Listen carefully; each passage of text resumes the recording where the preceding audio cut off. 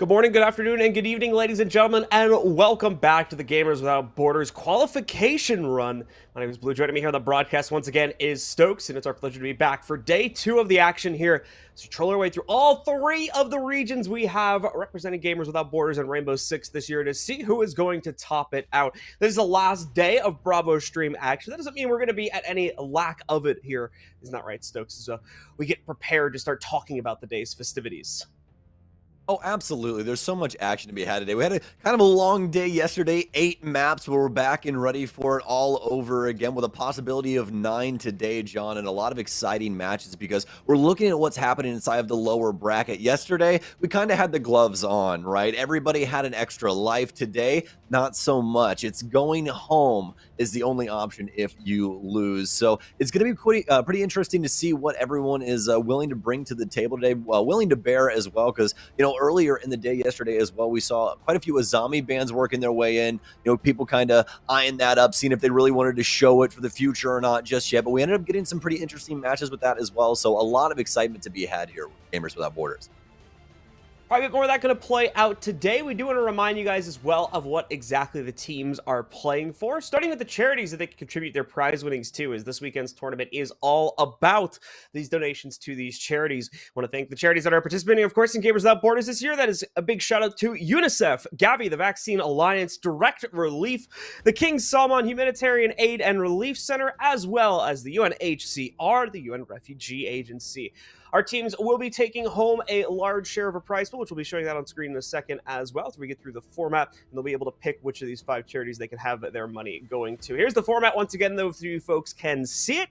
We've got 3 regions at play here. We're going to be showcasing 1 match from each region today here on the Bravo stream. 1 from Europe, 1 from North America, 1 from Latin America. We've invited 4 teams from each region, 2 direct invites, 2 qualification slots. Every single match is going to be a best of 3, as you can see here throughout our double elimination bracket, with the one exception being our grand final in each region, which is going to be a best of 5 with a 1-0 advantage to the upper bracket team. Once again, here is the prize pool in place. We've got 500K up for grabs in each of these regions as well, meaning our first place team is going to be able to donate 250K to the charity of their choice among those 5 we placed up previously. Second place will be able to distribute 125K, 75K for third, and of course, 50K for fourth. Absolutely. A lot of money to go around to some fantastic organizations. And we're really looking forward to see who can try and trudge on and work for that money, because that's really what it's going to be. It's a long grind from the lower bracket, especially having that disadvantage inside of the grand finals. But that's for another time. We have some pretty interesting matches on our hands, don't we, John? Yep, and we've got a pretty exciting one to start the day off as well. Having Heroic going up against Rogue here. 2 Titans inside of the European Rainbow Six scene, but both of which dropping their initial games yesterday, so now ending up in the lower bracket, potentially facing elimination here. This is bound to be quite the interesting matchup, specifically because of the focus on Spoit that we talked about yesterday on Rogue, only just recently signing up for the team. Bit of a mixed result. I don't know if that's just him getting kind of acquainted with things, just getting used to the formula on this team, or obviously the status of the tournament as well. Either way, we're going to be able to get another good indication of that today when he has his second performance here against another team that they contend against a bit more regularly inside of their region, that being Heroic, of course, a team that I think everyone at home that follows EUC should be pretty well aware of by this point. Absolutely. The stage 1 finishing first in the region and only dropping a singular match to Na'Vi. Actually, the last game of stage 1 being up against Rogue, and I believe it was a 7-3. And actually, in fact, it was a 7-3 on Chalet, where Sloth had a 2.01 rating. So truly incredible stuff from Heroic, and as well, they've been a team for a little while longer than this new Rogue roster, so it's going to be quite interesting to see how Rogue has developed from yesterday to today, because if you do remember, Rogue actually started their boot camp yesterday, so today is going to be another little sneak preview into how their practice is going, how this kind of, process goes from a day-to-day basis. We already have the maps in, so we can talk about those real quick. I'm going to go through the bands as well, just for anybody that likes to take a note of that. But please note these are not the exact order of the bands.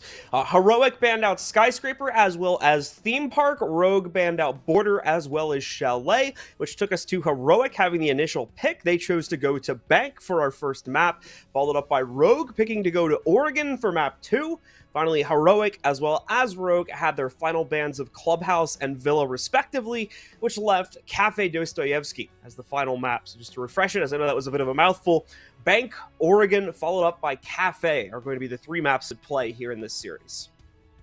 Well, that's actually pretty interesting because Oregon, first of all, a singular play from Heroic, and they lost it. So 0% win rate on that in recent history. And then looking at Bank, it's actually tied for their most played map in recent history.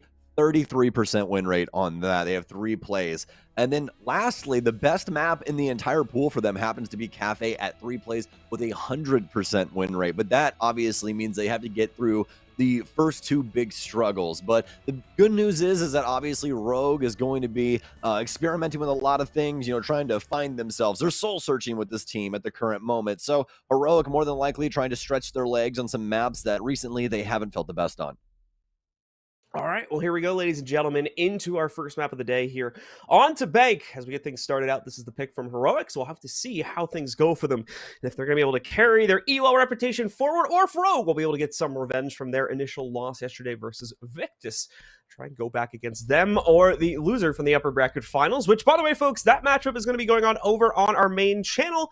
If you're interested in checking that out, feel free to head over to the Main Gamers Without Borders broadcast channel, and you can go and follow along with that action over there. We've already got the ban showing up, though. An interesting one has started out coming in from Heroic. They're going to ban out Zero. Makes perfect sense for Bank, though. We've seen Zero be pretty much quintessential for attacking lineups, especially ones that involve clearing out the kind of main lobby area, so he's been used quite a bit there. Makes perfect sense to remove him from play, and the same can be said for Maverick. Now, this is obviously going to leave Thatcher in the pool. We'll see if they're going to ban away Capcan, so they don't, or rather, Kaid, if they, so they don't exactly have to bring Thatcher inside of their offensive lineup. Seems like it's taken them a little while, and they will rest on Kaid. Making sure that they don't have to work that Thatcher in once again is like, usually when Kaid is up, those hatches are pretty difficult to get, especially with Maverick off the board, so he's practically a requirement at that point. So now they can work their way in, get the hatches, and they don't have to worry too much about those being hampered by possibility of having one of their slots on offense locked up. Now, Valkyrie going to come through for the defense. Always a strong pick for really any map when it comes to the defense. Same thing with Mira. But speaking of which, that means Mira will be up here on Bank. All right, so let's lock ourselves in towards it. No huge surprises when it comes to the ban. That does mean that we have Ozami in play once more as well. Just as a quick reminder, Stokes mentioned it during our pregame segment, but she is unlocked in this tournament. So we're going to see immediately Sloth lock her in, and we'll probably see her exercised quite heavily, as we've already seen in a few of our matches here. Curious to see how a team like Heroic is going to be trying to use her. This is more than likely kind of the beginning of the new era, at least for the next few months, of her being incorporated into lineups in Siege. We definitely are going to see that happen. She's been described by multiple people as like one of, if not the most game-changing operator in the past few years. So absolutely, we should be seeing her show up quite often once she is allowed for play in things like the EOL as well. Yeah, she absolutely is. She's game-changing to the point where, even inside of this kind of strategy, depending on how they use her here, but just like using like your own thought process of the way that this character could possibly be utilized. Inside of, open area, you have so many soft cubicles around that area where you can be shot through. And with her, Kunai, she's able to lock up all those areas and make sure that a lot of the angles that existed don't anymore. And this is just one example of the different ways that she can be utilized around these maps to make it super difficult for the offense to work their way in. The only way to destroy them is an explosive or to punch them 3 times. So obviously, quite a few explosives brought nowadays in Siege, especially with how important frag grenades have come to be over the last couple of years. But in the current moment, it's still quite difficult sometimes to try and get in there and, dislodge a couple of these positions that she's allowed to set up. So now with that in mind, let's see what Heroic wants to try and apply her light. Cryan already moving in. Has some assistance here with Spoit. That's Spunk for you that weren't watching yesterday. And he's actually going to have the spear here instead of the LMG on Finka.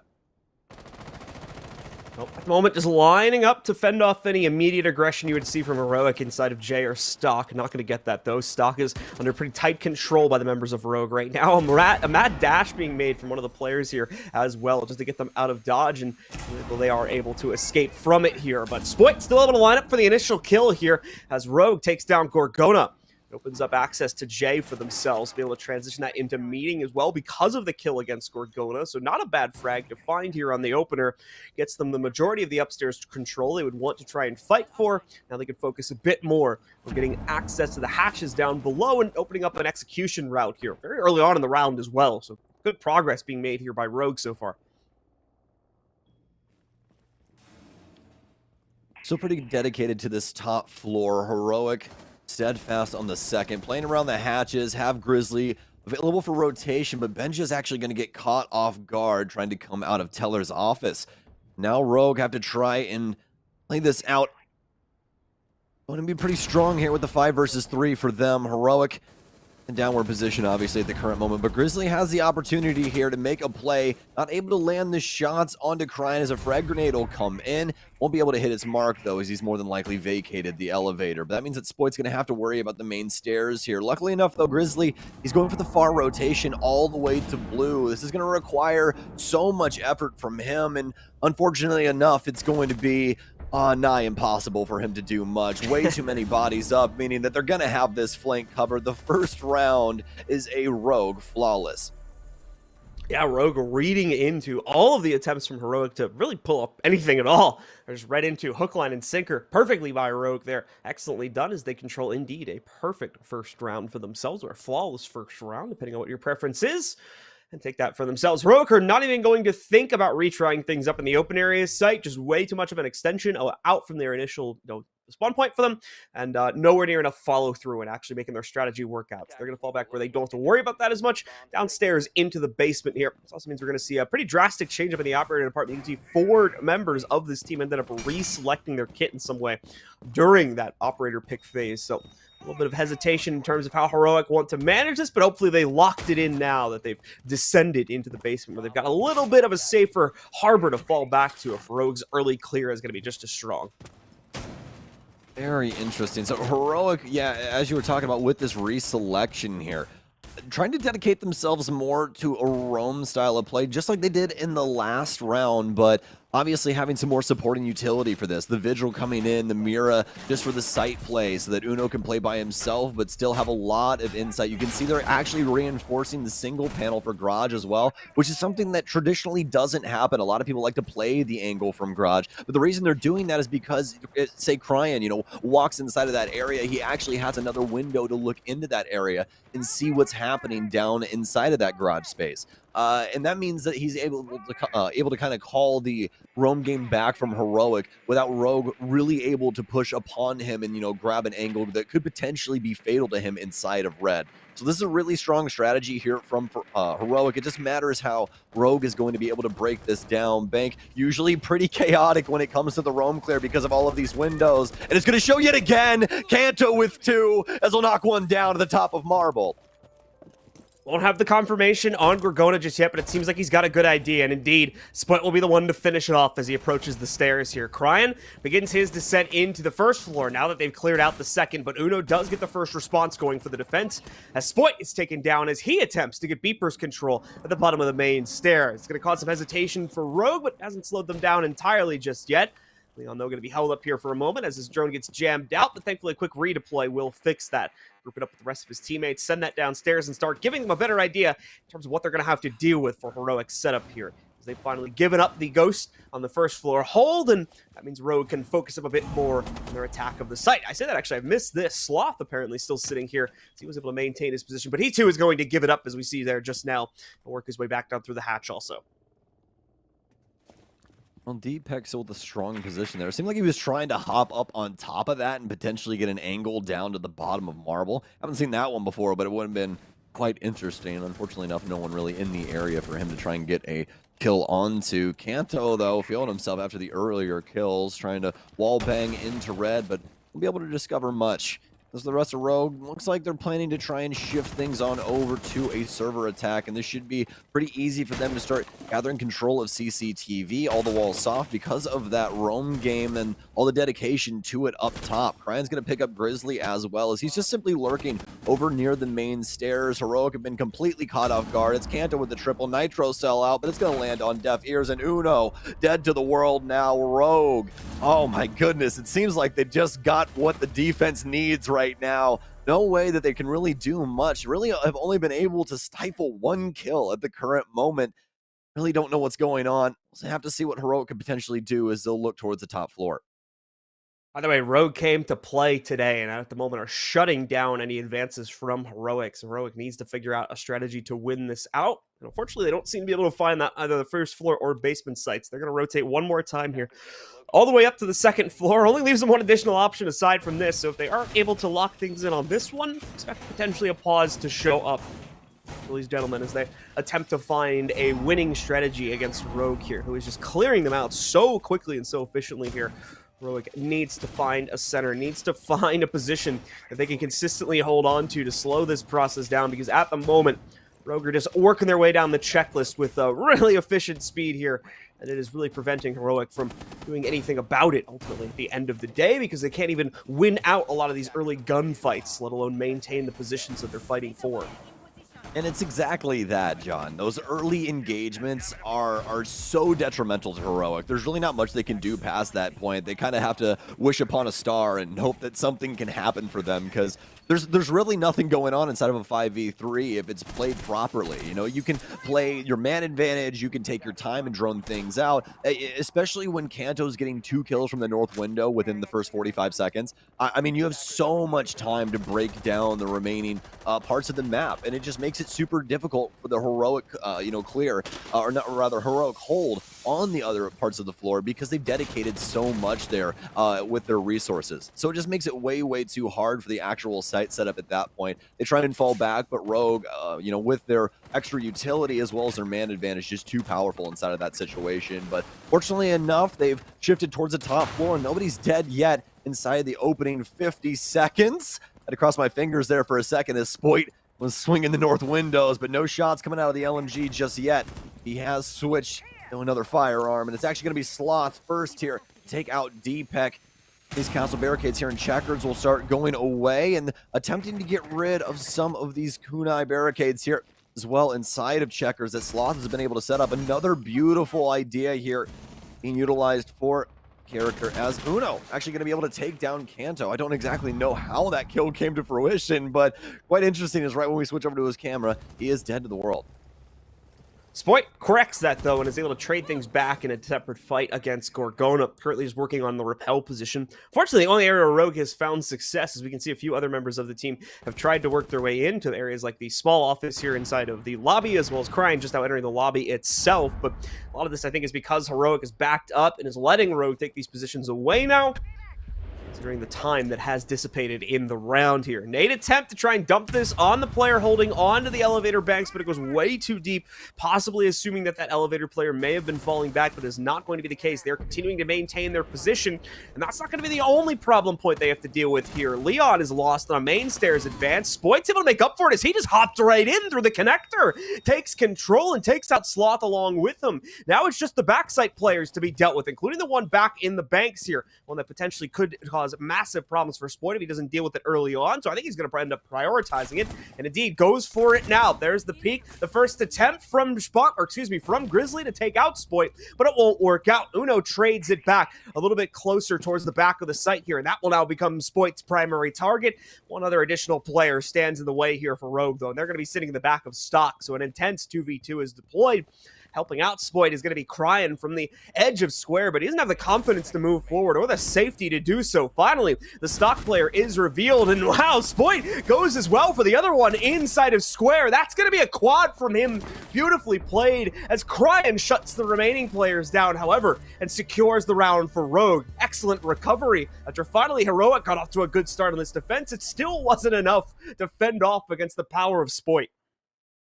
And there it is, the timeout call from Sloth. They need to take some time to figure out what was happening inside of these opening 3 rounds. But we can tell you what happened in the last one. It was the Spoit show for sure. As we reach this kind of lull moment in the mid-round, Spoit swings into the quad window and starts just gunning down the entire defense. Truly incredible stuff coming out from him. I believe we might have kind of a thing going on here, so we'll see exactly. We're in round now. So. Yeah, we'll have to see what ends up happening. But either way, we'll have to continue on here. As anyways, for the Heroic defense, The tail end of that just obviously not working out too well, as they weren't really able to play any crosses up against Spoit. Not too much information was actually on site and available to them, so he just had so much area to work with. Dedicates himself over towards checkers as they know somebody's playing inside of the elevator at the far end of the hallway, and super straightforward from that moment on. So looks like we'll be having a timeout next round, and with that being said, Heroic locked in for this one. As you can see, not too much water off their back, as it will actually just be pretty straightforward for them. Just throw it right back in, get the strategy going, and trudge along through round 4. Yep, we'll see what Heroic has for themselves here in the next round. So they're able to get their attack balls going. But for the time being, Rogue in the driver's seat in a very big way here. Heroic's going to try to change things up with a bit more of an aggressive play inside of open area for their new basement defense, and a random Nitro. It's leapt out there relatively early on, so Heroic going to be losing one of those as a result of that. And Rogue will be quite happy that it ended up coming out so early here, and at thankfully no cost to them. Benja will be able to strike true here for Heroic as well, catching Kanto and knocking out the sledge fairly early on in the round. Is going to be a a monumental loss overall to the attacker's utility. It certainly would have helped to clear things out, especially over towards open area here if they could have opened up a few more angles to deal with those extensions.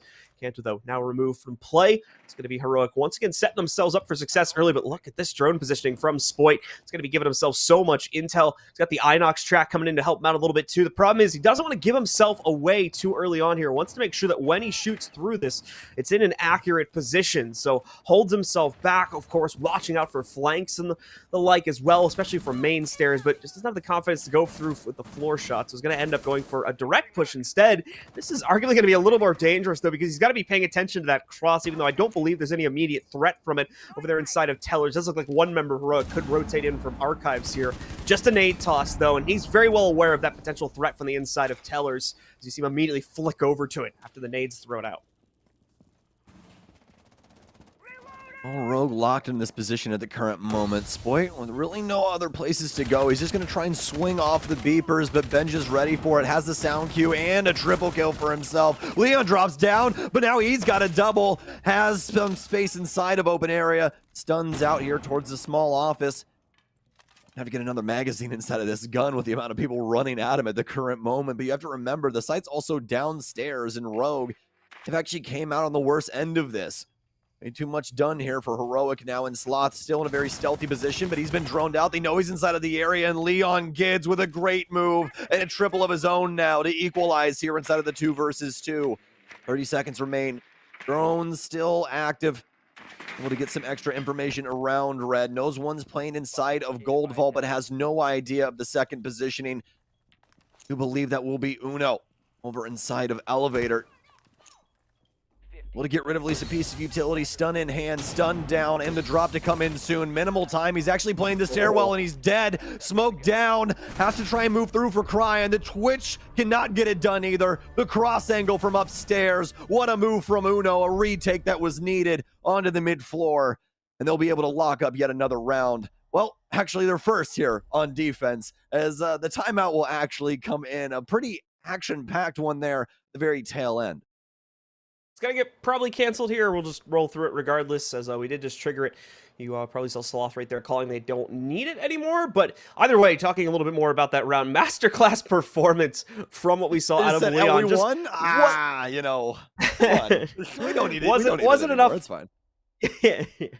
Yeah, for Leon, wasn't enough of a play out of him to be able to really make up the difference ultimately. But still, some great stuff coming in from Heroic, specifically Benja too. The early fights we were seeing taken from him really made up the difference and allowed for him to maintain a lot of that early advantage. Although Leon tried to bring it back, still those remaining members of Heroic after Leon's kills were safely tucked away in the basement side. Thankfully, they were able to manage the 2v2 quite handily there, especially after Leon was left with no choice but to go for that hatch trap play. Bit of a gamble on the flash dump, and it just didn't end up working out for him and the rest of the squad. Yeah, but what an effort from him, though, on the drop from stock. I mean, so many kills and, like, almost the perfect timing in order to do it as well. You kind of felt bad for Grizzly trying to play out that situation just on the timing there as he tries to move out of open area safely. But just as he moves, Leon's drone is moving into kitchen and actually looking at the cubicle that he's hiding in. It's just so unfortunate for him at that moment that he also has 2 Rogue members literally bearing down on top of him. So That being said, round 5 now, and Rogue with the potential to grab their 4th round, locking in their advantage for this side.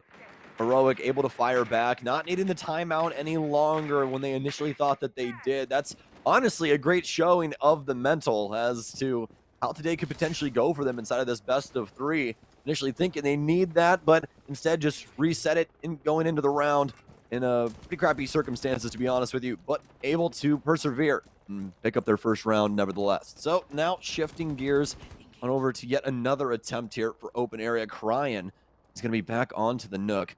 You've seen him play this in a couple of rounds now, feeling the marble drop, it looks like. I just stay here for some times. You saw him sneakily move up to the window to try and gather this angle. Unbeknownst to the defense, this is a usual rotation for a lot of the defensive members and can usually catch somebody off guard. Deepak will find that the interior of the upstairs CEO room is going to be relatively open for the taking, actually, so that will more than likely prompt an initial swing. It's going to come from the other side, though, for Cryan. He gets caught out quite easily, but Spoit does trade it back, and Leon adds one more to it. Dynamic duo over here, taking control of stock, making some serious progress, and Deepak as well, already moving in, clearing out the rest of the upstairs positions here. Grizzly and Sloth have fallen back, and were never even in positions upstairs, so that's taking care of that with only half the round used up. Now, Rogue, it's a bit of a delicate advantage for them, having brought it down to a 4 versus 3 instead of the outright 5v3, but still very easily workable for them, considering they've got the HP advantage with some damage already being done to Grizzly. Also, Kanto desperately searching for a target on the top-down angles, but not going to find one so easily. Heroic are in positions that'll make it pretty difficult to suss them out here unless Kanto gets lucky on a random hammer swing, so more than likely not going to be able to detect them from here, but still can put himself in this upstairs position to establish Overwatch when his three other teammates, are ready to make their push forward and flush these players out. We're going down into the last minute now. Rogue taking their sweet time, burning down this candle.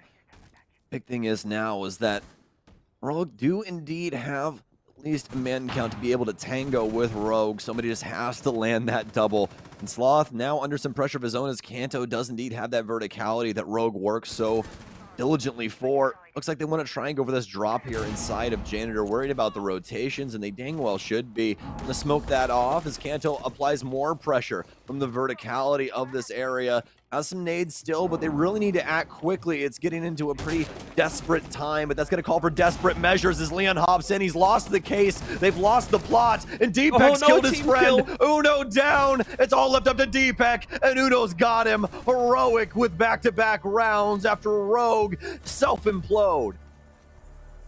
Rogue, unfortunately, overcomplicating the situation, trying to play far too heavily, or putting far too much emphasis, I guess is the proper way to say it, on that hatch drop there, and unfortunately play themselves because of it. A team kill shows up. They get flustered trying to work their way down the hatch, opening up at least 2 more kill opportunities for Heroic. That alone sends it down the river for the most part, as it sets up a 3v2 in the favor of Rogue, and it's just controlling the numbers from that point forward. It's just controlling the numbers for Heroic from that point forward. They get it done. They manage to lock in a second round onto the board here. As you said, Rogue continue to tumble a little bit after the first 3 rounds go beautifully for them. The series of next 2 has not been the same, and they're looking to potentially drop a 3rd one here just to even things out after such a promising start.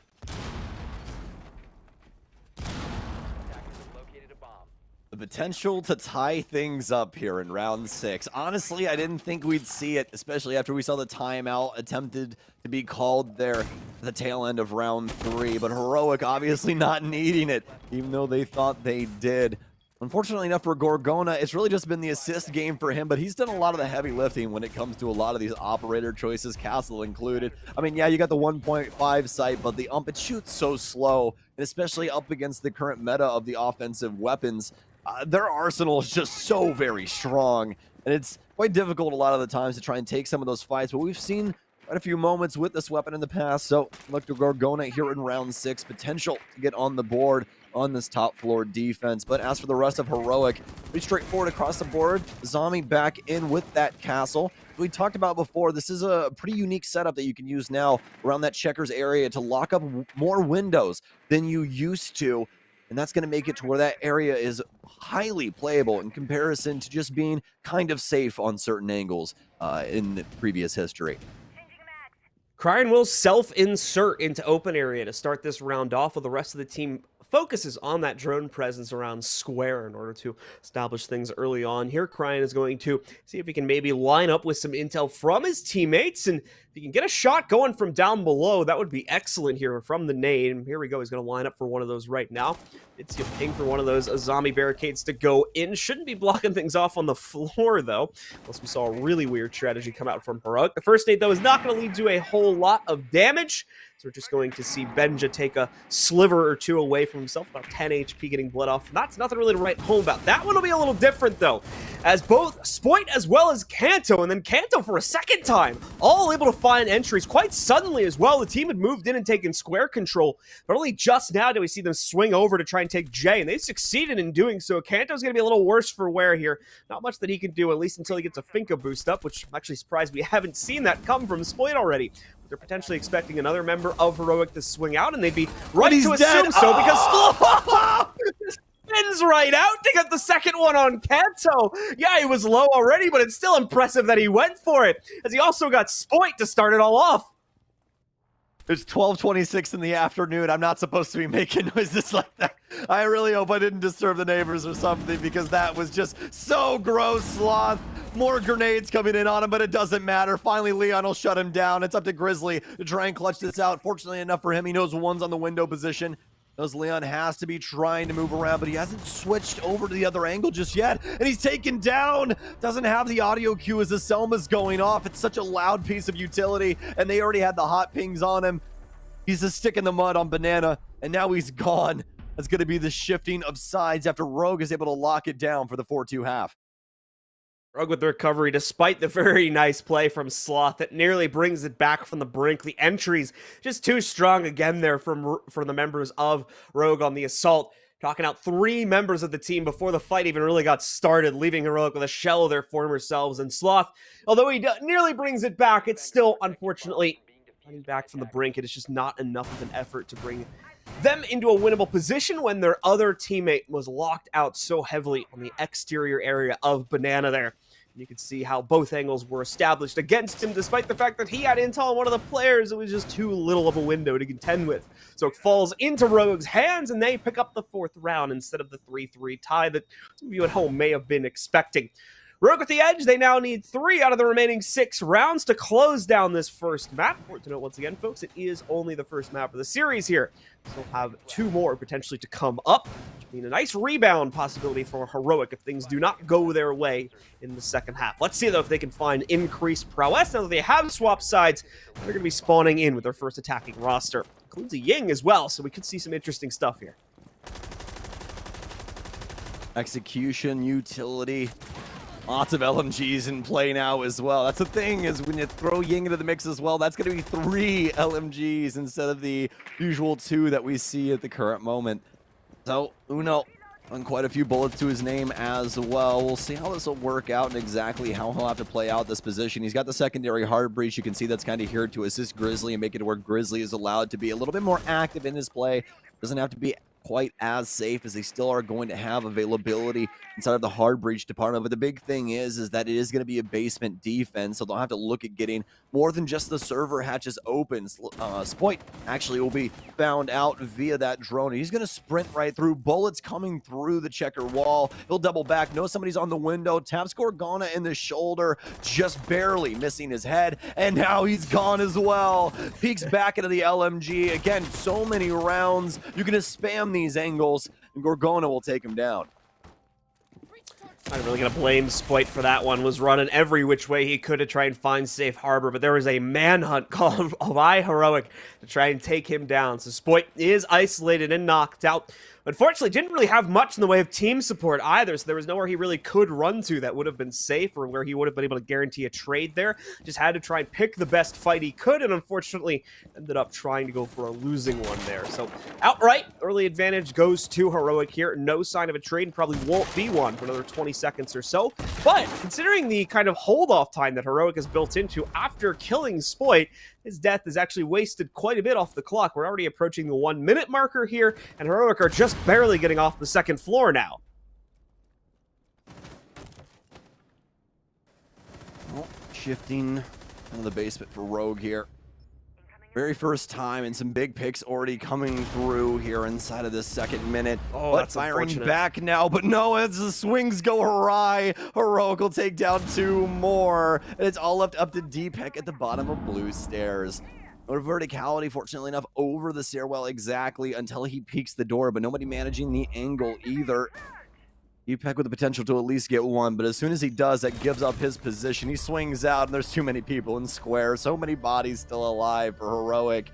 I mean, it's just a hostile area. He'll be taken down. A flawless one for Heroic. Super unfortunate around there for Cryan as well. He was able to go out trying to recover this desperate situation over by Square, was able to down a player, then loses, I think, a teammate as well, falls back inside, notices that one of the players he downed got back up, and then re-peeks it to try and finish that player off, only to get domed by that very same player. So a really unfortunate run of it there. Just could not make anything happen for Rogue inside of that round, right from the beginning of it. Spoit getting hard targeted at the very start of the round, and then the remaining players trying to get aggressive on the first floor as well to try and waste the time bank down and make it so Heroic couldn't realistically get the site access they needed with like 20 or 30 seconds left. But there's such a clean clear from Heroic when they got down to the first floor. They're fighting against players like Cryan that unfortunately Rogue just wasn't able to delay to the capability they wanted to, and had to throw all of their player power at what remained of Heroic's assault, which unfortunately for them was the entire team, so it just doesn't really go that well. Heroic now only 1 round away from tying this up again at 3-4 here. Rogue looks like they are going to switch up the site as well and head over here towards open area now to see if they'll have better luck with that extra degree of freedom and being able to rotate back to the site a bit more easily.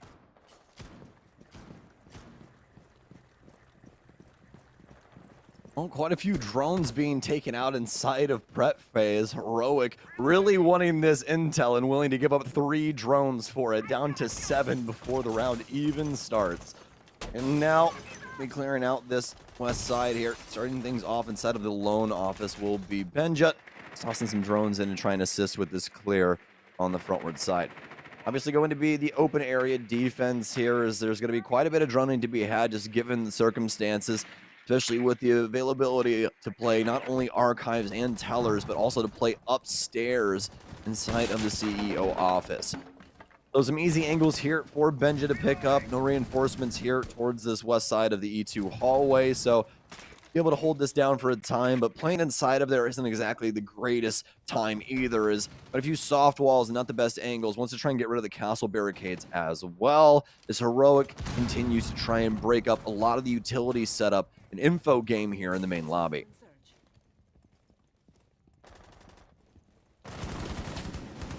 Sloth continuing to look for a way to press the issue forward for Heroic, but not going to necessarily find it in the hallway, despite Benja thinking there might be something around there, or Jay with his pre-fire. Not going to be able to lock it in just yet. Well, there is certainly resistance from Rogue in this department, centered mainly by Stock as well as the main stair. Sloth may have just barely missed the transition from Kanto, but no, gets him instead. Cryan also going to be dealt with. That's 2 of the big roam players now down, just leaving the sight ones alive. Already spotting out the extension inside of Tellers too, so Heroic knows exactly what to expect here. On point at the moment with the off-site clear. They're not leaving anything to chance, and constantly keeping what I believe is going to be Leon playing off-site as well on drone tabs here. So Heroic making sure that they lock this down and don't leave any room for a comeback. There we go. There's the follow-through with that drone intel to take out Leon as he's flushed out of archives, I believe. And now it's just Deepak and Spunk, the 2 insight players, that are going to have to fight this out. It just seems automatic for Heroic. So many kills falling into their pocket and not a single answer from Rogue just yet. Spoit, there is no way that you're swinging this far to get a frag right now. Grizzly takes him down. Sloth with another kill onto Deepek. Not a single kill from Rogue in the last 2 rounds. A dry spell as a top rope play comes out of the last member, or the last kill for Heroic inside of round 8. It's a tied ball game here in between the 2. Neither team can find a real leader here, as Rogue are able or do attempt to try and forge their way back into that round, but again, just cannot match the pace of Heroic on this attacking side right now. It's second to none. You heard me describe it there about how they managed things with the first floor clear after they had knocked out both of the roamers upstairs. Didn't leave any room at all for Leon to throw out an unknown move, had tabs on him the entire time. that they were focusing on his clear. So really well played in that intel department there. Then following it through, didn't even really need to worry about things like the drone positioning and whatnot when they brought it down to a 5v2, just because, again, you could play it on numbers at that point. Just clear it down, trade your way to a win, and we saw the desperation plays coming out from Rogue with things like Spoit hopping out the window to try to make up the difference there. Rogue just cannot find their footing, unfortunately, on this defensive half. Would not be surprised if they try to go for a pause in the next round or so here if things don't work out on this upcoming hold in the basement. Attackers are heading out to defuse a bomb. Well, now with that being said, round 9 is upon us. Benja can immediately climb all the way up the ladder. A little worried there that somebody could be potentially spawn killing from the top of square. That's always a worrisome thing when you climb up that ladder as well. You can rappel up that side of the building, which is a little bit safer, just because if somebody is spawn killing out there and you're locking that animation, you're practically dead as soon as you get to the top of that ladder. But fortunately enough, nobody in the area. You're going to quickly start droning out the top of square. Speaking of which, start working things over towards the southwest here. Have a few bodies in the area for Rogue on the top floor, but it's really only just going to be one. I do believe that's going to be Crying on the Oryx. We're not going to be able to adopt that angle that used to be on this side of the skylight any longer, as that has indeed been patched up since Banks' rework. So he's going to have to work over to the square windows instead, which is a little bit more manageable for the defense. Definitely a positive change that we've seen in recent history of Siege. A good read here from the drone. Knows somebody's coming up the bottom of square, and Gorgona's got the cross onto Spoit. He's dead, and so is Wamai. Sloth takes down Kanto, and yet again, a perfect opener from Heroic inside of the opening minutes. Yeah, Rogue just cannot win on the first 2 minutes of every round in this half, it seems here. Every move they try to make, fortunately, is getting read out. And unlike what we saw in the previous half, it's generally not getting responded to, although Leon certainly trying to make up the difference here. Sneaks up those main stairs, 2 flights of them, in fact. Was able to steal a kill away against Sloth. Nearly gets caught on the fallback, though, but he does manage to make it out of there alive, however, with very low HP.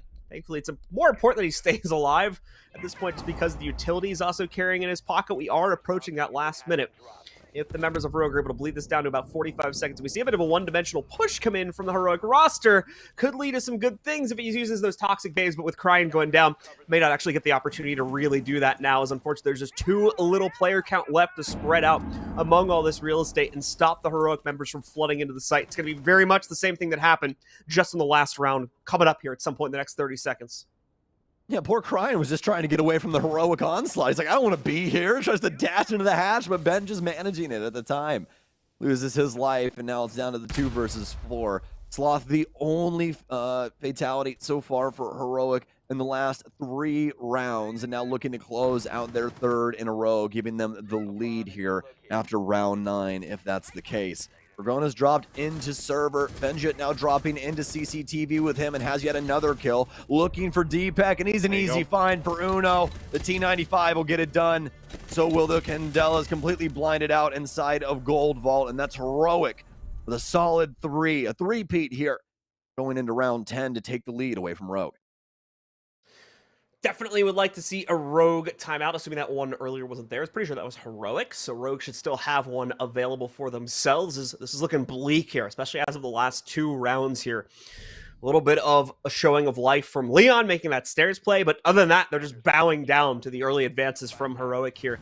All the entries are going their way. And once again, like I said, just like the previous round, back on number 8, they have no problem following it through when they get it down to a 5v3 or a 5v2, just trading their way to a win. Still being cautious as well with the execute to make sure that it goes cleanly, but in all honesty, no full reason to needing to do that at that point, seeing as we're not getting any massive individual play, generally speaking, out of any of these Rogue members on the defensive side. There's not too much to worry about in that department. Rogue will change up site again, obviously, move themselves into an upstairs hold, and we'll have to see if this will yield results for them. The operator lineup going to stay very similar to what we've seen in the past. Very heavy presence on site denial and delay among the castle, as well as the Jaeger coming in. Smoke, obviously, too. Crying's going to set himself up in a bit of a bunker. And I would imagine Spoit could do the same thing, since he's going to go over to the Wardens, more than likely putting himself into a corner where he can make use of those smart glasses.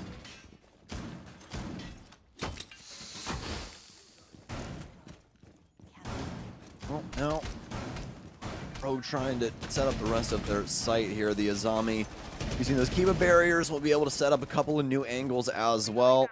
Now Another helpful one here inside of stock, just for the castle to be able to play off of, so they can have some influence over the stock windows, making it a little bit more difficult for Heroic to attempt to get inside of that area. Heroic, though, looks like they kind of want to default things out. They're going to be working their way over towards the E2 hallway yet again here, opening up E3 wall, which is completely default. This is what you tend to see when it comes to a top floor defense, these reinforced, or the defensive end and the offense trying to play with these with ranged hard breach. And this is where the Kiba barriers start to come into play, folks. Look at this. No way to try and sledge these out either. Such a detriment when it comes down to it. You need ranged soft breach in order to get these, or you can use a 2 pellet on the X-Cairo, so get a nade through to blow up the second Kiba barrier. You can see the new style of play that Azami forces you into here in Rainbow Six nowadays. It's going to be a pretty interesting stage too, so I hope you guys stick with us for that as well. Benja finished with the shenanigans over by the Kiba barrier breacher. It did it again. Yet another pair of X-Kairos charges deployed to that. Grizzlies should be down to like 8 to 10 of those now, I think, maybe a little bit less. You can't have too many of them, because I know we've seen at least 3 or 4 of those get blown up. He's down to Either way, 8. the He's angle down to 8. is open. 2s and a 4. Yeah. You're right. Gotcha.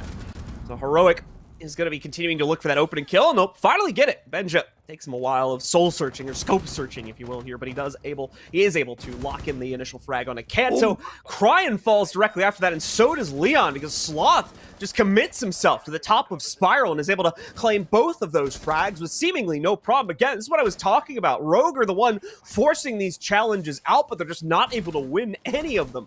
And Heroic, as a result, are always taking the early advantage and putting themselves into situations like this, where, yeah, there's one player, in this case, Deepek, trying to make a big play, but it's too futile. Given the numbers disadvantage there, everything falls into Heroic's hands.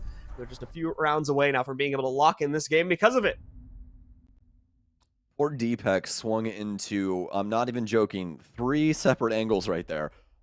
There was 3 separate people shooting him at the top of marble stairs. That is so very strong from Heroic. Them constantly playing back and forth, flirting with that E3 wall, and finally getting it open, allowing the Hibana to manage the angle. They abuse the north windows as well and allow the rest of the offensive unit to work their way in through lobby, up spiral stairwell, and just start taking it to Rogue when it comes to that hold for the top of Banana and the front offices and things along those lines.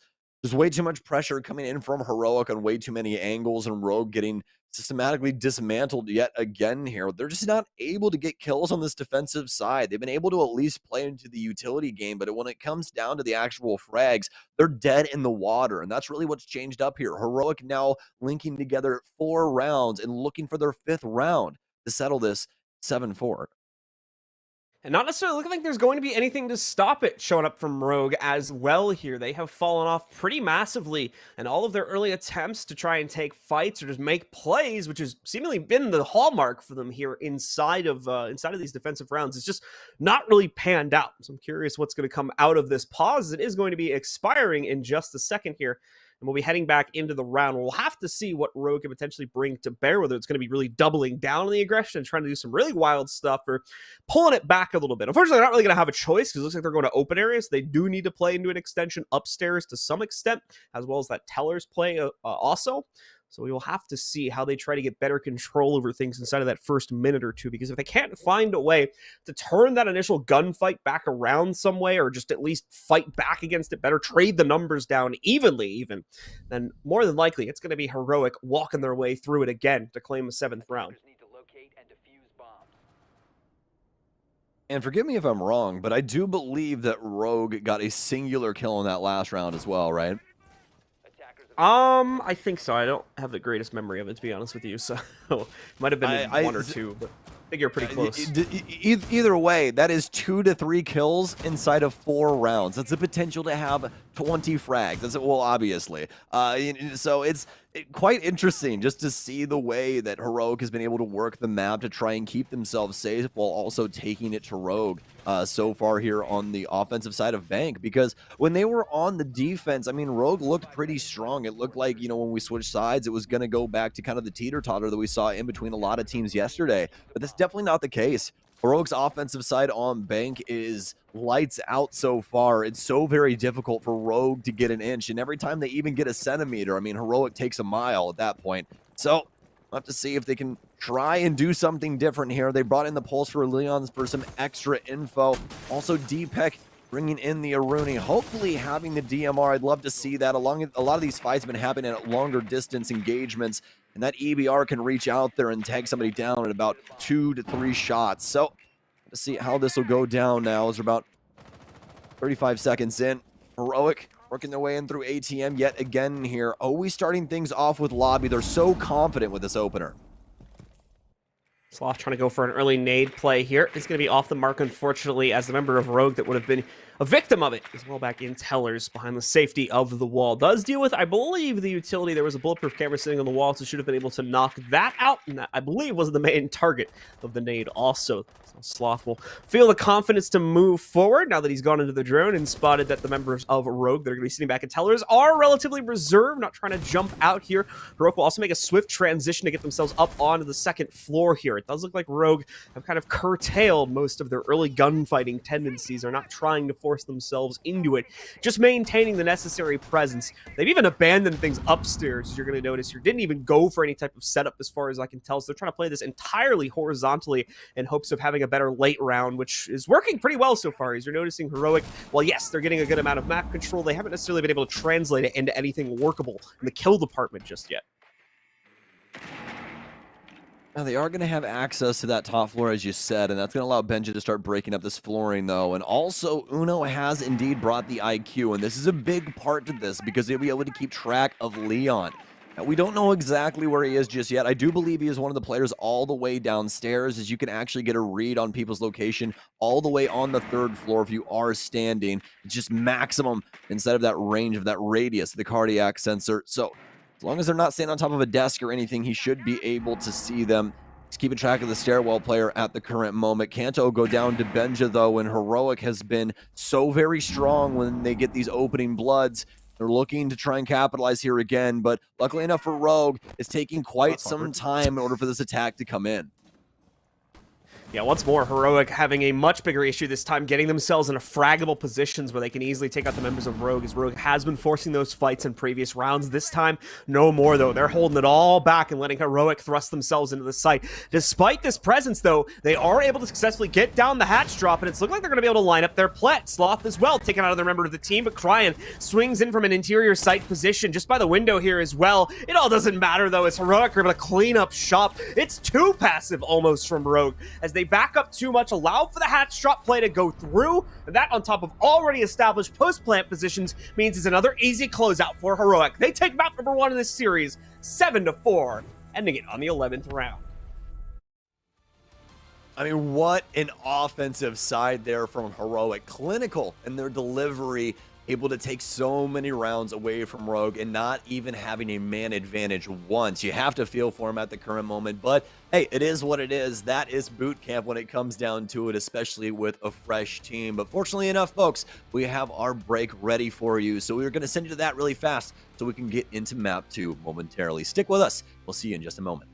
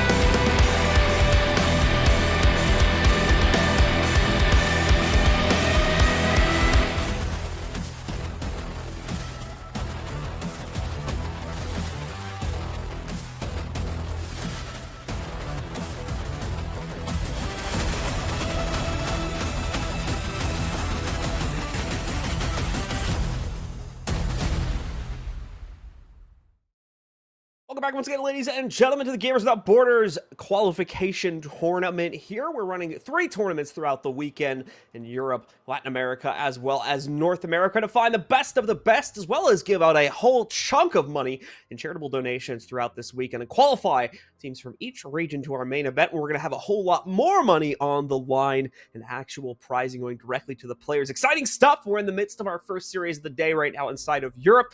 It is Rogue versus Heroic here. And after a pretty good start in the first half, Rogue unfortunately dropping off quite heavily, giving Heroic control over our first map on Bank. Now getting ready to move into our second map in just a few moments. It is going to be on Oregon as well. So a return to a map that I think all regions have kind of adopted as like the go-to for a lot of play nowadays. I think it's really been played out. So hopefully going to be a better kind of base ground for Rogue to figure out what's been going on, at least in this first map of play.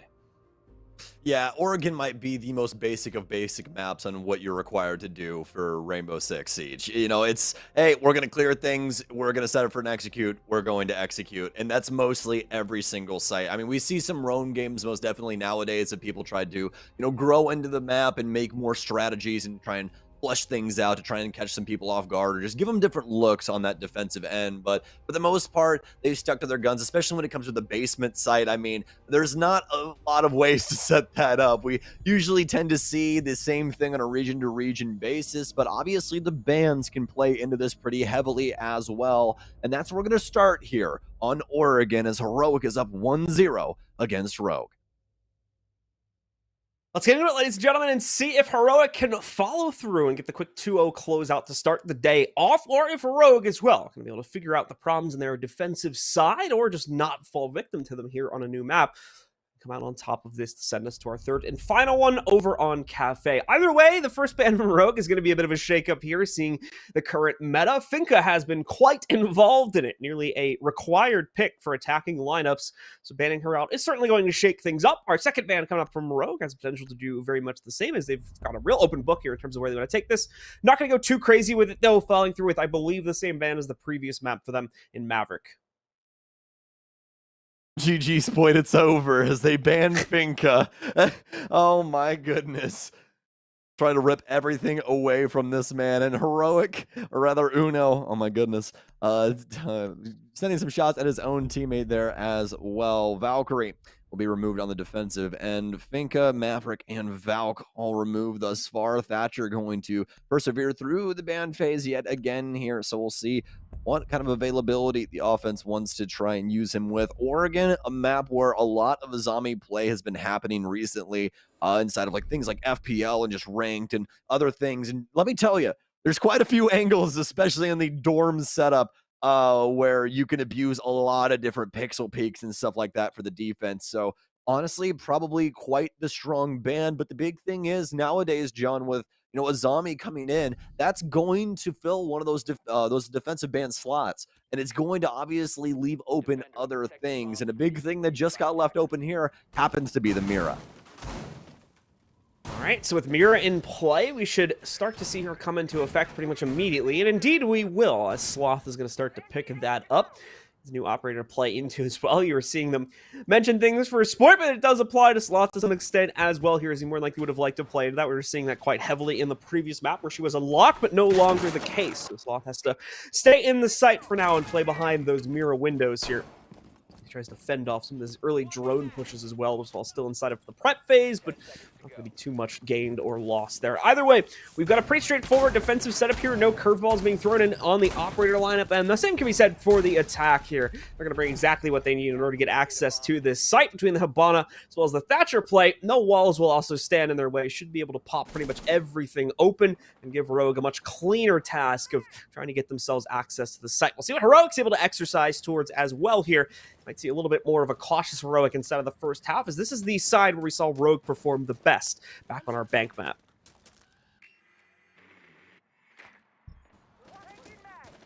Info now for Cryan, just getting rid of the lobby camera and assisting with this clear of the initial parts of the map. Needs to clear out classroom and try and figure out what's going on the mid floor with the rest of his team. Have some presence around Z that they're going to have to worry about, but relatively everything else squeaky clean. Have another body all the way over inside a big tower, though, that could potentially rotate out and be a problem. But now for Cryan, he's just going to try and look as to what's going down inside of Laundry. They've had a pretty good discovery session so far inside of this opening minute, finding out that they do have some mirror setups downstairs, and that's going to really assist Twitch in getting quite a bit done here. Spoit's going to have to hit his mark with these Twitch drones and try and slink these into sight. Might be losing one early on here, depending on what Benja is feeling like on this staircase, but fortunately enough for him, no moves just yet. Benja now trying to look to see if he can potentially start pressuring this back stairwell. Pre-fires into attic. He's going to back off and play out his life. Half the round already expired, and the members of Rogue starting to pop open these hatches, getting themselves that much closer to a sight drop here.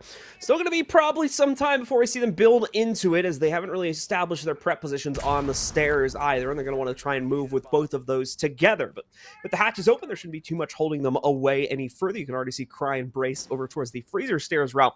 Someone will more than likely be jumping into position on the back stairs relatively soon also here. So Rogue building up the confidence towards it now, but still, it needs to be one smooth motion. They need to make sure that everybody is playing this together as a team, meaning there's going to be some hold up while each of the individual pushes kind of gets themselves into a winnable position here. As we're seeing the freezer players trying to get themselves actually down the stairs. Now, you'll remember that Mira is in play, of course, so there's a very annoying angle being fought against that freezer push at the moment, and it's one that Rogue realistically aren't going to be able to push past so easily. They'll use a smoke, it looks like, to try and make that job a bit easier.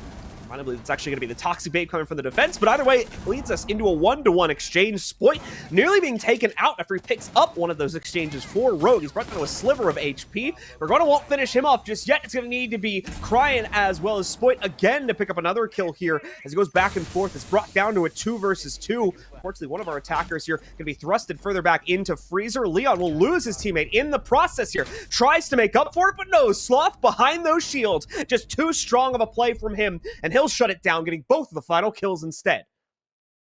Secondary shoddy, locking it down downstairs is Heroic with a pretty strong execution, but Heroic able to maintain the man count and make sure things are even going into the last dying moments. Rogue have to try and make a play out of Freezer, but both of their positions already known to the last Heroic members, and they play that out handedly, positioning around Pillar as well as maintaining that presence inside of the closet. No more nades to try and influence Amira's position as well. Sloth with a nice 2K there at the tail end, total of 3 kills inside of that round, and a huge part as to why Rogue could not get away with that freezer push. So the Rogue faltering. Heroic continues to maintain strong presence here.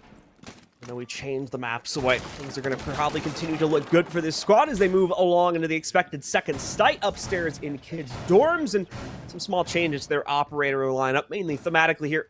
We are going to see Sloth go over to a little bit more of a free moving operator here, adding Womai into the lineup here alongside the Jaeger to focus a bit more on mitigation this time. Double slowdown comp as well between Gorgona as well as Uno here, bringing the smoke as well as the Goyo canister to try and stop the momentum play from Rogue. And with how slowly they were clearing things out, that could become seriously problematic, assuming that they're not given early enough access to knock out that utility early on, as well as force out the Toxic Babes either through killing or just bleeding them out from Uno there too. A lot of work needing to be done here from Rogue, and they'll need to move a bit more quickly than they have been to properly get it all done before they run out of time.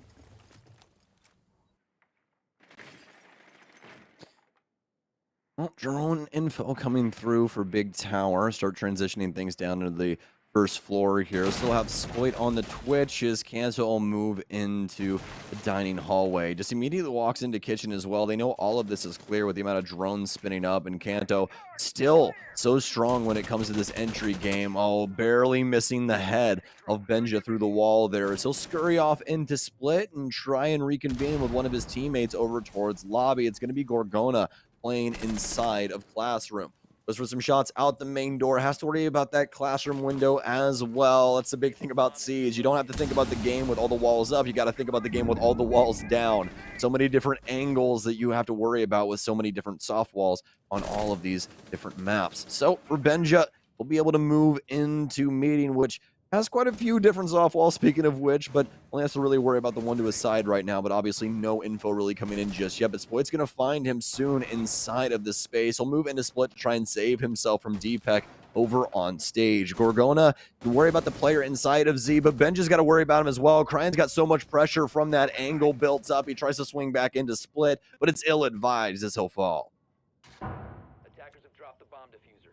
Attackers recovered the diffuser. Well, Pharrell continue to patiently wait this out now that they've fallen down a player. Gorgona, unfortunately for the time being, going to be trapped in the inside of Classroom. Makes a dash, though, gets himself out into the open, and there is a player advancing from the bottom of the staircase. Could end up being the Yana clone, though, so not going to pay too much mind to that yet. However, he rounds the corner. There's the actual Yana. No, I'll correct myself. It was Spoit sitting on white stairs. He'll get the trade for it at least and resume control over this scenario, but nearly gets himself caught and will get himself caught as he tries to get one of his smoke grenades out. There's a trade that comes from Leon as he approaches the trophy connector, re-knocking out Uno and leaving it all on Grizzly here for Heroic, but he's not done fighting just yet either. He's going to be able to take out Leon, brings it down to a 1v2, dashes across to try and find Kanto, but he's right into that well too far in advance. He'll win it out instead. Rogue will trade out this round and bring us down to a 1-1 scoreline. Nicely done from Rogue, taking control of the top floor defense and ripping it away from Heroic, who will re-challenge yet again. Fantastic initial insertion, so much info game around that meeting classroom area, knowing exactly where these Heroic members are, and they're able to translate that into a round win with their site execution. Now Heroic have to try and bring this back, look at this paper yet again, and see what they can potentially bring to the table. Looks like they want some more deniability here. They'll be bringing Grizzly back on this Jaeger. Also, Benja will stick to his guns here with the Banshees, but we are going to have Gorgona actually fall off of the Goyo and instead bring the Mute Jammers here, potentially locking up a couple more of these walls and forcing Rogue to have to try and coordinate things a little bit more. But here's the big thing. Thatcher's on the field, so it doesn't require too much effort from them to actually get any of these walls open. So prep phase complete, and Rogue are out and about once again. No huge change-ups. It is interesting that we have Leon once more playing into the Thermite here, but it's more, it does work out pretty well, especially considering that we're going up against a kid's dorm. So I'm not afraid we tend to see all that often anymore, but he does tend to work for certain sites, and especially for those that tend to favor his 5.56. Split, though, is favoring the F2 right now, so he's going to try to leap himself forward, and oh, just missing an opportunity there to catch a member of Heroic who had been trying to hide in a sneaky position there, as you probably saw at the bottom of the white stairs. Ending up having to swing himself a little bit too early up those white stairs, and denying Spoit that opportunity to be able to take him down. Rogue will not find an early kill, at least here. Well, Spoit patiently playing inside of Dining at the current moment. Has some avenues to be able to move forward here. No one really giving him a look, though, to try and shuck his Twitch drone in and see if he can hopefully find some info for himself, be self-sufficient. He'll get rid of the mute. Playing right inside of the kitchen door. And as for the rest of Heroic, though, everyone playing quite patiently. Rogue trying to poise themselves around the shower halls area. Kanto will begin shifting his sights over towards, I believe, Master at the current moment. Looks inside of lobby just to make sure. Tries to get rid of that default camera as well, as they'll begin looking towards this side of the beginning. Or building, rather.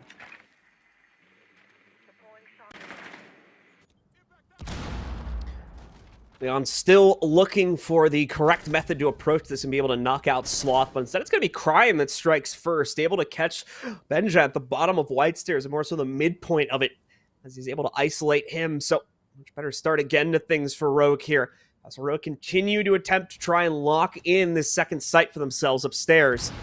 All goes very, very quiet here after that opening kill is found. Once again, makes sense for Heroic. They don't want to take any further risks here, but Heroic do need to move themselves forward, and thankfully, they're going to be able to do so quite easily. Sloth gets forced into a rotate. Spoit is waiting for him on the game's rappel, takes him down, and once again, continuing to push the advantage. Rogue put it up to a 5v3. He doesn't stay that way forever, though. Cryan will finally meet his match downstairs at the bottom of White again, with Gorgona trading him out. Kanto, though, making up the difference, and oh, Spoit with the drop shot to trade it out again against Gorgona. Grizzly once more left as the lone warrior here. Once more as well, we'll bring it down to a 1 versus 3, and a winnable one at that, with him having the safe harbor to play into from Kids, but Spoit as well, shutting it down with one more frag. It's too consistent at the moment for him and the rest of Rogue as they claim a second round, as well as the lead. Well, a valiant effort coming out of Rogue here. Fantastic plays, especially from Spoit. The drop shot there to win it out as he comes through Classroom. Such a close fight in between the two, but the plant works out for them, able to take the lead here the very first time on Oregon. And the very first time since they lost it on Bank to Heroic. Looking good on this offense so far. More than likely, thinking back towards these bans, Heroic might have wanted to get rid of that Thatcher. But big thing is that the Thatcher Maverick ban, not the greatest thing when it comes to the offense. It's a very grueling process to get things open. And then also one of your defensive bans is more than likely going to be dedicated towards that Kaid to make sure that these hatches can't be locked up. So obviously a couple different ways that they could have played that out, but as of right now, Rogue has gotten easy access to a lot of different parts of the map, and they're actually going to be shifting things up yet again here. Flores coming in as well as Blitz and Lion. But we'll have to see what they can try and get done with this newfound look, the offensive lineup. Definitely going to want to try and brute force their way past this Mira setup, as that was the main thing that slowed them down, especially with freezer control inside of the first attempt on basement here. This explains why we get the blitz play. Should allow for them to have much more confidence in pushing in towards construction as well. On top of that, the Flores drones potentially could allow for easier elimination of the Mira windows along with any other pesky utility, such as the Banshees that they're going to want to try and get past here before they fully descend into the site. I say that, but they might actually be brute forcing it a little bit here. We've got 4 players stacked up ready to move into construction now, and oh yeah, they're going for it here. Leon, unfortunately, is going to be held up by his team's own explosive drone there. Doesn't want to walk directly into that, but still has enough overwatch over the doorway here now to where he should be able to deny the wall being opened back up. The problem is they've taken way too long to build up towards it, so they're just going to walk right into the entire setup of Heroic. 4 kills in a matter of about 2 to 3 seconds, all leaving it on Spoit here for the 1v5 now, as Rogue try to go for a little bit of a gambit play, and quite obviously it has not worked out. You can kind of see that building up to that as well, just from the opening lineup. Really no hard breach or anything for Rogue to try and act upon the actual map. So kind of a one-trick play coming in here and not really working out for them. So now Spoit is going to try and play around the map. This might take a little bit of time, just depending on what Rogue want to do with it. Just let Spoit play this out and talk about some things that the team could be improving at the current moment. He'll try clearing things through. He'll get rid of the T1 camera inside of Big Tower, but obviously this is going to give up his position as well as he begins pre-firing things around Pillar. Tries to move down the staircase, but has so much to worry about. A BP out. The Nitro Cell will go off, but it won't deal any damage. There's another opponent actually running outside at the current moment, and it's going to be the smoke downstairs. I think Spoit wants to try and go and challenge him as well, knowing that Uno was more than likely a little lit from the previous engagement. Tries to work his way downstairs. Still has to worry about this Mira. Tries to pre-fire and catch him on timing. Knows that Uno more than likely wants to try and go for this again. But Uno, oh my, slaps the brakes off of him. And it's over now. Heroic are finally able to lock things down here on this defensive end. More than anything, just a bit of a stat pad at the end there for our last player on Rogue. So we're seeing Spoit try his best to just waste out that remaining time. Also gives their leadership over on Rogue a bit more time to kind of break down what was going wrong there and what they need to correct. That's only the second round they're going to drop. So I doubt they're worried about too much as of yet. Just obviously some things they can discuss real quickly with that extra minute or two they had because they forced the issue in the round so early on. So a bit of a free one for Heroic there, given how they were allowed to react for so long and obviously allowed them to kind of rotate into stopping that play, just getting that nice 4 kill for themselves, or 4K, to be able to put that entire execute in a box and not let it go very much further. But this is going to be an interesting adjustment here. It's Heroic obviously struggling a bit with their upstairs holds. They're instead going to go for the cafeteria play and see if they can find a little bit better success here to lock in at least a 3rd round for this defensive half. Quite a bit of denial coming in here for Heroic. Not only the clash to slow things down, but also the fire grenades out of Uno. Some mitigation along with that, just to play around and make sure that they can keep themselves safe across the board, especially for Grizzly's sake, because he's probably going to be in hot water for a lot of this round. Now, the big thing is that if Rogue is able to dislodge some of this setup, they're going to be able to set up something of their own, especially with Deepek on the Osa. And these shields have found quite a bit of play, especially at our most recent LAN, where if they're allowed to get things set up, a lot of these crosses could be pretty harsh, or it could guarantee them a plant where before wouldn't be able to necessarily be the same case. Kanto's going to hop in the top of small tower now, though, begin breaking up the flooring, looking to see if anybody will be playing the hallway closely. Clearly not, as it'll only be Grizzly playing with Gorgona behind him inside of the shower hallway. Grizzly continuing to try and delay for as long as humanly possible here. A big piece of what could potentially stem the tide and stop Rogue from eventually getting a successful execute going as well. So very important he continues to maintain this. Rogue, it seems to have taken a bit of a step back now after running into that potential roadblock and are looking into new options in terms of how to get access for themselves. Have managed to get themselves a pretty decent opening in towards the main wall to access cafeteria also. So they're not entirely out of options here. Rogue have a little bit to play with here. Spoit's going to try to utilize that. I've also noticed that Grizzlies rotated against that opening now, so going to try and see if they can stand more directly in the way, but having to do double duty shifting all around this. We'll check in with Grizzly a little bit later and see how they're potentially going to perform. Spoit getting a lot of damage sent on him. Not exactly sure where it ended up coming from, but either way, Rogue were able to translate this into 2 opening kills. Ryan picking up 1, mainly against Benja there, and also seeing Uno falter 2. So some good follow-up here, but Gorgona starts to exchange those kills right back against Rogue's own favor. Starting with Kanto here, eliminating the sledge. Not a massive loss in the utility department. At the same time, you're still going to have that clash, going to be a constant info drip about where the advances are coming from Rogue as well. But that's not too much of a problem for Spoit. He relishes the challenge, it seems, as he moves forward and is able to find another pickup versus Sloth. Gorgona, though, keeping it even, keeping Heroic in the fight as he trades back yet another one, most recently finding Deepak. Leon, though, taking out his only other teammate and leaving him in the open for Cryan to finally get the last kill, as we see another one go up on the board for Rogue.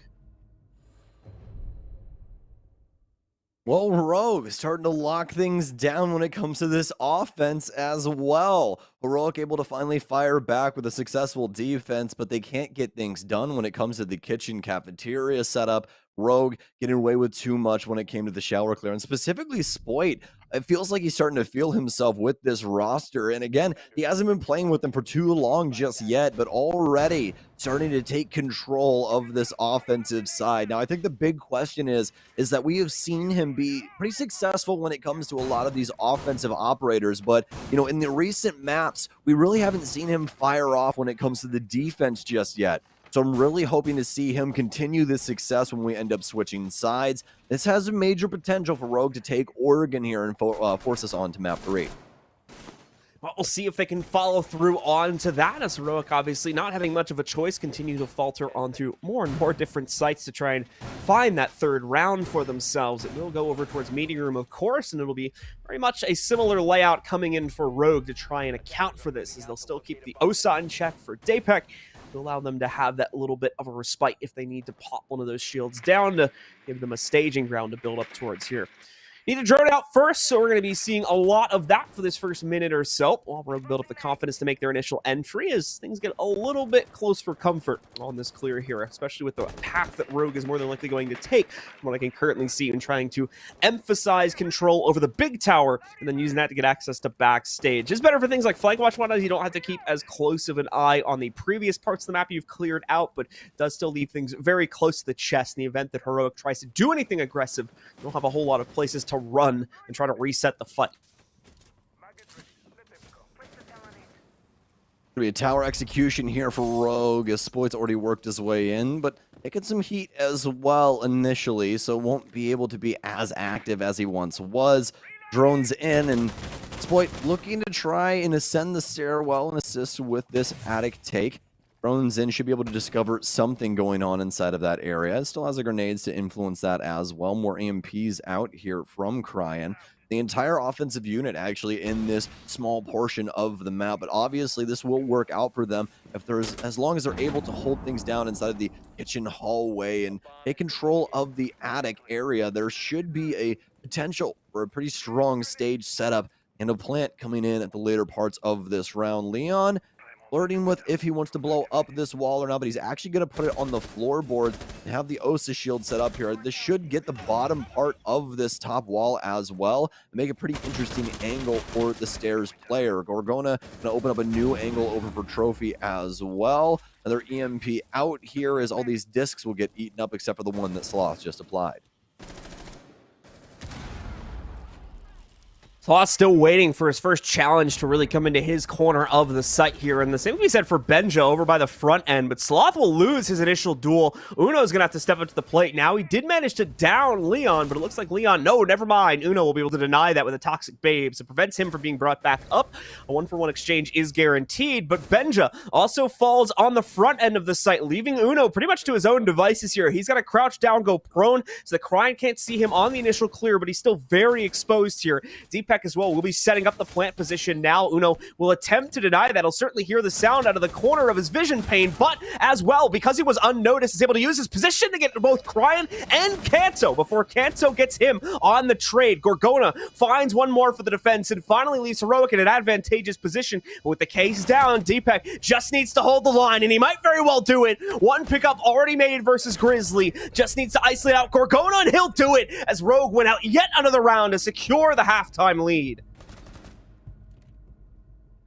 The comms flooded there at the tail end. As you can tell, Gorgona swinging for the stage door instead of the breach.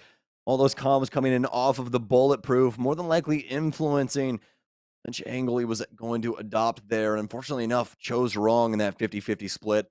Rogue now up 4-2, coming hot off the offensive side. Heroic now having to adopt that, as they do indeed have a map advantage, but it's slipping away from them quickly, currently down 2 rounds.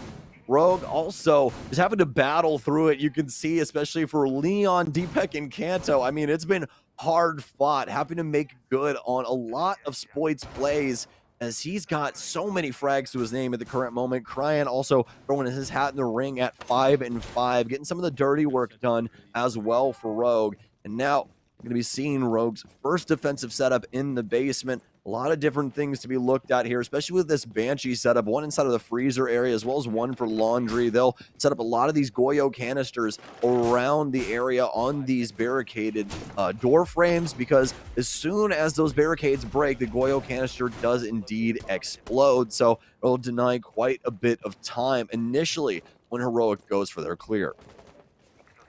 Heroic not necessarily going to be able to go for these early clears so easily, mainly on this site, just because of the way that Rogue has more than likely set themselves up. We are going to see first explosive charge used to be able to just take care of the Goyo canister sitting on the barricade real quickly. Heroic have already struck, though.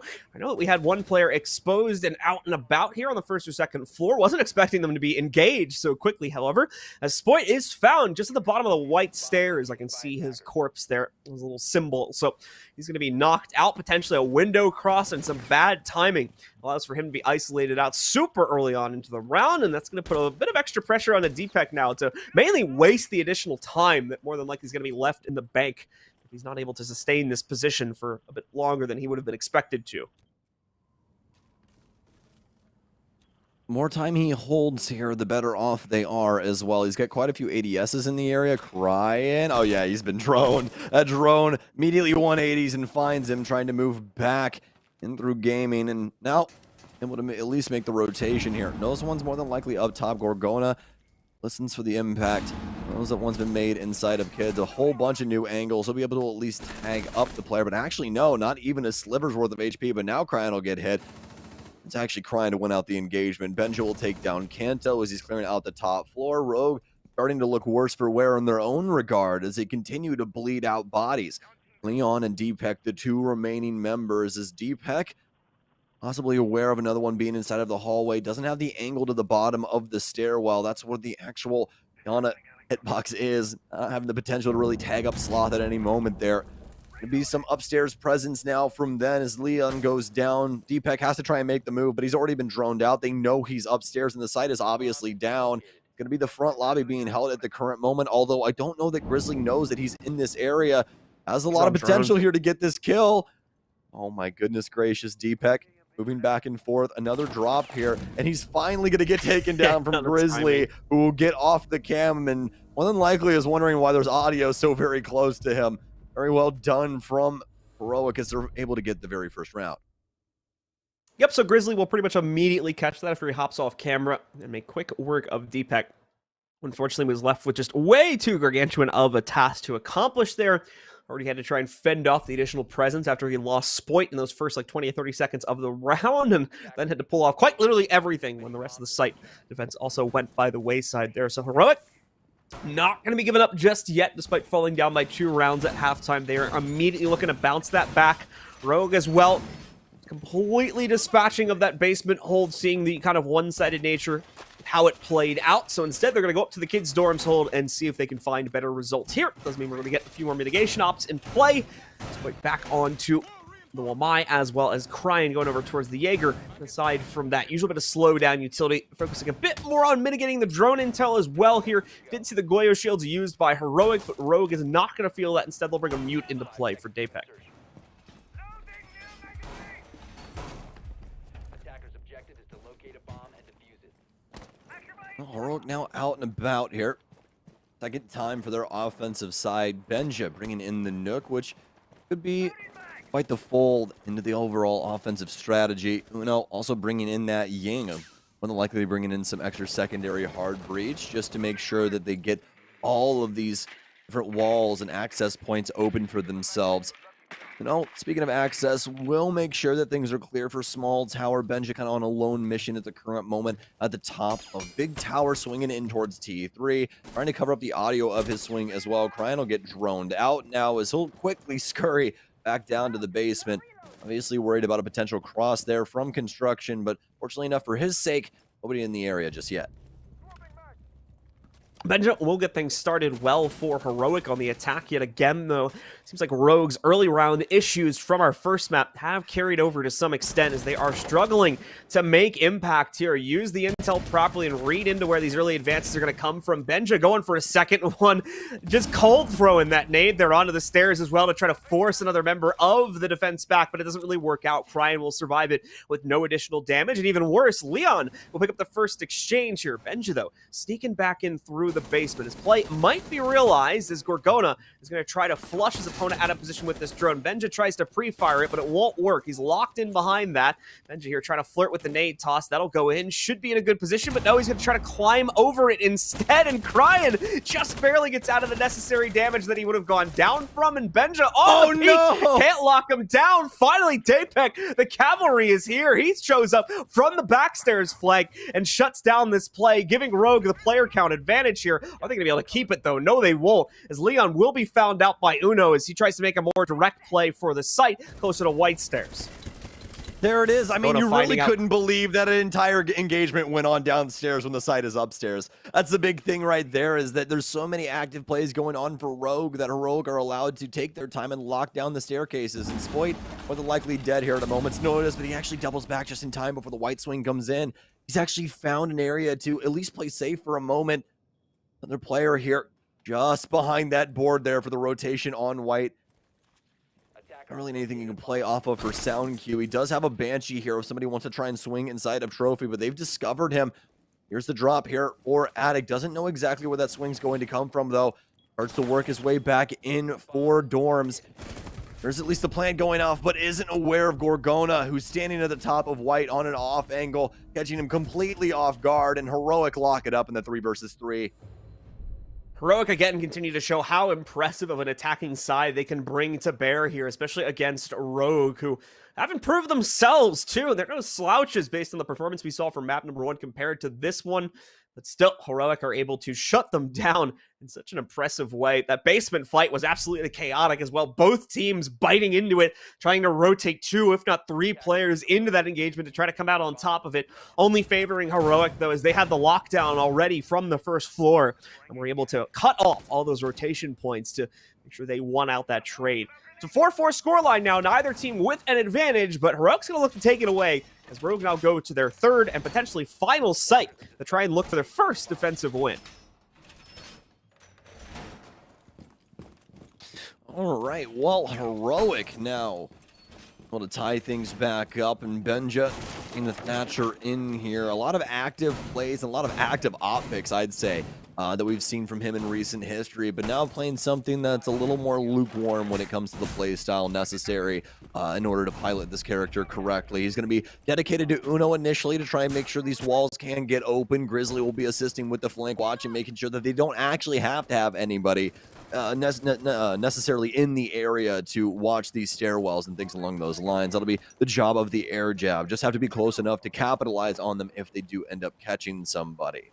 Grizzly there with a potential kill, but obviously no shots sent out and no breaking of the barricade from the defense as well. So just making sure to keep all of their 9 lives if you want to look at it that way. But for Heroic now, we'll be droning things out inside of Big Tower yet again here. This has been the staging ground for a lot of their plays when it comes to this meeting hall take.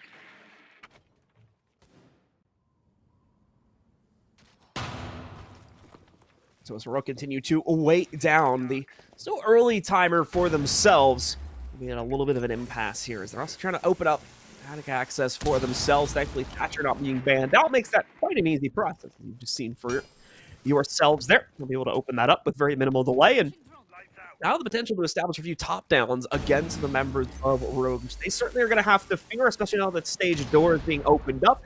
We'll have to fall back for a moment just because things are going to get a little tight, and when that wall gets opened up, that's the potential for Rogue to start swinging and trying some crazy stuff. But as you're going to see, they'll keep themselves relatively contained, pulling out a very similar defense to what we were seeing from Heroic. One member trying to go for this little bunker in the corner, and will also be played by the Smoke. Daypack watching out for the connector, but also keeping a close eye on the backstage push, of course, and Kanto rotating into Attic to watch out in the event that members of Heroic do try to press in from that angle. They more than likely will, since they put in quite the effort.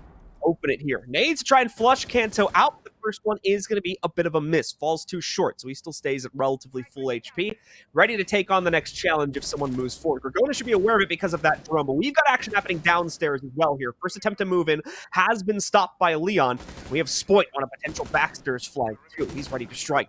Heroic commit to this.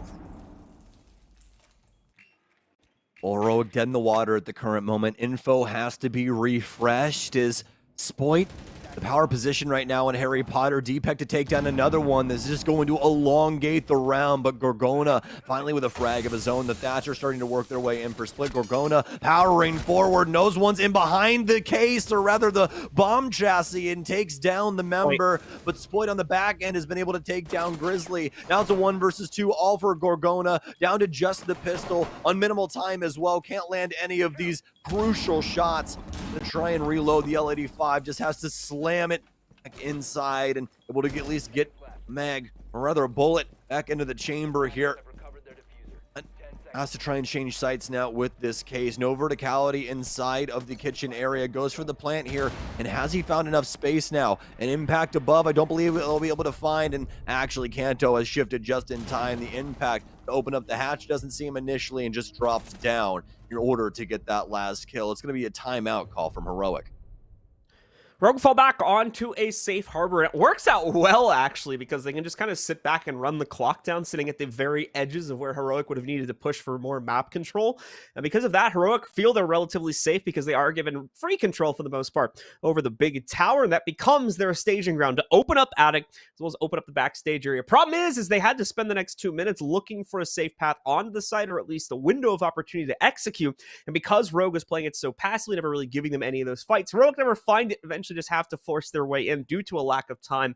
And suddenly all those flanks, such as Spoit coming in from the back end, and the insight players that had yet to be droned out or revealed, come alive also, giving Rogue exactly what they need to fend off that attack and finally give them another round, which also saves their lead, most importantly here too. Probably a part of the reason why Heroic is now going to call for a pause, as things are going to get a little bit drastic here, given the trades that have now occurred. Rogue only being 2 rounds away from winning this map and sending us to a third one. They don't want to take any chances. I think they want to look for a clean sweep here to try to bring it back into their own favor. Laundry room supply going to be the selection here for Rogue after the timeout from Heroic. Locking things in and looking to bring the Mozzie into play for Spoit as well. Interested to see what gun he'll select here. Looks like he wants to be stuck with, well, don't really know. He got immediately to the pistol as he wants that extra movement speed around the map with the initial setup. Always a strong thing to do with your initial prep phase there for the defense. If you're running around with your primary out, don't do that. I'd highly recommend running around with that pistol just for that little extra speed.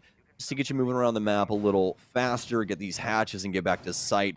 The setup time is quite close, especially with how intricate some of these setups get for these defenses, sometimes even going into extra time at the beginning of the action phase. You can already see some dedication from Rogue into this meeting setup here, setting some ADSs around the area. Could potentially see them try and work into the top floor and try and play some angles through attic here as well.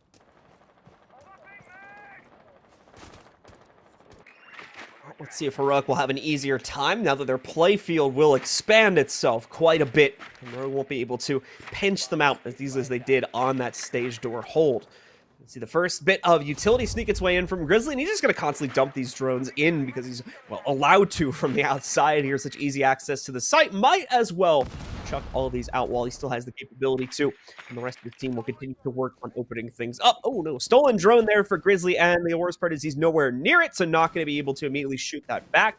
Spoit, though, is probably not too worried about droning at this point in the game. He's going to play a pretty active role moving around upstairs here, so more than likely nothing going to be done with that stolen drone in the near future here. Just delete it. Time being, as Spoit is a little busy shooting out a few others upstairs. There's a pretty big focus from Heroic on taking him out. However, they don't have the winning positions to find him just yet.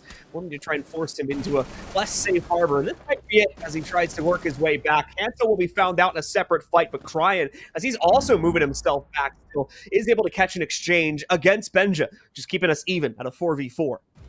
Oh, but look at this position from Cryan here over inside of Armory. Rogue not even needing him at the current moment either. They still have Spoit playing actively, and Deepek inside of security, dropping off after that fight there with Sloth. He only got tagged up, and that's it. Gorgona with some pressure from up top as well, but they won't be able to lock him down. Cryan, he has the potential to get away with so much here, but his timing, that's the important part. He has to allow Heroic to continue to work this map. He doesn't want to try and move through while they're still trying to sweep the build, and he wants to get behind him as soon as his execute starts to go off. Now, this is a pretty healthy balance here. He also needs to kind of make his presence known at a certain moment if he can't obviously get in time with that execution, because he wants to try and delay. He wants to be a thorn in the side of this Heroic offense. They have the man advantage to continue to abuse this as well, but Cryan's actually made it out in a pretty healthy situation here. So instead, he'll just play for the man advantage, move his way down the Armory stairwell, and get back into sight. As you can see, the time's already been wasted pretty heavily here with Heroic. So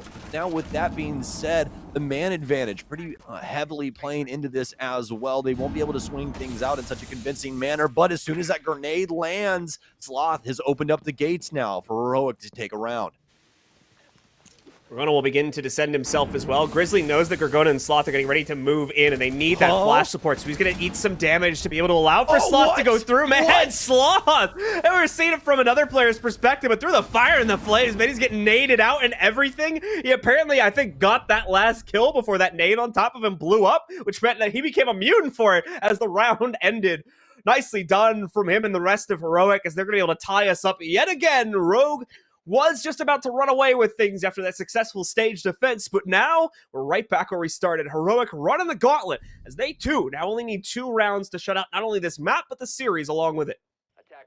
Undeniable pressure from Heroic in Freezer. There was nothing that Rogue could do to try and slow them down. I mean, even chucking in the smokes wasn't doing anything. They were still swinging through that. Sloth getting that kill on the deep freezer player as one of those toxic babes goes off. Rogue not able to swing anything in any convincing manner from an angle that could assist with that freezer take either. They try and manage things from the laundry side, but even that sneaky little laundry machine peek, not able to really do much. Sloth ready for that one, as it is indeed decently common nowadays, especially inside comp. Usually a player playing inside of that little sneaky part of that site, and able to shut down a lot of what Rogue thought that they had going for them inside of that man advantage situation. And that's the big problem. You know, Rogue trying to play back into that man advantage and just adopting some very basic setups there inside of the basement, not really using anything that they were dealt inside of that mid-round, like our extended player Cryan inside of Armory, instead calling for him to fall back. That could have been a play that could have built up to him with a flank for Freezer or something along those lines, but they didn't feel as though it was good for that moment. But obviously things just not working out. But this will. Sloth comes inside of Showers, able to take down Kanto. Pre-fires, knowing that another player is in behind him. as it's going to be crying inside of Shower, so we'll just tag up Sloth as he vacates the building. That's the real slip up here, as Cryan did not realize the insertion had been made by Sloth there, so he's going to be unable to catch him on the fallback. Fortunate for him and the rest of the team, but the good news is now on the cross to get himself up through White Stairs, he also will not get caught here, meaning he makes it back to the site. So Rogue, while they did lose a player, are going to be able to keep the full 4-man strength inside of the site. That is, of course, until Cryan drops back down through the attic hatch, where we can see him try to line up for another flank play against the big tower push here. However, considering the numbers that are there, that will be quite difficult to achieve. So it looks like he just works his way back into that same position, a bit closer to security, as another member of the Rogue roster is lost due to Gorgonis Rogues. He's going to be able to find Cryan, I believe, on a lurk downstairs somewhere. We do finally see that get traded back out by Spoit, as he's going to be able to get the kill back on the Gorgona. Small gesture at this point, down to a 4v3.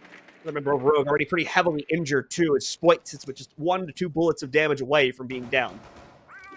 Oh, frag grenade out, a big one too, and Spoit with a lot of damage as he rotates off the top of White Stairs. The smoke in, and it'll tag up Sloth just a touch. Almost knock it in below 50 HP. Heroic, though. Lots of time to be had still, and these drones circling around the site. DPEC more than likely discovered on the rotation here inside of dorms to attic. Spoit trying to play deeper towards concrete as well as trophy.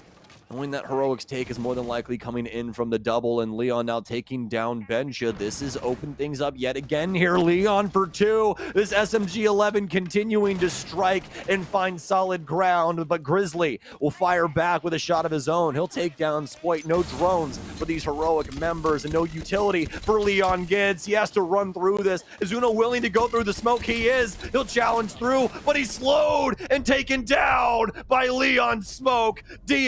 DPEC rather will claim the other life. Beautiful shots into attic, and Rogue with a very crucial round inside of round 11. Yep, Rogue will keep their tournament lives rolling here by at least guaranteeing the overtime now. Heroic brings it back. We do need to go to those 3 additional rounds to find a winner out of this map. Otherwise, it's going to be map 3 on the docket should Rogue take it outright. Win 7-5. And a quick reminder, that third map will be over on Kafe if we do end up going towards it, just to give you guys an idea of what's in the near future potentially for both of these teams. Obviously, we will probably rehost this round because we saw Benja drop out just a second ago there, so give us a moment, folks. And we're going to jump out of game here while we work on restarting that. But for Rogue, things looking a little bit better for them now, doing a much better job of skirmishing inside of the mid-round scenario, is able to fend things off, wasting time a lot more efficiently, and not losing massive amounts of players while wasting that time as well. They're feeling a lot more confident here, and now set themselves up to be just 1 round away from forcing the third map. Yeah, it looks like Rogue are meshing a lot better when it comes to their defenses this time around, especially when it comes to the mid-game and their ability to discover a lot of these kills that they weren't able to find on a map like Bank. It was really hard fought for them, where Heroic were constantly bearing down on them, not only inside of the early round, but when they got to that mid-round, when they were trying to recoup and try and find those kills to even things out. It just never happened for them. So now, Leon especially getting away with quite a bit there. Spoit obviously having a hand in things, and Rogue looking a lot better when it comes to these defensive setups here on Oregon. It just looks like a more comfortable staging ground for them. I mean, Leon's been quietly saving the day on quite a few of these rounds. It's not the only time we've seen him really step up there. There was at least 1 round back on our first map, 2, where he just suddenly shows up and gets like a 2 or 3K. I think they still end up losing that round, but some good examples here for Leon, suddenly waking up and really making a huge difference inside of the mid-round when other members of the team, such as Spoiter, maybe not necessarily there in that exact moment, and that's always good to see. So curious to see if we continue to get that type of performance out of him in future rounds, or even that third map if we do end up going for it. But Heroic as well, slowing things down here, not necessarily finding the follow-through that they had before. Still with a good track record, I think, for getting the opening kill for the most part. We're seeing similar results to what we had going back on our first map on Bank, but them actually following it through, getting into the site, getting that map control is not working out as well, just because I think, again, we're on Oregon here, so I think some of the players on Rogue are a bit more comfortable with their positioning as well, and because of that might feel confident to make these more aggressive plays that's tending to trip the players up on Heroic a bit more often than we were seeing on Bank. Yeah, absolutely. And with a map like Oregon, it does make things a little bit more complicated when it comes to that offensive clear as well. If things start to dwindle down on the timer, things can get pretty hot and heavy pretty fast where you have to try and make those split-second decisions. And sometimes it does indeed go awry. I mean, we just saw a round where Rogue had a really good defensive standpoint in the basement, even had man advantage, but Heroic were able to get it over on them. So, it's a real big back and forth in between these two. And I think, honestly, we're pretty dead set for overtime here. I can definitely see Heroic picking up another round and at least forcing this one into OT. But I mean, Rogue have done a very good job, at least on this top floor defense, of being able to shut down a lot of different avenues that they were trying to exploit, especially in the drone game. Later on, trying to come in with that execution utility, but not really getting the info they necessarily needed. Kind of misguided when it came to that execution, especially hopping into that Banshee, allowing that smoke to deal so much damage and making it so difficult for them inside of that 2 versus 2. And of course, Rogue will want to try and keep their tournament lives going for as long as possible here. They are inside of the lower bracket right now, so facing elimination if this map does go awry for them. That would also deny them of the opportunity to make it onwards onto the main event, where they'd be able to qualify for a heck of a lot more prizing as well. So a bit of a desperation attempt coming in here for them to try and save their lives, and they've nearly pulled it off already. Like we said before, just that one final round needs to be picked up here.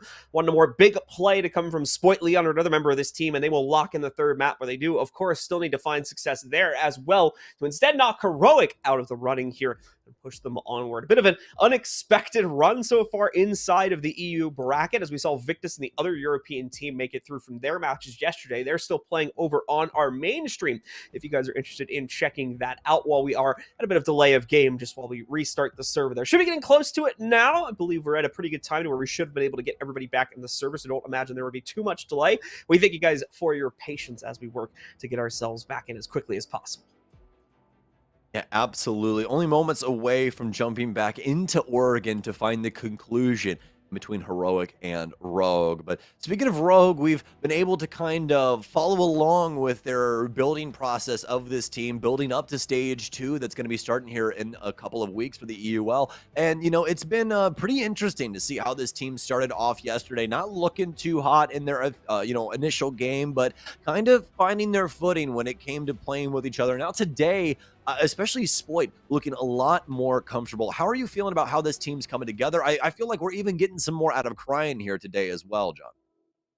Yeah, I think you said it yesterday, right? With their boot camp just getting started, it's kind of the early shakes for this team, and obviously fitting a new player in it, there's going to be an awkward few number of opening rounds where they try to kind of get everything together and working, and that more than likely was what we were getting out of Rogue yesterday, was just that kind of awkward opening for them. They seem much more on point today, much more ready for the challenge. And while there's certainly still issues, as we saw back on the first map there, especially for their defense and trying to properly leverage aggression, it's looking good here, and we're going to have to wait to see when they go up against some of the other competition in the EUL how it's going to pan out in the long run. Obviously, stage 1 didn't end up the best. I think Rogue finished around like 6th or something like that, if I remember the stats that I was looking up correctly, so going to be looking to improve upon that. And I think there's room to do that. EU is kind of an open field to some extent right now for leaders and teams and whatnot. So I think there is definitely room for a new squad to show up, especially now that they have Spoit on the roster to really come on and kind of take over for the region. Yeah, absolutely. Heroic actually being the best team inside of the EUL inside of stage 1 with an 8-0-0-1 record, only having a singular loss to Na'Vi. Didn't have the best showing when it came to Charlotte, though, unfortunately enough, getting knocked out inside of groups. But when it comes to EUL, they are quite dominant, but that means that this door is quite open for the EUL to come back in and get into the swing of things. Once again, EU has time and time again been a very dominant region when it comes to Rainbow Six Siege. NA is currently wearing the crown, but I'm sure EU has something in the works for us.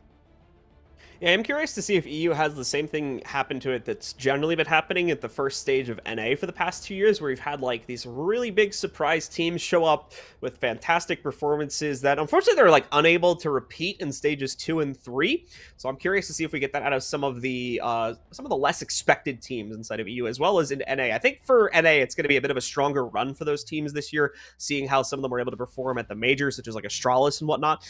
But regardless, I think it is going to be a very interesting year for Siege, as there's no clear leader, especially with the fall off from TSM too, right? You know, them winning SI and then getting, I think, like fairly close, if not last place in the most recent NAL stage. While there are, you know, there's winners, they don't tend to stay that way for very long for some reason in the current way that Siege tends to play. So there is generally an open book for a team to really show up and dominate here if they get the right roster and the right strategies clicking with it.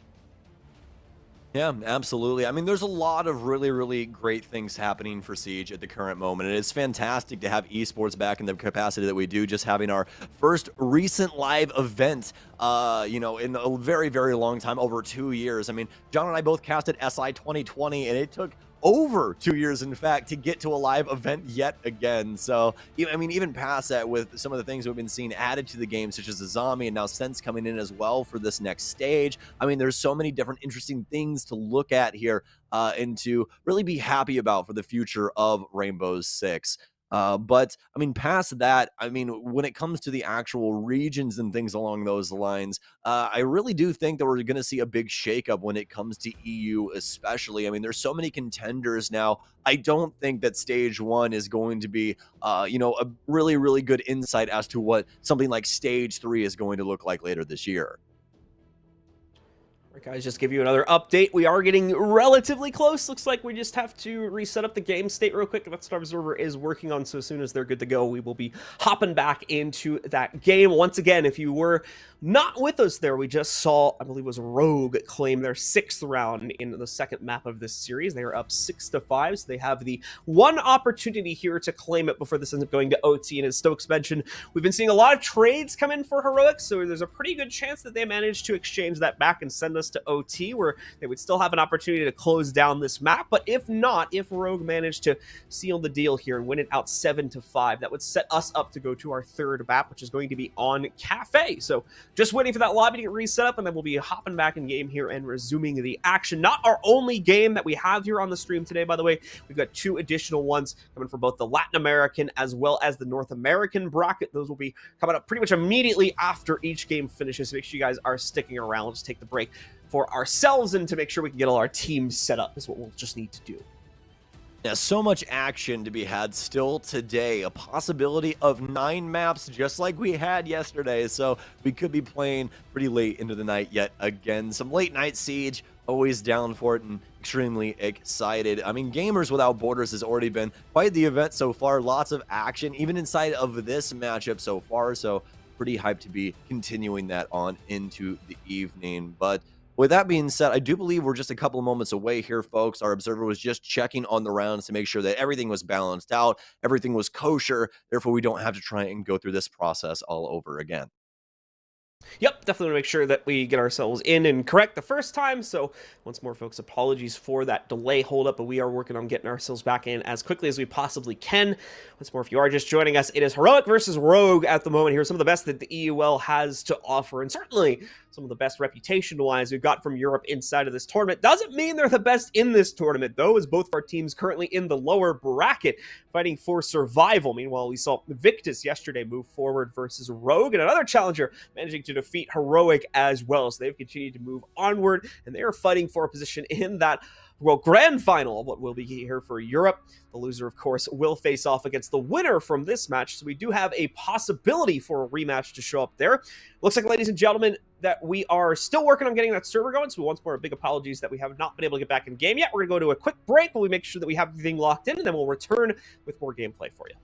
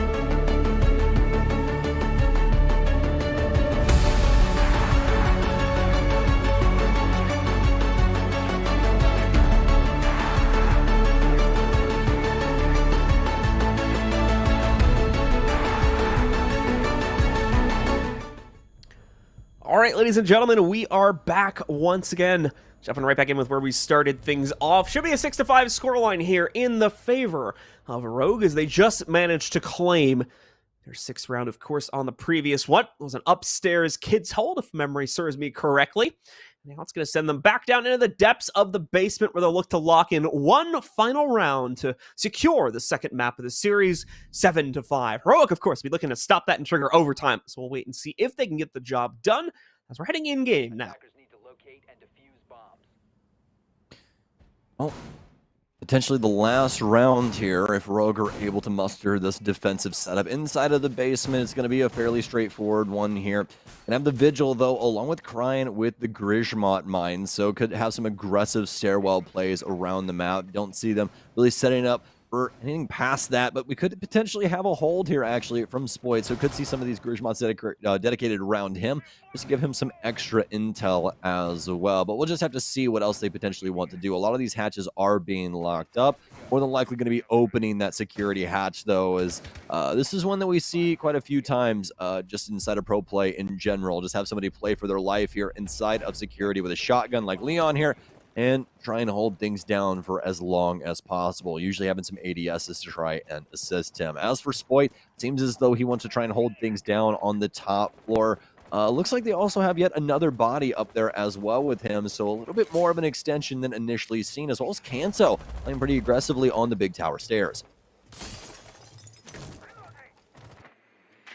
And already putting a right foot forward for Heroic to try and take some tower control to start things out well for this team. Also droning things out quite heavily to ensure we don't have any shenanigans being deployed inside of the small tower office. There's going to be positioning in there. It seems as though Kanto ready to try and arc that nitro cell, out the window. However, not going to be able to find anything from it, and even worse, Gorgona strikes true first for the attackers here, being able to knock out Kryan and eliminate the Ella from contention here. Not sure how much utility she may have been pocketing, but if she still had any of those good schmots, it's all going to go to waste.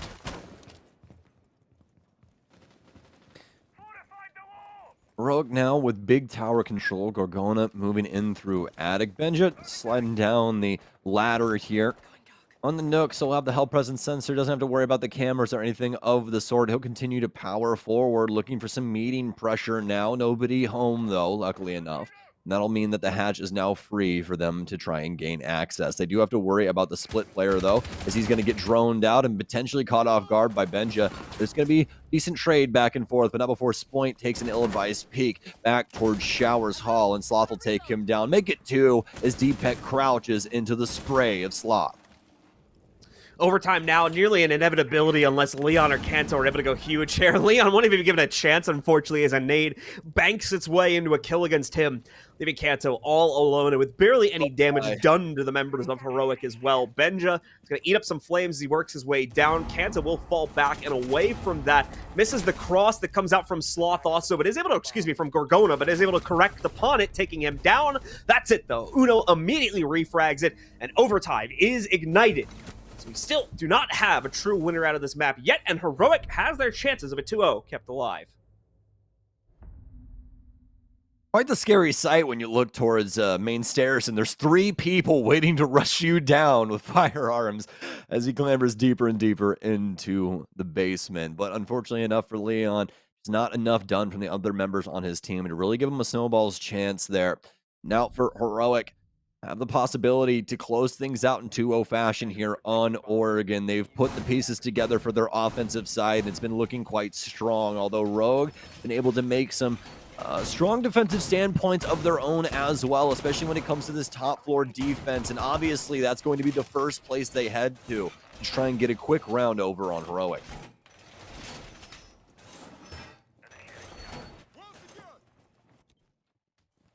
We see anything groundbreaking show up for Rogue's defensive lineup, but we are going to have this interesting shield deployment from Leon. One that we've been seeing more and more of, just allows for more aggressive play onto the inside of the bathroom, possibly direct contestation against the opening control attempt if Heroic should go for that. Heroic hasn't been playing into the Master Clear too heavily, though, so that may not end up working out too well From what we have been seeing, I think they've been favoring the Master side a little bit more, but that can always change up on a round-to-round basis. So we'll have to wait and see exactly how Heroic want to approach it on this first round of overtime. The only real shakeup on the defense was primarily Cryan's pickup of the Legion there. It's not one we tend to see all the time, but makes sense given that it's a very claustrophobic site. The goo mines can be quite effective here, and the T5 is a pretty comfortable gun to use as well.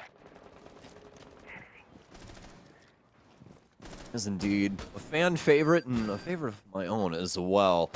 And, potentially one of the best SMGs, at least just overall feeling that we've had inside of Rainbow Six. I'd say the only other argument you could really have is the MPX. The MPX just feels so very good in your hands, especially on Warden with that 1.5. I mean, the thing is a laser beam. But that's the gunplay here. Heroic starting to move in through the small tower area. High priority zone here ahead of them inside of Kitchen. As you can see, Rogue attempting to hold down a lot of this space. But Rogue don't have to worry about that all too much, as really they can only play their grenades into that area. A potential for Benji to catch somebody off guard from down low as they're right over the top of the hatch. His sensor is going to go away, and he's actually going to get caught off guard. But the nade? Oh, Kanto's going to get away before the Marty Dom catches him. And luckily enough, Gorgona able to fire back for Heroic. They'll be able to claim Cryan, and Spoit already on quite low HP. Uno will ying out the player for Freezer, and they've gathered control of Kitchen. This is going to allow some of these frag grenades to be utilized now. The Freezer player trying to clamber back upstairs as Spoit knows he's stuck between a rock and a hard place. Super unfortunate on the nade play there from Benja. Had it primed, Kanto over just there. didn't roll. Well, No, completely threw the observer off guard there. Yeah, just didn't end up rolling in the correct direction when he went down. So we go back into the action that's currently happening. Kanto trying to catch out Sloth, but no, the other direction wins it instead here. Leon also going to be down. There's an attempt from Sloth to catch a player with a nade upstairs, but those players are long gone. We know it takes him a minute, but he is able to find that last shot into Leon to take him down, leaving just Spoit as well as Deepak in the fight here, trying to fend off still a 4-player roster from Heroic. Deepak as well needing to be quite mobile because of this play. Fends off the Gemini clone without too much of a problem, obviously, but the follow-up, there we go. Gorgona sinks the nade in, and Grizzly as well on the Thermite just executes the last member of Rogue. Heroic are not happy this went to OT. They want a quick closeout here as they're going to be able to take control of the opening round without too much of an issue. That was a heat-seeking depth charge from underneath. All it takes is that little bit of information, and they know exactly where Deepak is holding things down in that defensive setup. A fantastic delivery there from Heroic to claim the lead here inside of overtime, and now they have the opportunity to take this map and take this series in a 2-0 fashion. It all comes down to this with the basement defense. If Rogue can elongate this game to its maximum potential, 15 rounds, as we are entering round 14. Heroic with a pretty strong showing when it comes to what they're looking for with this defensive setup. We'll have the mirrors along for the ride as well as the Electro Claws, but fortunately enough for Rogue, obviously the Thatcher is still available, but they're actually going to shift away from that. They really need to identify that Gorgona is on this character, because if not, they don't have any accessibility to try and lock up, or rather get rid of the lockup on these hatches. And luckily enough, Cryan going to be shifting things over, and Spoit will pick up the Yana for that extra insight. You can kind of see their thought process through this as to what has more value in this situation. Yes, Twitch is a great pick, especially for a player like Spoit, but Yana is still a fantastic operator and has more intel game to work with that, hologram being able to work into a lot of different areas, not only to get info, but also to catch people off guard and potentially burn out some other pieces of utility if necessary. So we can see Spoit obviously leading the charge here for Rogue on entry.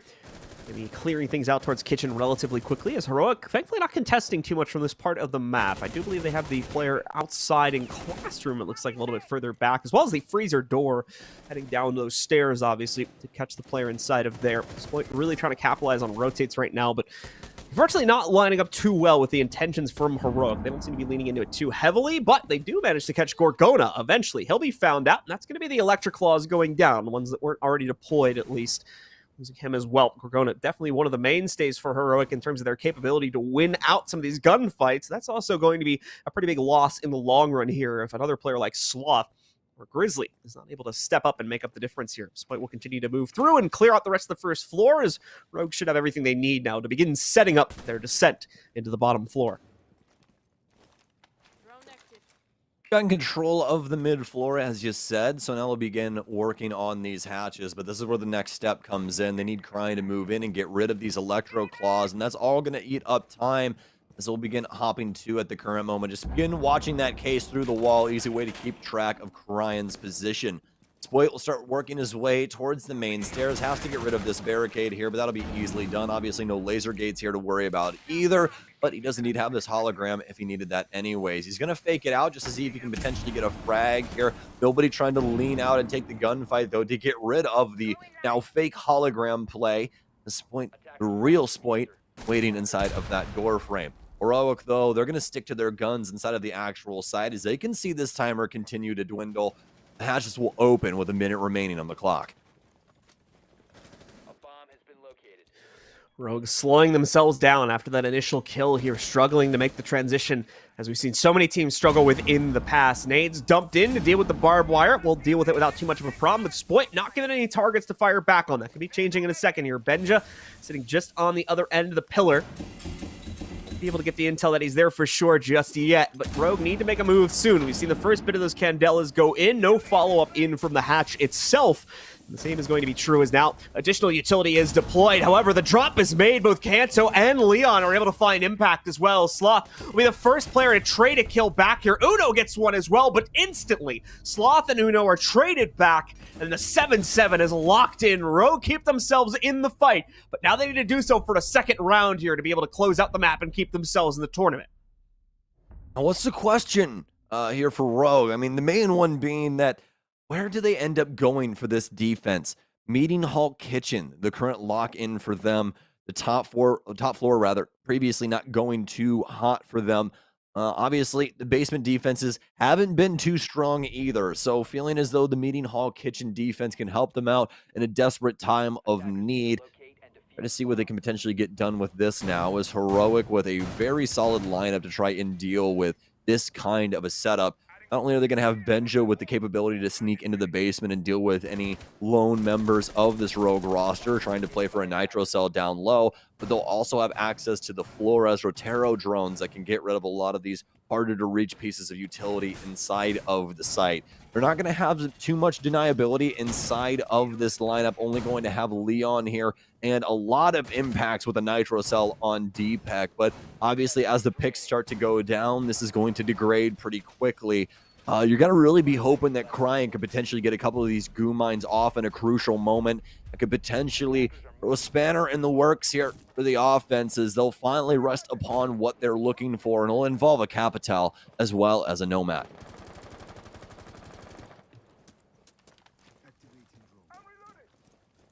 Heroic out and about once again here for their final round of this map here. The pressure not on for them as much as it is, for Rogue. Certainly wanting to try and get this series done and over with. It all is going to come down to this round here. So we'll see if they can build up with the appropriate amount of control this time to get themselves access into this stage site. We saw on the previous attempt too, very passive play from Rogue. Rogue didn't necessarily have the confidence to work their way forward and knock out the defenses from Rogue, allowing for them to get aggressive in the late rounds, specifically with players like Spoit working their way in from a basement flank and stunt the overall execute power that Heroic would have had. Now, obviously, Heroic probably going to learn their lesson from the first attempt, and we'll be expecting some more of this style of play. We're going to see the first breach come out from them. Now that is going to be opening up the attic wall so they can have access to that. We can see Leon already flirting with his first potential swing of the round here. More than likely going to be waiting for the stage door to be primed to open before they build up to that, though. They do have the Thatcher to build up behind the Thermite as well, so shouldn't be too much of a reason to stop this. We're going to see the EMP work its way out. Claw's been thrown down. It's actually might get tricked here. Nah, it's going to... Oh, so close. It was so close, but DPEC barely gets it onto the wall in time. Oh, That's no. the second EXO as well. And we do have a can opener, thankfully, so they're not dead in the water just yet, but they are going to have to use that. Here's the other problem. Trying to brute force it, Benja ends up walking directly into Leon, no. giving him over. That removes the EMPs from play. Another Electric Claws made it onto the wall. This is not looking good for Heroic here. A third map is very well likely because of this very well-played utility denial from Rogue here. Even upstairs, Uno trying to make some progress here, also being denied as he's brought down to a third of his HP. Grizzly even going as far as to switch over to the game's window, and he gets a kill for it. Sloth also taking a lot of damage, but Uno will go down. Leon trying to hold things down with the rest of the site players. Gorgona trying to swing things out. Spoit making the play down low as well. Kanto trying to swing for Attic, and all these Heroic members soon to fall. Kanto now working his way in, has the potential to find the head of the player, but an impact out won't even damage the Heroic player instead, but Sloth will re-peek and actually catch the Pokeball this time around. But they haven't caught him all just yet. It's down to Grizzly, who will land a pretty nasty shot, but soon enough to die here momentarily. Oh my, what a shot through the vertical play with a shotgun will end it all, and we're going to map 3. Props to Grizzly for not giving up until the bitter end, man. He fought his heart out there. Got as many kills as he could before the gap finally closed in on him. But Rogue surge back into it and take excellent control of that final round, falling back onto an unorthodox site as well, using stage and meeting room to be able to win it out there. Not necessarily the site you expect a team to go to win a map, but it worked out for them. Again, those conditionals playing in hugely for them there, on top of the great utility denial that came out with that Cade play. Excellent stuff from Rogue, and that has secured them a third map. Ladies and gentlemen, we're going to go to a quick break. When we do come back, we'll have that map on Kafe ready to rock and roll, so stick with us. We'll be returning in just a few.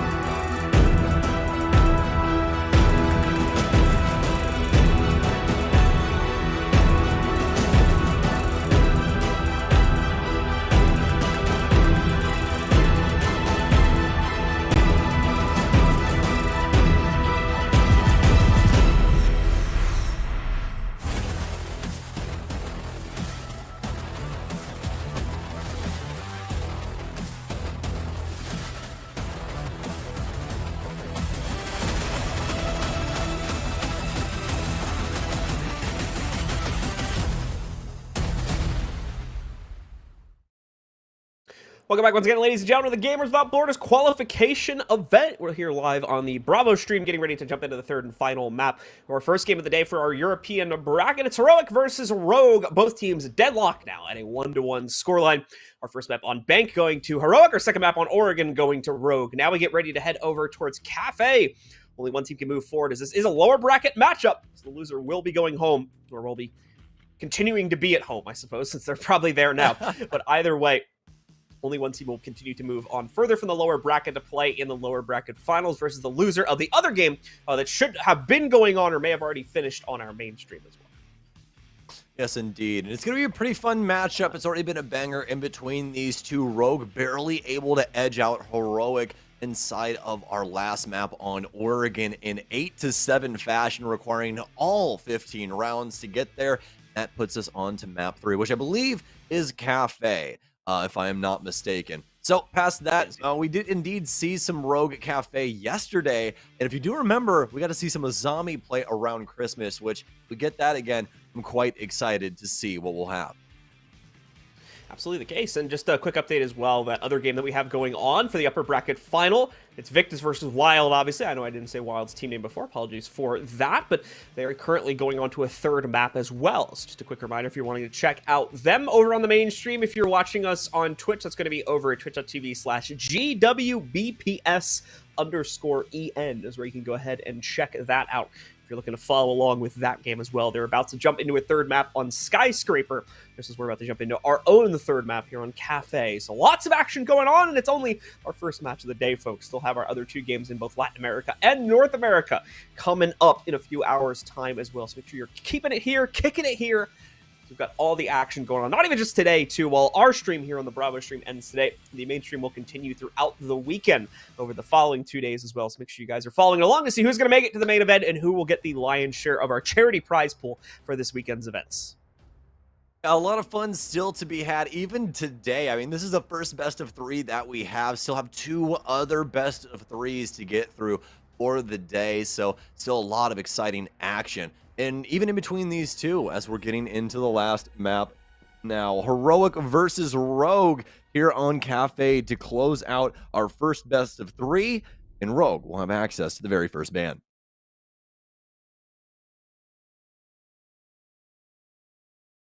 Ban coming up for Rogue. So we'll take our first attacker out of the pool. Rogue obviously will have the 2 center bans. We'll see what the selection is going to be in a moment here. Generally stuck to the same trend, and I don't believe that Kafe is going to force us to go too far off the beaten path. Indeed, that looks like it's going to be the case as we get a very similar ban to our previous 2 maps. Once again, Maverick removed from play here, as has been the case for the rest of this series as well. And the final attacker ban, the first one from Heroic, is going to be a Nomad. Bit of a change up from what we have been seeing, but for this map specifically, she can be very useful for isolating out those rotate positions. Just a little bit too much of a problem for Heroic to deal with in their defense, apparently, so they're going to want to knock it out here. They also get the first defender ban choice, which we'll be seeing in just a moment.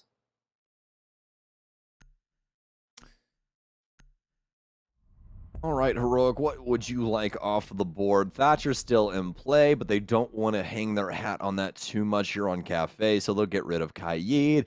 Also a strong, solid option on this map, not only because of his hatch play, but there's also some cheeky ways to lock up some walls on this map, especially on the top floor, so just don't want to try and deal with that. Mira also plays pretty handedly into this map as well, so quite the strong ban coming in there on the tail end for Heroic, or rather for Rogue.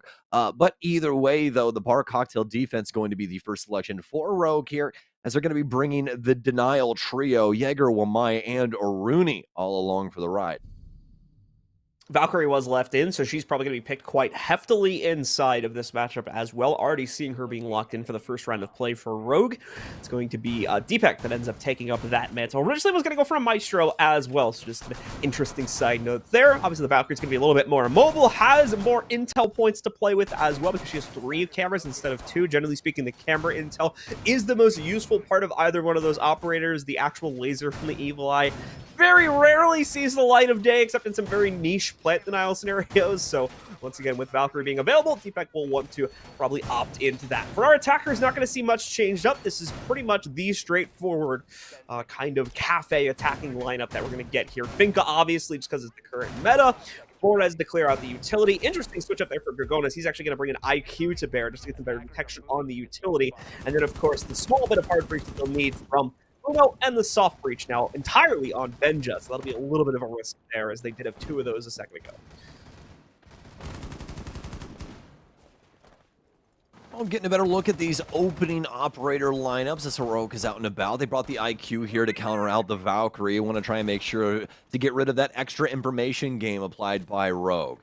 Be a top floor defense, obviously, as we touched on before, and that means Heroic has a lot to do with this west-hand side of the map. They want to guarantee there's no runouts on the windows or anything of the sort when they're repelling this side of the building. Have to wait for hop-outs as well, or rather, be aware that there could potentially be some towards that blacktop side too. But only a little bit of pressure here from Rogue on the mid floor. No one looking to get overly aggressive, at least initially. Want to see what Heroic are going to try and throw at them first. Rogue taking a slow crawl to this one. Obviously, since it is the 3rd floor hold, no real reason for them, at least at this point in the game, to try and mess around with the bottom floor clear, although it does look like a member of Rogue wants to try and mess around with this initial take. The members of Rogue Crying positioned at a 2nd floor red stairs spot. We're going to see if he can maybe find out a few of these players as they can make their initial push forward from the red hatch drop.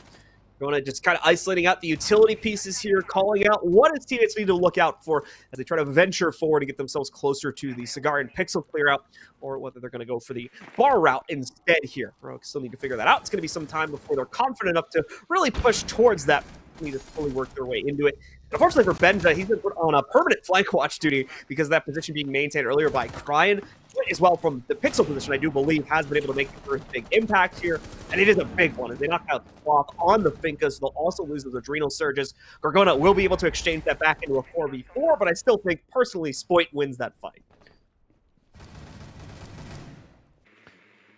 Well, things looking quite solid for, I'd say, Rogue at this current moment. The last Rotaro drone will be used up inside of White Hallway as Benja will start gathering control of Bathroom. But honestly, at a second glance here, this round really could go either way. Rogue clearing out a lot of the front and forward utility, making it a little bit easier for a trash plant at this point. Do still have the potential of some nitro cells being played into this, but now with Rogue starting to push things forward, they'll actually take down Benja. That's going to give up the Bathroom position. All of the Heroic members not even in the same zip code. He was off on his own island, but on the offense, and it hasn't worked out for them. But now Uno will fire back with a kill of his own. Some shots in towards the Freezer player, but it won't be fatal just yet. They know he's in the area. No potential frag grenades to try and dislodge him, though, as his timer continues to dwindle. Kanto get taken out inside of Christmas. The plant going down right on the inside door of the bar, and Leon Gids with the play through bar to take him down. Heroic don't have the cover. Gorgona, unfortunately, still stuck on the rappel outside there, so unable to act quickly enough to stop that diffuser kill. And with that, Rogue will take it on the timer, locking in a 1-0 lead to start the map off here, and as well locking away the 3rd floor site. Fairly close, but Heroic, unfortunately, just not enough progress being made up until that final minute. They do try to brute force the issue with relative success. Just again, a few players mishmashed in terms of their positioning, leaving Gorgona out on a bit of an island there, unable to support that plant to the extent he would have wanted to. And unfortunately, allowing for Heroic's fans' sake, unfortunately, allowing for Rogue to lock in that round. Camera feed up and running. Monumentous affair there for Leon Gids. Is Heroic able to strong arm a lot of that situation, and obviously on a lot of different solo missions there for them as well, trying to work their way through the bar and freezer area, but really a lot of that coming down to Benja and his position just too far off the reservation and no one able to try and assist him with that situation, and Rogue get away with so much there and their ability to retake a lot of the land on the top floor. And now Heroic down around, but fortunately enough, still a long road to go for Rogue to try and claim map 3 here as well.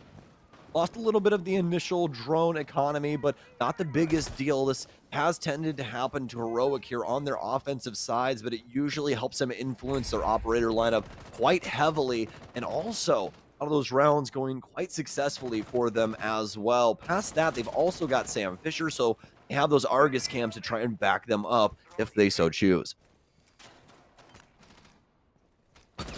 Grizzly ready to swing forward here, but once the drone intel, I believe, before he's going to have outright confidence to do so, we do see a red ping coming in for a player closer towards Bakery, so they try to fend that off.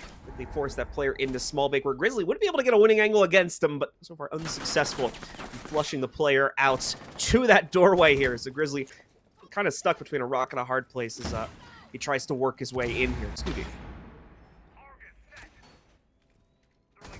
Well, Heroic looking for this Bakery take, and they'll be able to gather it pretty handedly. Nothing really stopping them at this moment after the initial clear. Still have to worry about some verticality on the second floor, though, but, I mean, that's usually the first place you're going to look on a site like this. They're always going to try and stop you from taking control of that verticality. It's just too darn important, especially with the sledge in play and how often he is indeed picked, especially on a map like Kafe. Anto has the cross, though, here for Coach Check. He's going to barricade the window, making it a little bit more difficult for them to find any other angle on him. Obviously, it is indeed just going to be a wooden barricade, so pretty straightforward if they do want to just try and have some influence through that window anyways, but the initial line of sight will still be blocked off.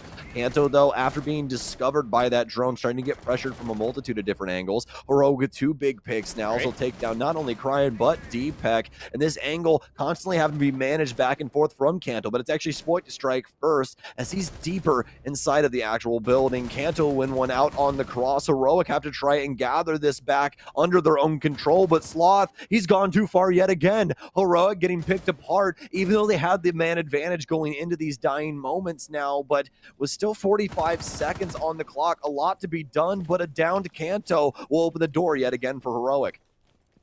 Leon being the hero here, but gonna have to continue to bring this type of performance to the table.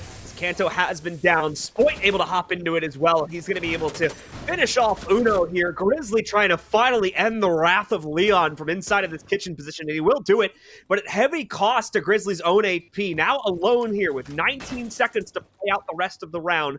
He'll quickly clear out the site utility. Does have to go back to be able to retrieve the diffuser, but he might be trying to play this on frags alone here. Wanted to make sure he finished off Kanto so there was no hope for a revive, but his timer does run out there. So that is finished off by Uno as he was the first player to down him. Only a second to put this down on the ground, so Grizzly will get it there. Here's the problem, though. Spoit right around the corner. And yeah, our last member alive for Heroic is going to hear that. Won't even give him the glory of the kill, just drops off of it. Ends the round. That means that Rogue are going to be able to pick up 2 in a row here.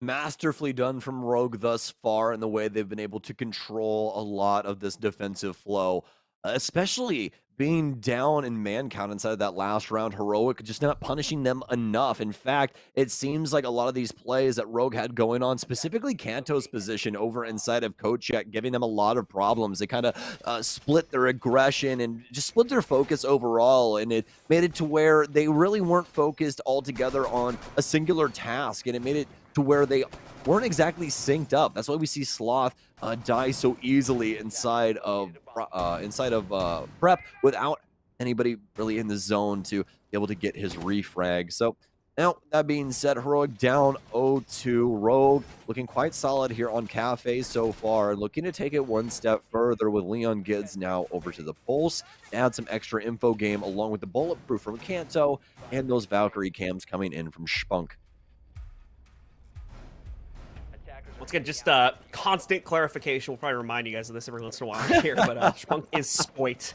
Just in case anybody was joining and is wondering that. I think even like the Rogue Twitter account clarified that. More than likely, Spoit's just like locked on his current name because there's like the 30-day window or whatever. You can't change names. There was probably somebody that just stole his actual name.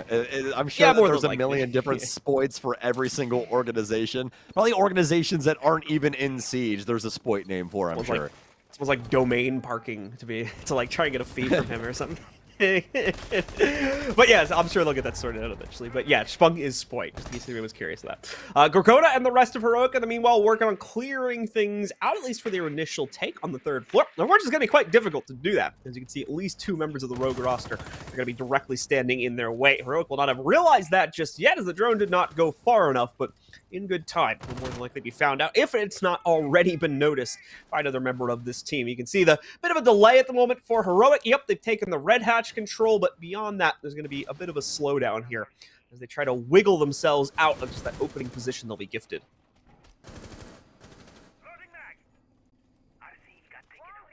Sloth with a twisting a twirl here inside a cigar. He's waiting for the extra info to come in from the other members of his team. He's the forward active player. They are the supporting cast. He's worried about somebody potentially being inside a bathroom, but just wants it sledged open. They probably already got this info. Just one of the other angles opened up here so they can try and play a little bit farther forward. This is such a fantastic space to try and hold down, but when you have a Cantor Aketi, does it really matter? He'll get the opening kill. Oh no, Gorgona with a quick 2 from the 5-5-2. Commando able to take down 2 of the Rogue members. Heroic looking quite strong at the current moment, but more specifically, Gorgona, right place, right time for that play. There's Rogue looking to give up their first defensive round. Rogue falling short, but hasn't given up hope completely just yet here. 3 players alive. It is workable if someone's able to have a bit of an Alamo moment here. Fend off a push from Heroic, picking up 2 or 3 kills on the exchange. Not necessarily something you can rely on, however, so it is looking a bit bleak here as Heroic has once again bullied their way into controlling Cigar for themselves, but yet to fully flush out that defense. Only just now we're going to see Dapek and Crime give up their white stairs positioning and fall completely back onto the site. Leon through a top-down angle as he works his way out, I believe, from pillars, is able to find Grizzly, possibly through the balcony as well. So there's the first trade back. That evens up the numbers. With only 20 seconds left, Heroic are suddenly looking a little bit worse for wear here. Leon nearly catching another one, too, as either Uno or Benja get brought down to just a sliver of HP. Once again, these shots being found on the cross by Leon, making good use of the limited real estate that he and the rest of the team have to play into. Unfortunately for him, though, he'll lose one of his 2 remaining teammates after he picks off another opponent, but that's not going to stop him from peeking right back in to shut down one of the 2 remaining members and opening up the window for Crying to swing around through 90 Hall and shut out the last one. Rogue rebound nicely and are able to lock in yet another defensive round for themselves. Rogue have it on lock, and that is going to proc the Heroic timeout. 3-0 currently on this defensive half, and now looking to potentially bring Azami into the next defensive setup as well. So already some exciting things being built upon, and it looks like more than likely just end up pausing things a little bit later, but nope, apparently not. Might have just had another issue there, but either way, here for Heroic, got their lineup locked back in the IQ here to play, being able to hopefully assist them in getting rid of some of Deepek's cameras. But the big thing, the big players to look at in positioning right now are going to be Kanto and Cryon's utility in tow with what Spoit will be doing with these Kiba barriers. We've already seen quite a bit of play with these around Christmas, and this is what we saw from them yesterday. But as we've been able to see now, I mean, it feels like Rogue is really starting to synergize pretty well with each other, at least inside of this matchup. So I'm excited to see how this defensive setup looks here today. Already massive improvements just off of the previous maps played. Kafe looking a heck of a lot better for Rogue's overall prowess here. Their ability to kind of bully out Heroic shenanigans and as well just keep their overall composition composed to win things out. Leon again showcasing some great stuff there inside the last round as well. Like I've been saying throughout the course of this series, he's quietly been saving the day here for Rogue when they've been put into some rougher scenarios.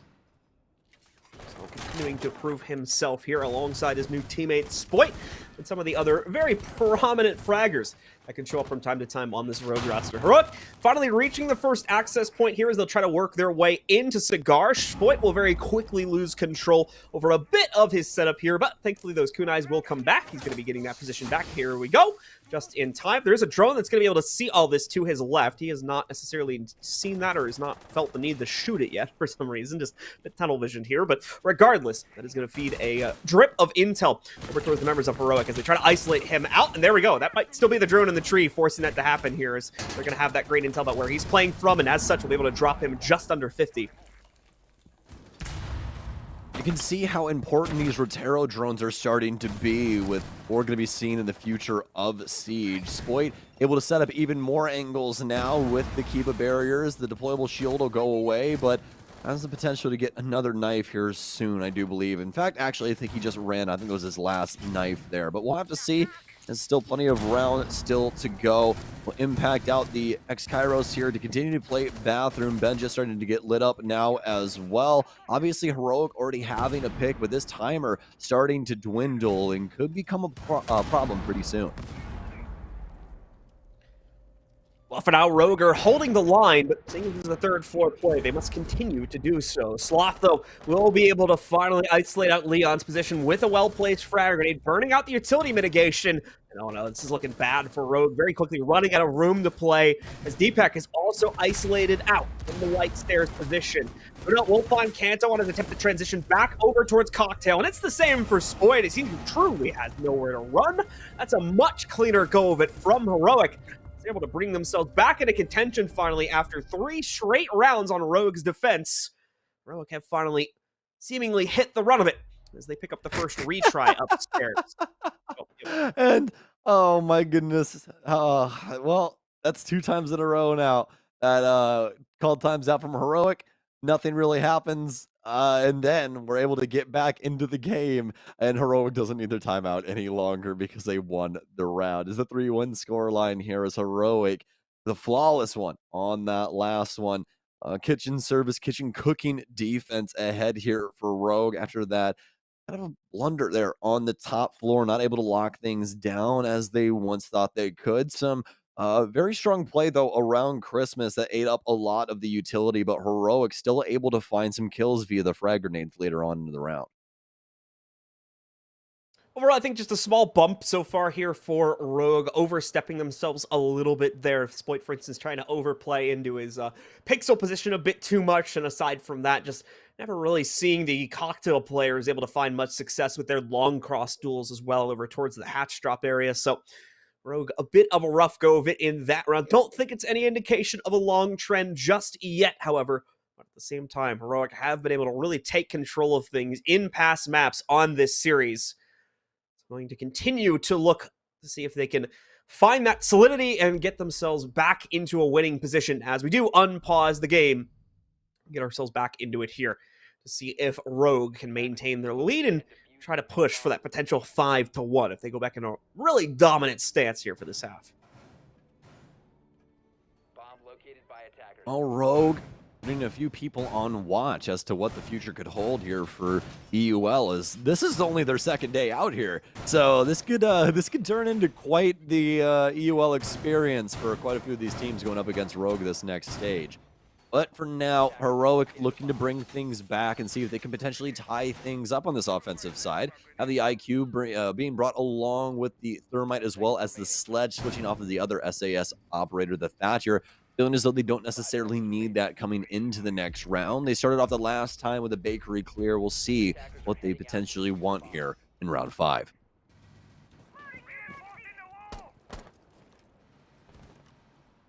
Rogue and the rest of players in the server here get themselves ready for the next engagement.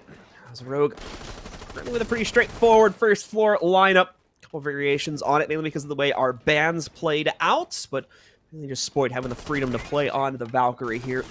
The attack is the real story. Once again, IQ is brought into the lineup here for Gorgona to give a better idea of what tricks may be waiting on the inside of the site. And as well, on top of that, maybe just for the gunplay a little bit here too. Able to strike true right at the beginning, not with the gun we necessarily expect him to see, but it works out well to strike true against Leon and take him down at the very beginning of the round on a smoke as well. So that's all 3 of the toxic babes. Usually a huge amount of delay potential for this site specifically. Now gone, less than a minute into play. Heroic continually clearing out utility inside of Bakery, where there's one lone soul from Rogue awaiting them. A drone in will discover his position. They'll readjust into prep safely now, as drone is still under his feet, but he's stunned out as he'll fall back deeper into sight. That's going to give up this front end here for Heroic, but a kill coming through for Cryan here as well, as Benja will go down, as I do believe he was hopping small window. Nice play there from Rogue to equalize here, but in fact, like that might have potentially been from upstairs. But either way, Heroic now being equalized with Spoit having the potential now to lock things up when it comes to Bakery, or at least Small Bake here as well. Is going to be making himself some new angles, and also obviously be a new path to try and work his way back into sight, as he could possibly vault that over. Gorgona and the rest of Heroic, though, stick in the mud at the current moment, not trying to move forward just yet. Some hot pings coming in on the other side of the wall, but now a prone member of Rogue just trying to stay alive at the current moment. Stuns in, but no forward move just yet. They've created kind of a L formation around the site at the current moment. A bunch of different angles playing into this, but none of the Rogue members giving a look just yet. We're gonna still a little bit cautious of a potential flank that could come down from red stairs, and he's right to assume so as well. Spots out that nitro being thrown in just before it blows up. It's not really gonna be able to do anything about it. Thankfully, none of his teammates nearby, so it doesn't really affect them too adversely anyway. What is gonna affect them is that pickup from Kanto, bringing it down to just Gorgona and Uno now, and as well bringing it down to a very one-dimensional play as they only have this push from Bakery's side. Gorgona, as you just saw, lost as well, leaving it all onto Uno here. Still has the red cross to deal with, but oh, he's gonna strike true at it. Knocks Spoit right out of play, bringing this into a winnable 1v2, especially considering how much health he still has to bargain with, but loses the plot against Deepak. He'll be able to shut it down instead, and a fourth round will be claimed from Rogue. They're one away now from a 5-1 half, which is a massive difference from what we've been seeing so far throughout this series.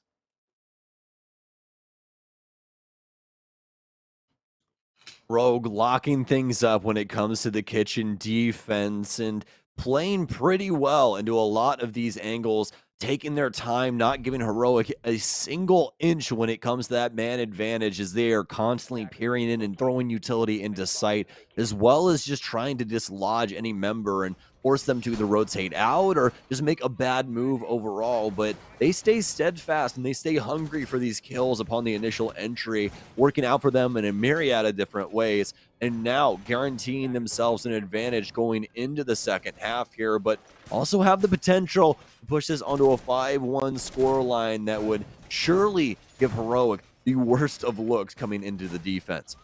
10 seconds to go. Rogue will certainly be feeling confident about themselves, but they do need to be cautious of that confidence. Heroic thrives on kind of out and about players that don't have appropriate support set up for them, as well as their ability to kind of isolate those players and make sure the kills they find are done so in clean fashion. But Rogue hasn't been falling prey to that too often so far in this map. They seemingly have learned their lesson over the course of the two maps at play, and that's kind of the theme that we've been pushing here with Rogue, is how they've been slowly adapting to things since the roster only just got formed yesterday, obviously with Spoit joining into it, so still working out the kinks with regards to how they need to distribute everything role-wise, and it seems like today it's flowing much better than the game versus Victus yesterday, where they were struggling to a pretty big extent. Sloth is nearly going to find himself caught here, too, at the very beginning of the round. Thankfully, on the Finka can reboost that HP quite quickly as well. You know, the lack of success we got from the Rogue member there that tried to actually take the challenge over by Cigar.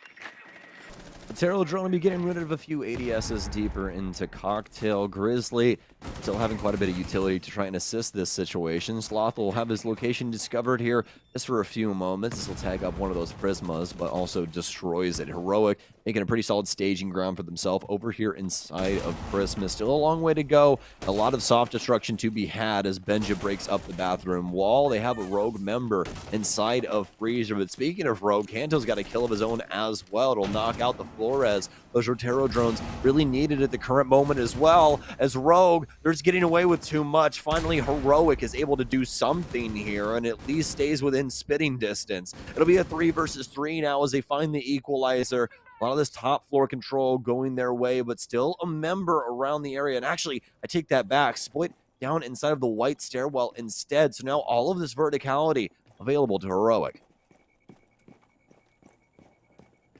Will they be able to properly utilize it, though? That's the big question with the remaining minute on the clock here. We already saw once Leon was able to abuse this positioning to be able to leverage a victory on this very same site going back a few rounds. So the same thing could very well happen again here if Heroic are not able to properly manage the positions of Leon, Deepak, and Spoit.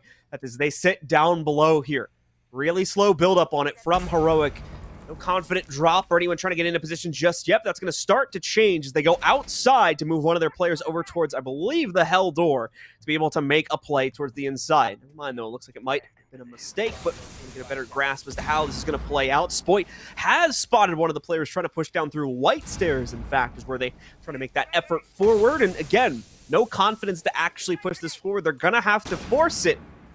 Once again, members of Rogue are set up to stop exactly that. It's going to be all one big play as finally Heroic are able to work their way down, set up for a plant, and as well, Sloth set up to deny the play from Spoit. Deepak trades out for one. He gets a second also here, and no time left, but he'll get it done with the shotgun anyway. Rogue get it locked in at 5-1 and secure a very, very dominant half here on the final map of the series. What a play out of the SAS kid. An SMG-11 kill to start it off, and 2 quick shotgun shells to end it. A good cap to that defensive side in Rogue with a monstrous lead at a 5-1 half. Now, unluckily enough for Heroic, their timeout did indeed get burnt after that round. They did end up not necessarily needing it. So, unfortunately for them, moving into the second half, don't exactly have one available to themselves, as this defensive side now going to be a little bit of a struggle bus here. But fortunately enough for them, Rogue just made such a effort on this end, proving that it is doable, but it'll have to be doable for Heroic this time around. Let's see what this opener can look like as they try and stave off match and map point from Rogue. Rogue on a tear, but does that tear continue into the second half? That's the question we look towards now. Few switch-ups going to be happening for their repick, most notably to bring, of course, the Montaigne into play for Leon. And Crying as well going to go for a bit of a sneaky insertion on the Nook. We'll see how well that's going to work, because obviously on a first floor hold, there's going to be a lot of Heroic presence spread amongst that, so it will be difficult for Crying to find an easy insertion where he will not immediately get detected here. Thankfully, he's got access to repellability as well. I think we're going to see him use that quite prominently here to head all the way up to Hell, or potentially even the 3rd floor, drop in for himself. Would need some team support to go all the way up, obviously, and pop the hatch real quick, but we will see in good time how exactly Crying wants to play this. He also needs to figure out what the best path forward is going to be. Drones in through the top floor, obviously clear to the naked eye, at least for us, so not exactly the naked eye. We've got X-ray vision, don't we? And this Heroic trying to stick to their guns around a multitude of different parts of this map. Smokes in now for the rotation. Leon making sure there's no ADSs on the far side, but there is on the close one. Won't be able to at least put down one of the Selma charges. I do believe it's able to destroy the shield. Yes, indeed. Actually, looking like they might have been tossing that for the wall, but obviously there's rotation in that, so not exactly a great strategy at the end of the day. Continuing to try and open up some different parts of this, including Prep Kitchen, a new angle, a new hole inside of this, making it difficult for some of these Heroic members to play around. Leon is going to be able to get so much pressure, so much presence around this space. Some shots more than likely going to try and come in from this Heroic lineup. A Sloth does have a yokai drone in the area, so they'll try and swing with that in time to get some damage off onto Leon, but unfortunately enough for them, any little tags that they have here more than likely get healed back up via Spoit. But now Kanto's going to get taken down. Crying, though, the very solid position here over towards White. Spoit will take out the Boots player, and potential to take out yet another player here is Crying will be able to take up Uno inside of Freezer. Rogue with the man advantage, the potential to take round 7. So Rogue, some initial struggles getting their feet on the ground inside of the building, but now have been able to land it, and also as well turn the tides of what was initially starting out to be a bit of a poor round for them. Able to make it a bit better here now, especially with Deepak's most recent pickup, freeing Leon of a potential threat against his own life as well, leaving just Gorgona as well as Grizzly in the fight. Gorgona knows he needs to get aggressive to change things up, so goes for the head of Leon and snatches it right away from him. Grizzly as well needs to get himself into this fight, as we can see Gorgona potentially getting refragged quite quickly after finding that kill against Leon's. Keeps himself alive, though, and is able to fall back into the depths of the kitchen. Now with a trade angle against Grizzly also, but Gorgona eventually isolated out. Grizzly able to trade that, though, and bring the numbers down to a winnable 1v2. Would be a 1v3 clutch if he's able to win it. There's the plant. We'll be able to hear that. Knows there's only going to be one gunnable player here on the inside, and tries to go for the quick snapshot onto his head, but instead it's Spoit that gets it for Rogue, and now putting them only one round away. Rogue sits at the precipice of being able to move on, and that will force a timeout from Heroic. All right, well, hopefully we're able to lock this one in this time around. We'll have to just see here as, yes, indeed, we got it. So work out, and thank you to the gracious admins as well for giving Heroic their timeout in due time, so they're allowed to talk things out before this potential last round. They have to run the gauntlet now. 5 rounds in a row, which is quite some time inside of Siege. It's like another 25 minutes worth of gameplay, just to try and get us into OT here. So we'll have to see what they can potentially do if we have a long map 3 ahead of us, or if Rogue are trying to end it early. Either way, it looks like it's pointing towards a reading room fireplace hall defense, and not only that, but a zombie coming into the works as well.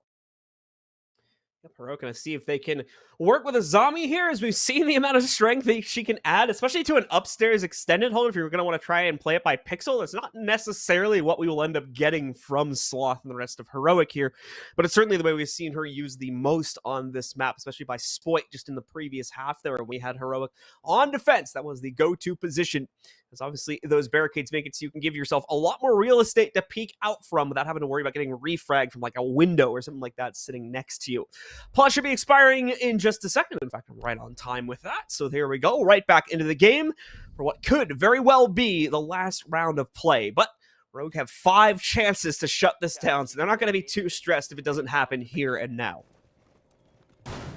Yes, indeed, but sticking to what they know, sticking to their guns from the playstyles that we've seen today, some of these callbacks and all the way back to Bank, like Cryan continually bringing this Nook, which, I mean, he's found so much, value out of this inside of these last handful of rounds, and, I mean, inside of this series overall. So why switch things up and now, especially when this offense has looked so good so far? Deepek, in fact, talking about switching things up, will indeed be switching things over to the Yana instead. He's been quite flexible when it comes to his operator picks, and he damn well should be. He's been playing the game for a very, very long time, so this Yana working his way in now. Hopefully we'll be able to land some of these nades. You can see a whole plethora of them being brought by Rogue. They've brought practically the whole cornucopia at this point. 8 frag grenades along with 3 stuns for this potential last round here on Kafe. So we're going to see if they can just flood and overwhelm Heroic with a raw amount of utility, and they might very well be able to accomplish that. Only 2 out of 3 of the mitigation ops. Oh yeah, working himself forward. Cryan going to be trying to position himself by the bottom of White Stairs too, and yeah, Gorgona just has no idea that Cryan took advantage of this position so early on. The good news is, again, quick trade does show up. However, Uno doesn't look like he was able to necessarily get himself back to a safe position that quickly. He has gone down. Unsure where exactly that ended up happening, so I'm not sure if they're going to be able to revive him. Yeah, it looks like it went down on the 3rd floor.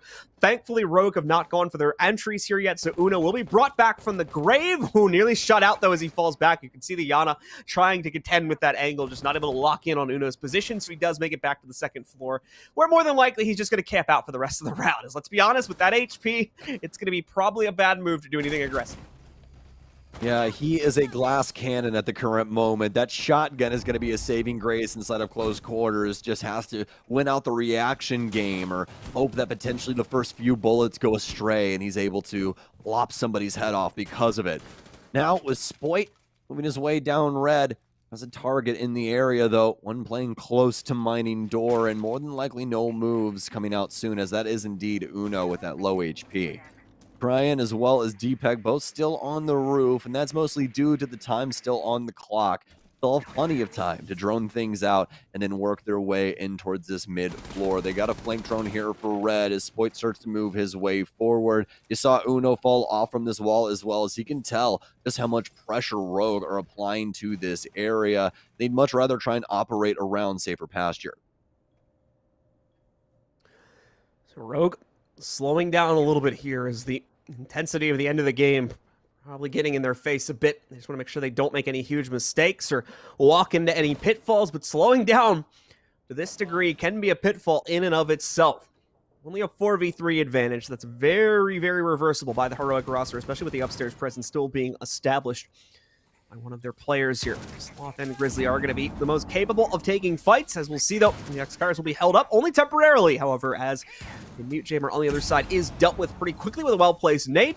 That's going to be able to open up the wall, tear open some of this real estate sitting on the inside of Library, and for the most part, open up the plant area that they need. The problem is, though, Grizzly has still not been cleared out upstairs, so he's got free reign against this. However, Spoit has got a free shot against him. Deepek with another one on Sloth, just leaving Uno alive, and he doesn't stay up for very long either. It's going to be Rogue absolutely running the gauntlet through Heroic here on our final map. They claim it 7-1, and with that, Rogue will be able to stay in contention to qualify for our main event. They will move onward into the lower bracket finals, and they will eliminate Heroic from the running here at Gamers Without Borders 2022.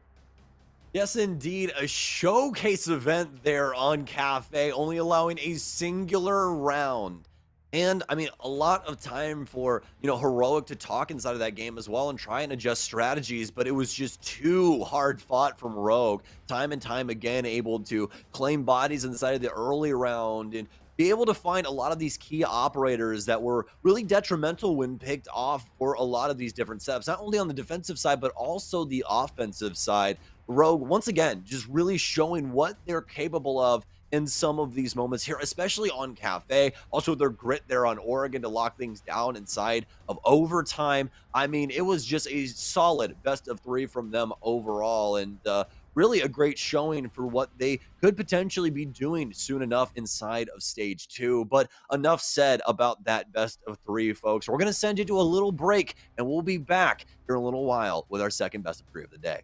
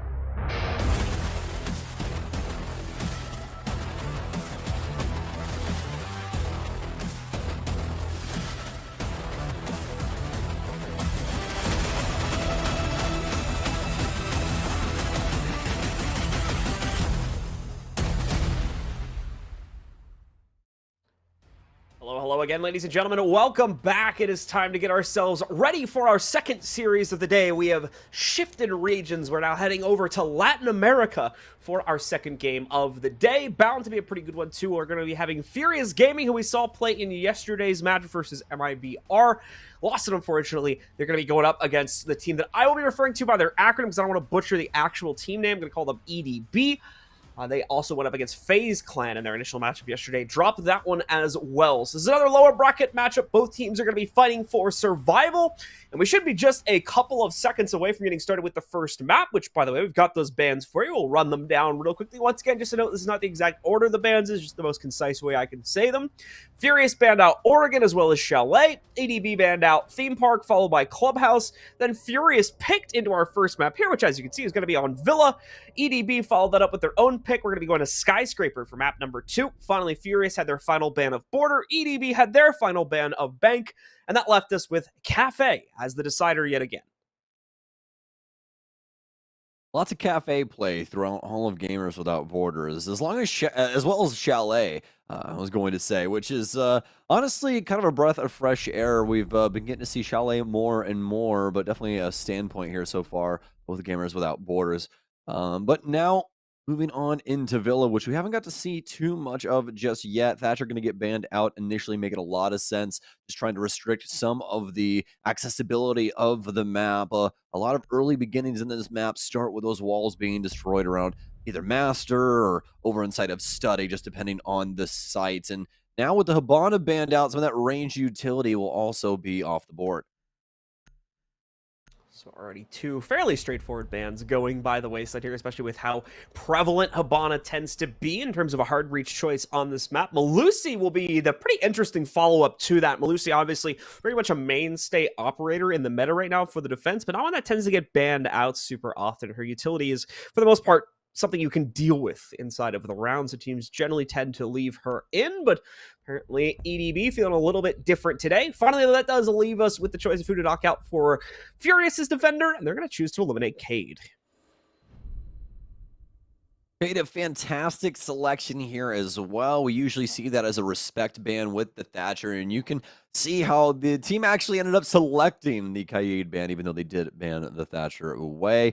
Again, just making quite a bit of sense as to how those utilities play into each other, and especially when one of the other ones is missing. So Aviator Games is going to be the selection initially for the defense, making quite a bit of sense. We usually see AVG as the starter or Trophy Statuary, but for FG, this time around, obviously headed towards the south side of the building. Now, they are going to have a zombie in play here as well, and they'll choose to select her. So excited to see what these Kiba barriers have in store for us. Once again, we've already seen quite a bit of what the Azami play can bring into the situations here on a round-to-round basis. Can make for some very tough bunker setups, and more than likely we will see the same thing out of BLK inside of this game. But all to be shown to us in good time, as we are going to end up for the defensive lineup with a pretty straightforward amount of defensive utility, especially considering that Mira was left in. Pachito swaps into that to be able to give some crossfire inside of this site, and then the usual bits of insight utility that you would generally expect to find here to accompany that. Site setup is going to accommodate itself quite well to this type of operator lineup. Also, Gina still needs to place down those mirrors. You probably noticed there was one missing from that half reinforcement on the main wall, but they're probably working on that right now. So don't be worried too much. It should be coming in just a moment. Either way, EDB have spawned out, and we're going to see how well they're ready for the challenge here today against Furious Gaming. All starting things off on board with Hashi here and the rest of EDB as they're trying to take things in from the study side. Again, droning out Piano and gathering their intel to help them work into the actual building. Mute will be found out over inside of Library, so be aware of that as Vita King will be moving in as well. Nothing really to call back upon just yet, as it's mostly just been posturing inside of this first minute. Furious Gaming throwing a couple of looks at the offense, but nothing really coming to bear at the moment. Really don't want the gunfights just yet. Want to just see if they can delay some time, and this has worked out quite well thus far. Vita King, though, now has this position down low, and it's of the utmost importance to this offensive unit because of that skeleton key. He'll begin ripping up the flooring and make a lot of these situations on this top floor for Furious quite convoluted, as they have to move back and forth between a bunch of different angles, not only on the horizontal level, but also having to worry about what lies beneath. Wet's going to be challenged quite heavily over the next few seconds here. He's ready for it, though, already with the Toxic Babe down below. Not necessarily going to be prepared for that, however. Throws out one more Toxic Babe for good measure now that he has escaped the incendiary bolts. Still Still losing about half of his HP, though, is going to leave him a bit worse for wear in the next gunfight he'll be thrusted into. And that we'll be seeing fairly soon. However, delayed again because of another Toxic Babe thrown out. Hate, in the meanwhile, was able to find the first marker here for EDB, knocking out VJ, bringing things down to a 5v4. But this slowdown on the main stairs could cost the players from Furious in the long run. Doesn't seem like it's translating too much into that point, though. Khan's already with 2 additional pickups here to translate more control for EDB as he pushes in from the back end. But as you'll see, BLK finally returns from his flank, way out in the distance over on the other upstairs site, is going to be able to trade that kill back and make this somewhat winnable. A bit more here now as well, since Pachito also picks up the kill against HateZap.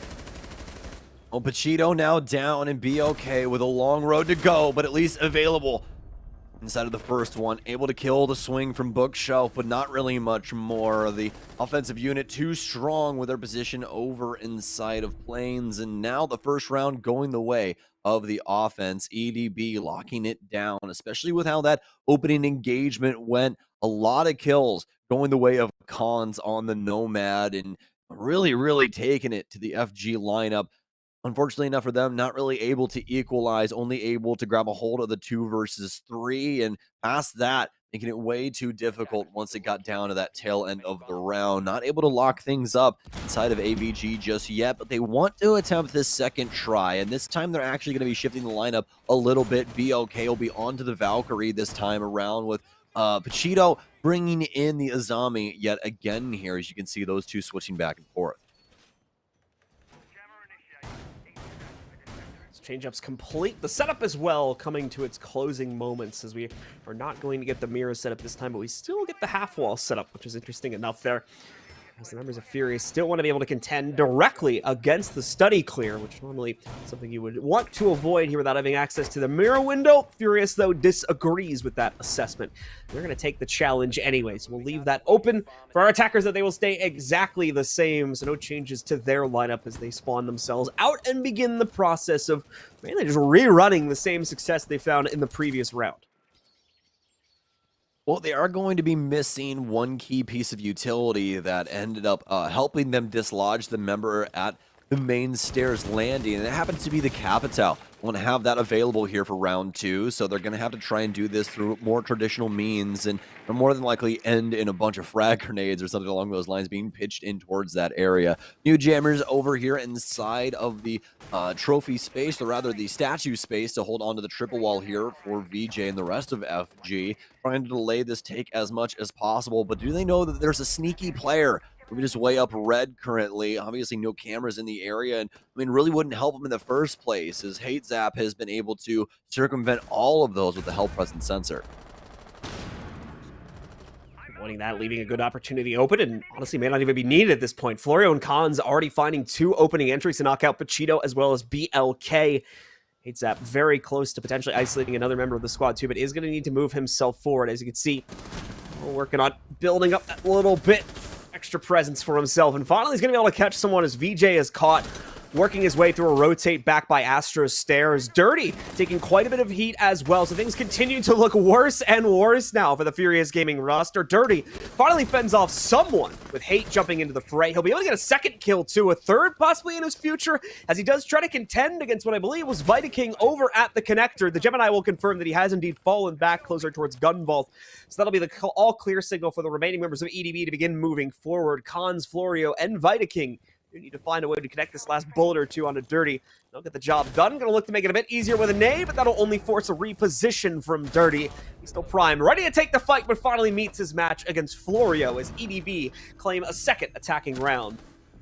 The adjustment into a more aggressive strategy not boding well for Furious Gaming. They don't look too hot to trot in the initial opener of the round, and just immediately executed when it came to the extended hold. EDB taking their time and making sure that HateZap got in downstairs inside of Red Hall, just to make sure that if any of those players tried to hop down into Ivy, they'd be killed. So there was really no way for them to try and escape minus running out of the bench side or trying to get in through Boar. So it's just super unfortunate there for FG, but I mean, those top holds just not working out the way that they wanted to on that setup. And again, that's just way too much traction for EDB in that situation. So now Furious Gaming looking to try and shift things up and move on over to well, trophy as well as statuary and see what they can potentially get done. They'll still have the Azami into play, so we'll see what the Cuba barriers can get done this time around. We've been seeing her play quite a bit with Castle along for the ride just because it requires or rather provides so much utility to be able to block off angles that could be quite pesky, especially with one of the free-flowing use of Azami's utility.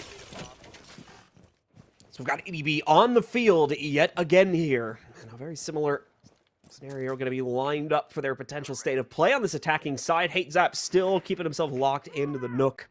We're going to try and sneak around the lower floors of this building to get the better of Furious Gaming extended play. And they're going to find plenty of intel to act upon that as well, such as this castle roaming around. Probably have a good idea of the player in study. And of course, downstairs here, HateZap's own drone has isolated out one of our defenders also. So lots of ways for EDB to approach things in the opening minute or so of play, but they'll need to be cautious, of course, as Furious Gaming have a whole lot of real estate to rotate around themselves. Wets, as you can see, already moving himself into the living room, I think, after being spotted out close to Art Studio. So keeping the options open here, meaning that EDB are going to have to constantly re-drone these things in order to be able to find any real success from their drone clear. There we go, though. Starts out well for them as a well-placed nade. Looks like it's going to be able to down Dirty. No full confirmation yet, so there is a chance, seeing as he's upstairs, that he gets retrieved, but looks like Florio wants to try and make sure that that is either not going to be possible or potentially try to bait that now downed corpse into a second kill. However, realizes that the members of Furious Gaming are also keeping a close watch of this. They're not going to fall victim to a preset angle here, for at least from Florio. The initial kill going the way of Cons, the AK-12, making good on this opener. Dirty obviously bleeding out as well, so effectively a 5 versus 3 at the current moment, more than likely going to clean him up momentarily as Cons will switch around as soon as he clears out bench. It's going to be the freebie there for him, and now with the clearing of the bottom of red stairs, Florio will actually go down to a nitro cell, more than likely awaiting the adrenal surge that'll pick him back up. Vita King with one of his own onto Wets, and Furious Gaming can't hold a candle to EDB at the current moment. All of these offensive takes have been quite robust in what they've been allowed to accomplish so far. 8 now looking for a bigger play here over towards Master, but finally FG have something going for them, but it's too little too late. Hashi season with the closeout here, and an easy round yet again for the offense. 3-0 here quickly on this side. EDB making their impact known right from the beginning of this game and not wasting any time and trying to lock it down as well. Beautifully followed through every single occurrence. And for Furious Gaming here, fortunately slumping it in terms of the early round play, just not able to make anything stick. Constantly losing these opening battles to give EDB such an easy time in trying to close out the rest of the round. Time continues to tick down here as we get past our pick phase and into the round once again to see if EDB can repeat their success once more. And as you'll notice, once again, not really going to be a huge amount of change-ups for them. Not that they really need to bring many to the table.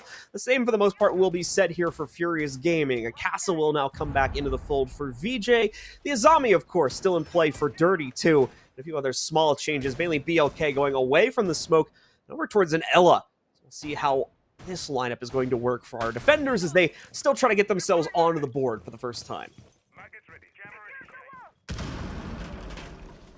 Should be a pretty fun one here, is still be sticking to a lot of what we've been seeing across the board. The Ella obviously a little new. They'll be dropping the smoke for that, but that's fair enough. I mean, smoke has quite a bit of uses, but quite the play there. I think that's what we were trying to see yesterday when they attempted that, as it'll actually end up making it to where that barrier or that window is completely walled off. They'll have to try and either punch that out or provide some explosive utility to get rid of that Kiba barricade. And again, we're starting to see kind of a shift in the meta here for the defensive end of the way that you can potentially hold things around the map because of these Kiba barricades. The possibilities seemingly endless, especially with Castle and the way that you can kind of use those two in synergy. Especially when you start bringing in some of the denial operators as well, at least for the throwable sake, such as Wumai. So we'll see if Paquito and the rest of them can potentially keep things going here. as Khan's rest of the unit will begin setting things up here for the master take. LBDB ready to strike true, and they've got insertion from down below ready to be deployed as well, with Hate Zap in position. So it can be said here. Player in kitchen as Wets tries to pull off a flank, but yeah, has already been read into, man. Just has to dash away from this. Notices the drone that had spotted him out, and even as he attempts to go to the basement, Hate Zap has already beat him there through the red stairs rotate and is going to be able to take him down. First kill again goes over to EDB as they are giving a dominant showing right now. Hate Zap as well getting a nice spot of one of those Geschmats, not going to fall victim to it as he's a little too far away to trigger it here. So nice catch from him. Prevent a potential bad turn of events. He tried to push directly up the stairs, not noticing that. EDB is still with a little under half the round to go, and now that they've secured the opening kill advantage, they're probably going to make sure they get themselves a clean transition up into the second floor here, and unfortunately, that won't necessarily happen. Florio is going to be down, but he will be retrieved via an adrenal surge, and on top of that, Khans was able to, I think, trade out the damage against Florio and knock another member of the Furious Gaming roster too.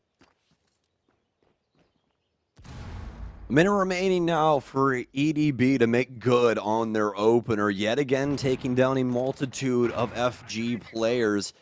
But the problem now, presented in front of the defense, have to find a way to try and get some frags of their own and try and equalize here. Otherwise, it's going to be a huge problem going into these last moments. With 37 seconds remaining, there's not very moments to still have. Hate Zap will start working his way up red stairs, knows one's more than likely in the area, and once again, the Hell Presence sensor works so very well in a situation like this. A flawless almost, but Keto has something to say about this. He'll swing for one, but immediately be taken down from the knock inside of Statuary. Clean rounds here from EDB, putting FG in their place.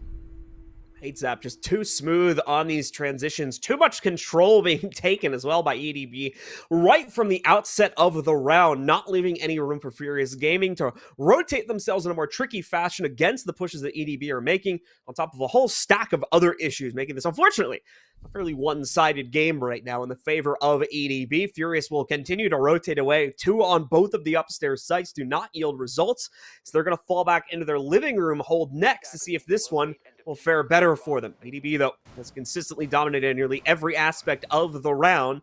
Furious Gaming have barely been able to refrag in quite a few of these situations. As you can see, only 8 kills over the 4 rounds that have been completed. So they're in a very, very tough spot right now of trying to make the appropriate amount of impact to finally get themselves on the board.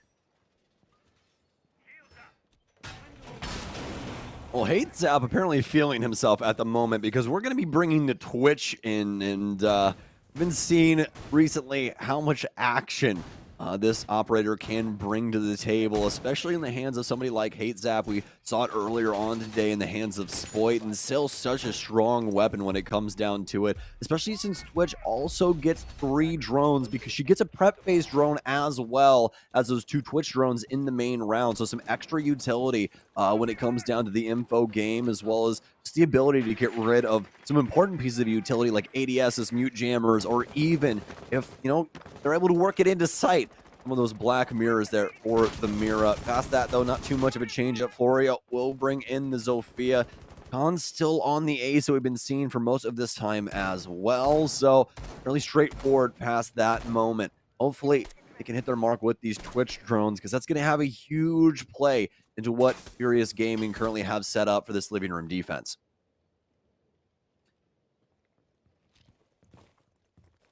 EDB still in charge here, but a bit of a slower roll-up this time on the 5th round. So they are taking a good amount of control, specifically upstairs, away from Furious Gaming, but they still need to clear out the bunker inside of Gun Vault. Pretty unsecured, considering that the walls leading directly in from the hallway are going to be left soft, so fairly easy option there for EDB to open up a path forward, but they'll need to want to do that, as currently it is just Florio on his lonesome here. He's a bit more focused on the drone play. To isolate out the position of that player first. They want to see if they can do this a bit more sneakily, but no, the drone is going to be spotted out, so they will lose control over that, and the player inside of Gun Vault will remain somewhat obscured here, as Furious Gaming continue to run the clock down with relatively passive play. I say that, but Dirty here, lining himself up. He's shown up just a little bit too late for this, and more unfortunately than that, Hashi has not only taken down one of his teammates, but as we've seen here from Hate Zap, he's hit a solid winger on the entry for himself as well to get another opener going, and Florio also strikes true to find BLK. Once again, it's all in EDB's favor here to start the round off. It's a triple play, practically a grand slam here in round 5, as they've already picked off most of the FG defensive squad, and now Cheeto has to go on a long rotation all the way over to Astronomy, try and assist Wets, who's on site right now. Pachito will be able to at least hit the flank and come back down to try and help out his teammate. A potential push in through Ivy as well. So many different entry points to manage on a site like this, including the bathroom. Wow, what a ranged engagement out of the shotgun, but Khan's starting to lay down the plan as well. Shotgun, good for 2 now. Pachito proving what FG's capable of. Wets able to at least shut down the planner. It's all down to Khans with the AK-12. Able to at least get 1 for himself. Oh my, what a move to the hallway. Able to rip the head off of the other player on the defense.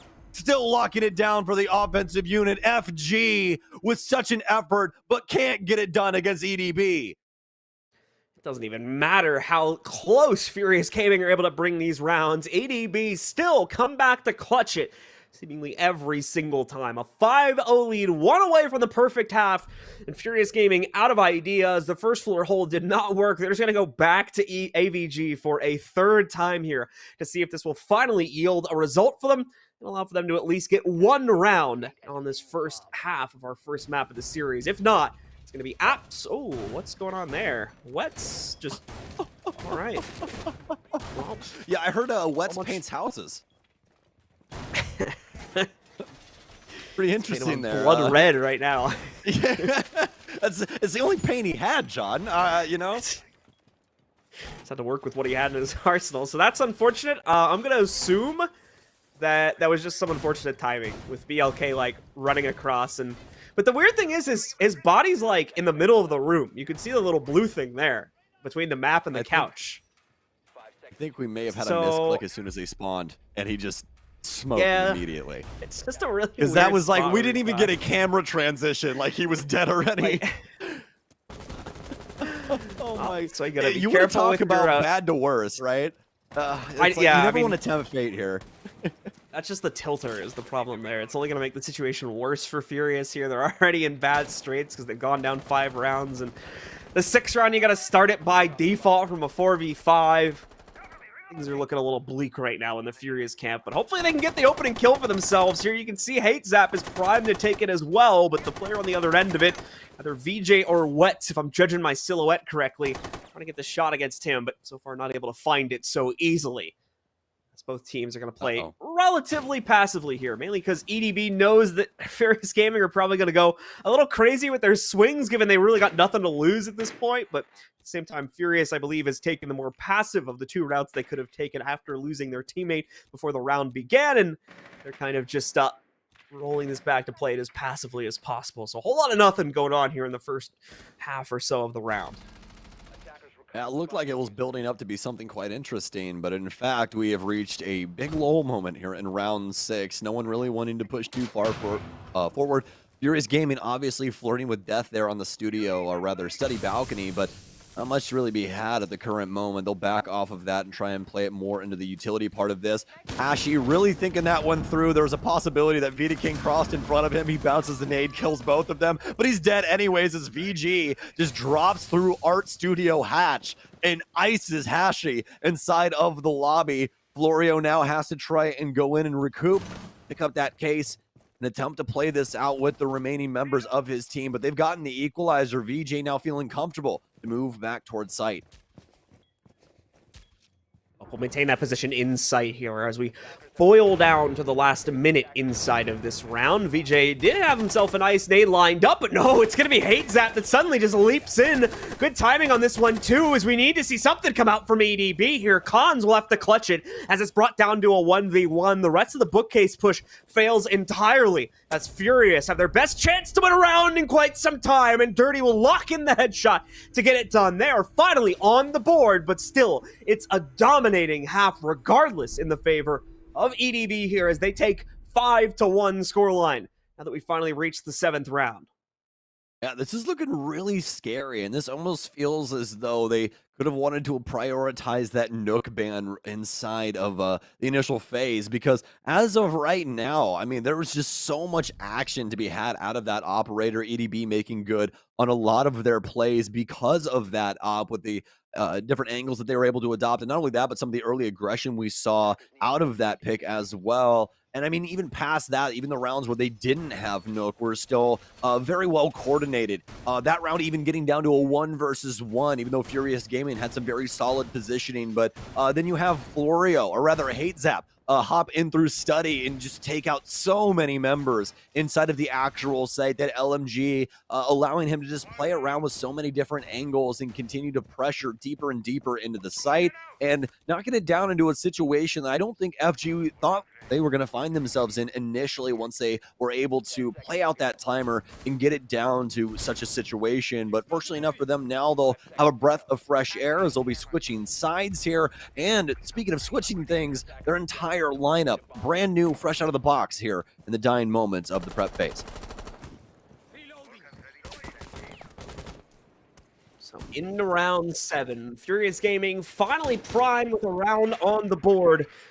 The obviously very unfortunate circumstances that befell them at the beginning of that last round as well. It's impressive that they were able to spin it back on its heels and win that. Now, BB is going to look for the shutdown on the defensive end, where he generally will have the advantage on this map here. We'll see quick usage of the Flores drones to be able to open up a path forward through main stairs and knock out any utility that might have been sitting nearby, but much more work needs to be done. It seems like the confidence is there, however, for Furious to try and push in past the study breach, but the problem is Florio also ready to fend some of that off. The ace is going to go down first. That is the hard breach this team had as well. Don't necessarily require it to get yourself in, especially with the half walls only being reinforced at the moment for EDB, but still would have been a nice touch to be able to open up a few additional angles like the inside of Gun Vault here. So time continuing to tick down. Regardless, Furious will look for ways to correct, and a mistake will be made. Dirty, assuming that that top-down angle would have been clear, is unfortunately going to lead him to his death as Florio is able to secure a second kill just on this round. Some incredible game sense for him there as well, playing off of that drone, knowing that if he shoots it, they'll know that he's managing the angle. So he just waits it out instead. And Dirty, I'm going to bear there inside of the art studio door. He'll go down, and now Florio with the potential for yet another here, but the canister will go off. Almost self-immolation there if he would have still been on the angle. Wet still will take down Vita King. And Furious Gaming starting to pull this back for their offensive side, but I've spoken too soon. Hate Zap, he's hit his mark for the round. That'll be his 10th kill as he's quickly putting Furious Gaming in the grave. Furious running out of options and quickly running out of time too. Down to the final minute. As Wets has himself ready to fend off anyone that might peek towards Gun Vault, but no, his loss his only other teammate here. He has no choice but to brute force it as far as he can in the map here. Does manage to make his insertion to the top of main stairs, but now he's not getting out because they've locked him in with the kunai here. The possibility he gets shot out, so he might have a chance to rotate there in a second, as it was a little bit of a troll at the end of the day here, as we're seeing even some of the members of EDB try to move in and take down Wets from that very same position. And there we go. Just block him out from the other end of it as well. They're just trying to waste his remaining time. And although he gets that first kill, 3 more still sit before him here. 1 kill for every 10 seconds left in this round. Such a tough task put before Wets, and more than likely not going to be able to bring it to bear here, which would secure the second to last round of the map for EDB. He's hoping again for a peek to come out before he makes his final commitment, probably right around the 10-second mark, but it's not happening, so he's got to work his way in. Some good damage onto Hashi there. Again, Hashi's not going to give up the ghost entirely, as Hate Zap needs to be primed for the kill, and he'll finally get it. Jumping down from the top of the bar and securing the round for EDB, leaving them only 1 more away from locking in this map. This has just been utter EDB dominance. Furious Gaming, they really can't get anything done when it comes to taking control of the site. This defensive setup too strong, and especially with the initial picks, they no longer have the gun power in order to really work the site how they want to. So EDB with the early aggression able to take them down.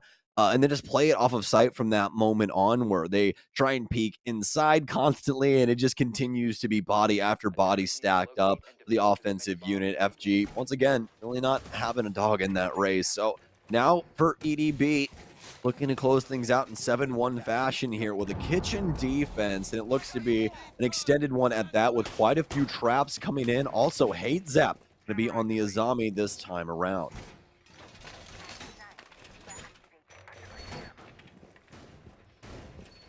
Furious Gaming bringing everything they can to bear here, which is going to include a few change-ups in the operator department from the looks of things. Nothing earth-shattering, just mainly in terms of how they're going to try and attempt soft breach here, and VJ could add a new wrinkle into the team's overall execute strategy too, by bringing that same nook that we were seeing Hate Zap use quite prominently for the earlier portion of the opening half. Here we go with Furious now spawned out and locked into those changes. Let's see if it'll be enough to breach past the the other second floor setup, I should say, from EDB over in Trophy and Statuary. Looking quite bleak right now for FG, John. Kitchen, It's not going too well, but hopefully there's something in the tank still left. They might be looking on to what could potentially be going on the next map, but I mean, there's still quite a bit of game to be played here if they're down for it. Flores, though, or rather Florio, will have the pulse sensor out here. Trying to see what information he can gather around the dining area current moment. He's going to be playing this out for the balcony. This will usually be able to indicate if somebody's playing the angle for your pantry, or they're going to try and move around towards laundry and start trying to work that area. So always a great pick here on Villa, being able to keep track of what's going around and assisting getting some kills as well. Going to have some Soma charges down inside of pantry, but they already killed the cross angle here. That's where that kill came before from Khan. Somebody trying to hold the pantry window, but he's fried him. The case now lays down outside, and that allowed him to get rid of the Selma charge as well. EDB already with a strong opener, and now looking to go even further as VJ gets tagged up, but not seemingly aware of where it came from. Just send some shots back the other way, but don't necessarily know where those bullets came from myself. They kind of just came out of the ether. Tagged him up there.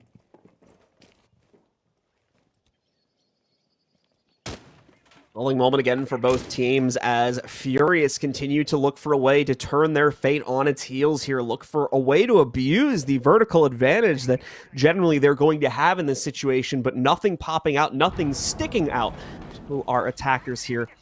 As Florio continues to wait for his chance to really chuck out a nitro here. He's already made the comms, and Cons is going to be able to land one onto Wets there, but he has one in pocket too. May not even need it though. Cons picking up one more before he's finally traded out by BLK. Furious just decided to go for it here as they jump over the center red hallway, and unfortunately are smited for attempting it. Vitaking gets the last kill, and that's going to be a 7-1 map score here, going into the favor of EDB. Every statistical thing that you could potentially care about inside of Siege goes the way of EDB there. I mean, the openers as well as the mid-round adjustments, constantly able to catch their opponents off guard and make some very, very vicious plays. But that's going to do it here for Map 1, folks. Map 2 just around the corner. We'll be back after this short break.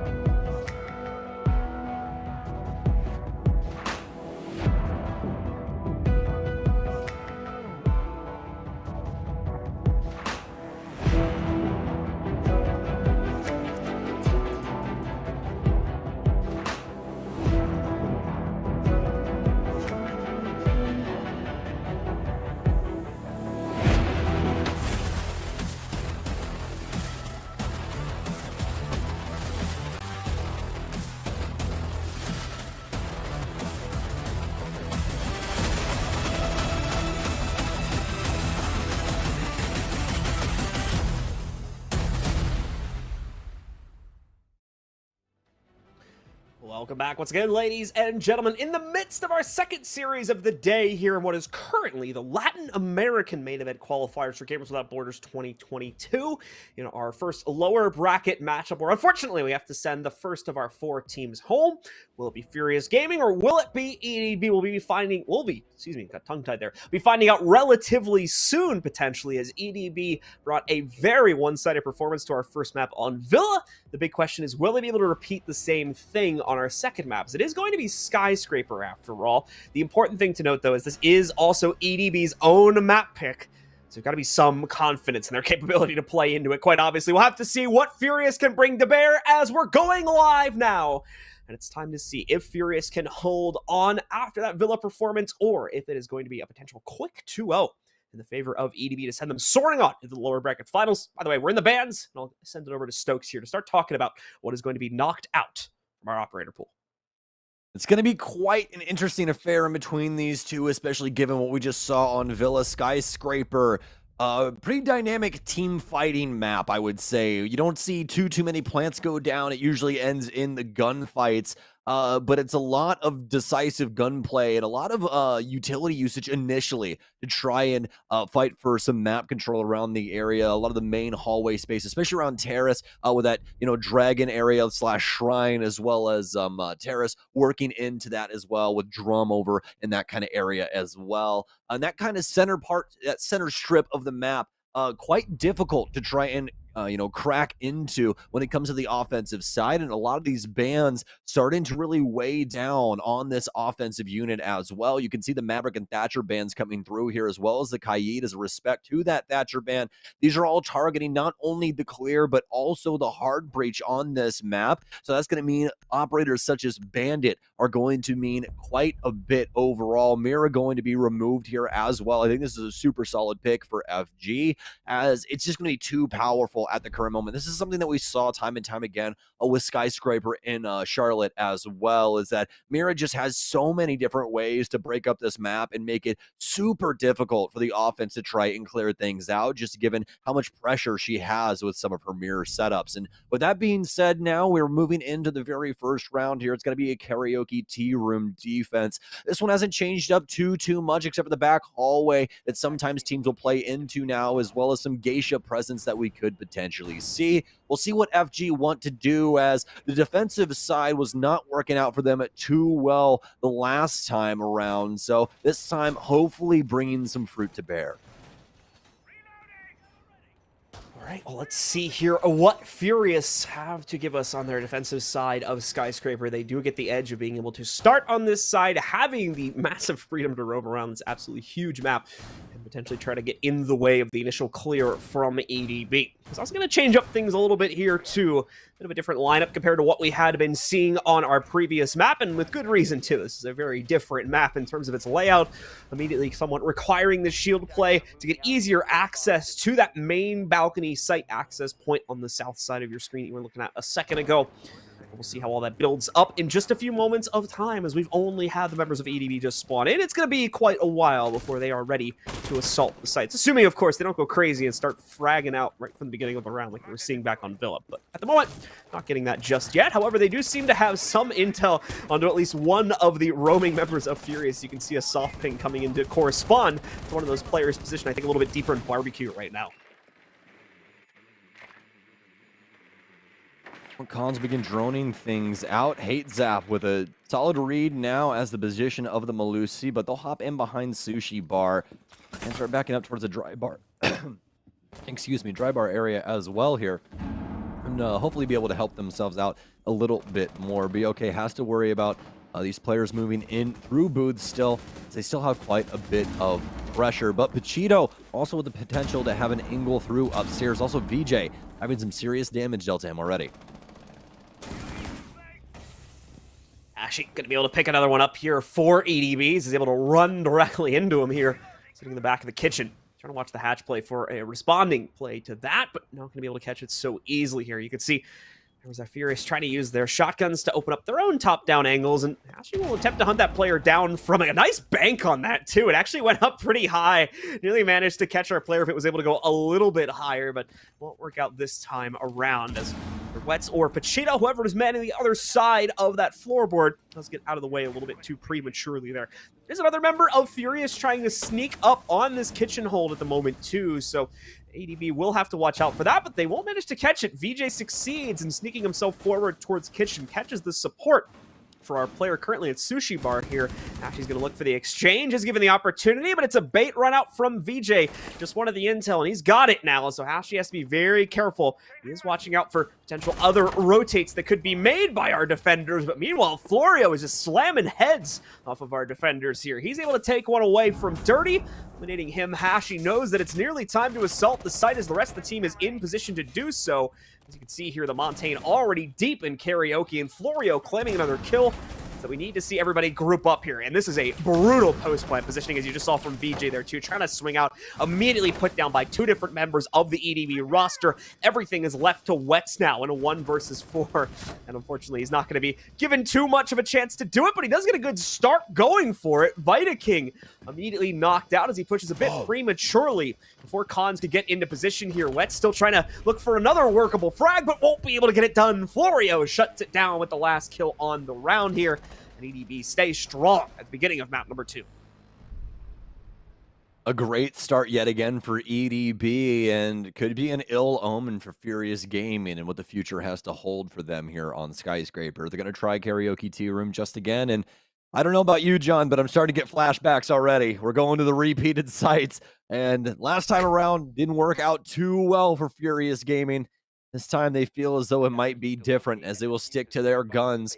Not too big of a change up in what they're bringing to offer here either for their defensive setup. Just some things to attempt to slow down this offense a little bit more. Gonna be bringing the Wamai and Jaeger here, trying to catch a few more of these nades and things along those lines from the EDB lineup. And speaking of nades, we'll make more of a lateral move here, at least for the nade's sake when it comes to the Nook, but obviously quite the different play style along with that. EDB also feeling as though this shield play was very successful last round, and I would completely have to agree. The Osa as well as the Monty getting so much space there in order to get that karaoke plant down, as well as just Cons having that shield on his back, making it pretty safe for him to plant in a corner like that. Kind of a makeshift Osa shield setup. But obviously you can shoot him in the feet if you can get the proper angle there on something like that. But with the way the EDB had that set up with those Osa shields previously, it just made it way too difficult to try and cross what felt like a country mile, but was only really a 6-foot gap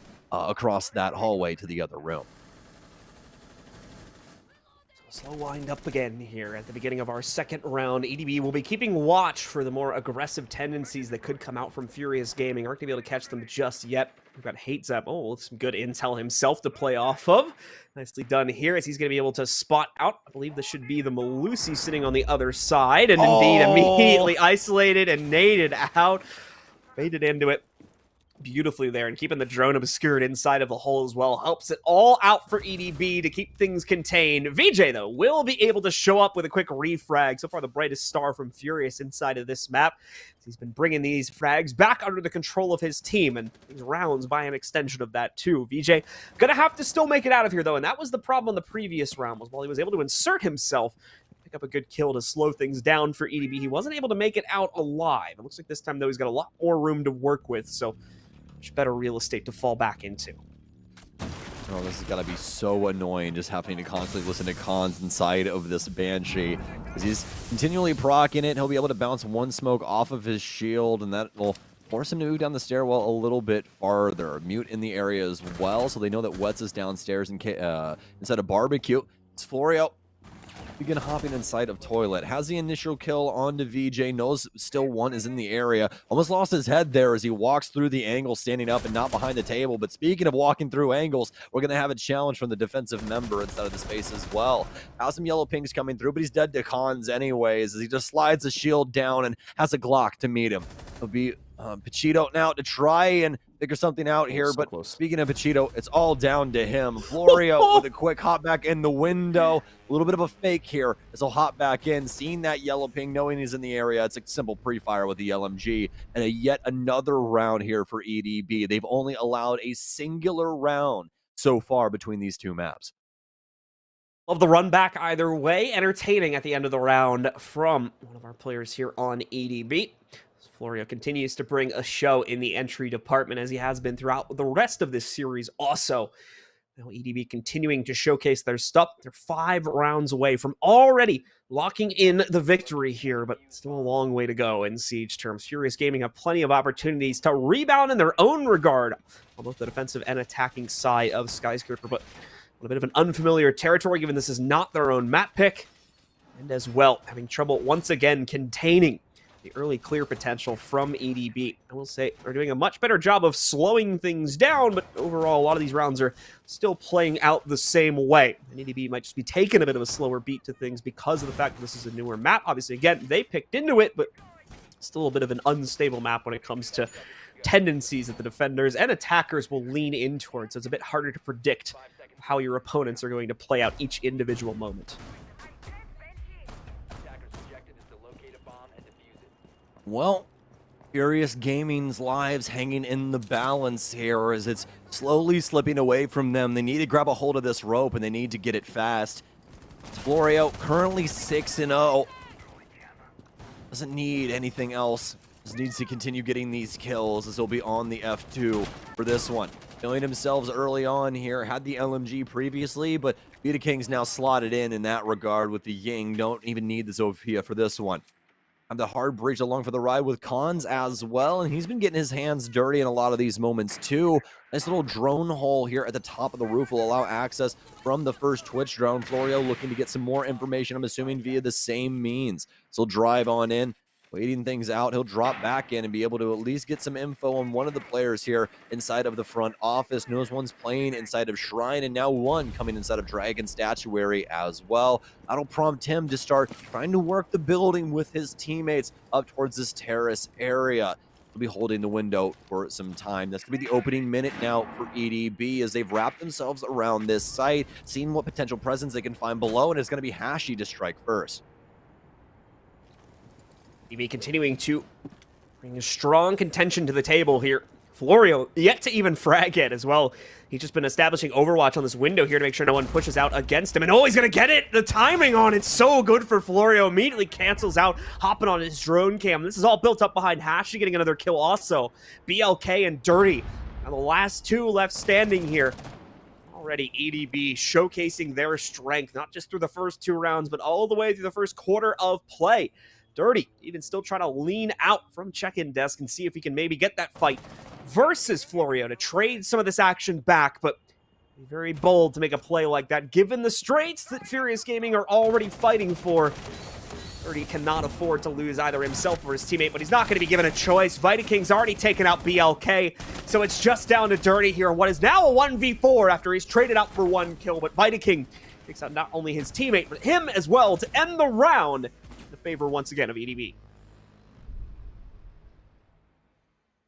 I mean, this is just clinical so far from EDB. Everything that they do, everything that they touch seems to turn to gold, as it has been a showcase of Siege up against Furious Gaming so far. And this team, not a slouch team either. I mean, they had quite the showing yesterday up against MIBR. Granted, it was a 2-0, but there was a lot of close rounds there in between the two before MIBR took control. But that's to be expected out of a professional grade roster. As for EDB, this is utter dominance at the current moment. I mean, there's only one player across the entire board that happens to have 2 deaths, and it's Hate Zap. And he hasn't been needed at all because Florio and Hashi have picked up the mantle when it comes to the frag department. Hate Zap needed on the first map, not so much here on Skyscraper, and I'm quite scared for when he begins to start hitting his mark as well.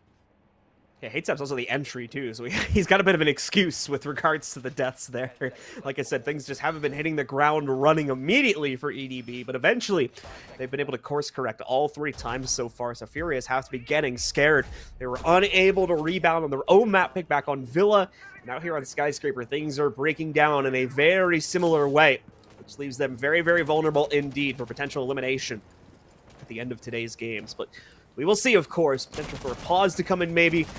Some recentering of this team's strategy could make up the difference and allow them to push into a third map and keep this series going all the way. But at the moment, EDB still focused entirely on the intel game here.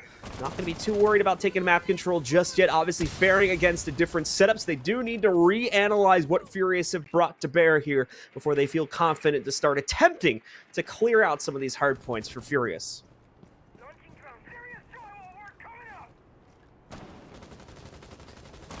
ADB taking their time with this opening minute. Don't want to try and give Furious Gaming a pick just yet because they are getting awfully aggressive. That's VJ on the swing initially. They'll back off. Also softball here as well. Luckily enough, Florio not going to send any shots through it. A discovery here from Hashi, but a dead Hashi will be delivered here from BLK as he swings in from the master room and is able to take him down. Has a goo mine under the closet window as well. So we'll have some information on that as Furious Gaming or at least able to get this initial agreement dealt with and end up on top of this situation, knocking out one of the more important operators inside of the lineup. Halfway through this round now, EDB struggling at the current moment, but they've discovered something of their own as BOK just back into an angle they had no idea was there. Khan's able to take him down, a forward position there from the thermite, but it's going to pay off.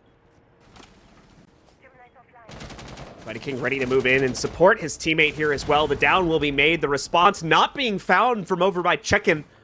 Mighty King still with the cutoff against that player as well. In the event, they try to move in and stop the planter from succeeding. Khans did look like he made it out of that bad potential patch he had put himself into. Still have to wait for the rest of the team to get in position. Ready to move forward here. They're a little bit timid about it now. Florio, though, eventually finds his own confidence. He's going to be able to try and hop in from Terrace. He'll take control from there. BJ starts to fire back, but again, it's all too little here on the trades that we're seeing from the defensive side. One, maybe two separate kills. Nothing big chaining itself together to make up serious differences for the Furious roster. So once again, it's a very similar situation here for Wet. Stuck in a corner. No real map real estate to try and play off of and rotate around to get himself into a better position here.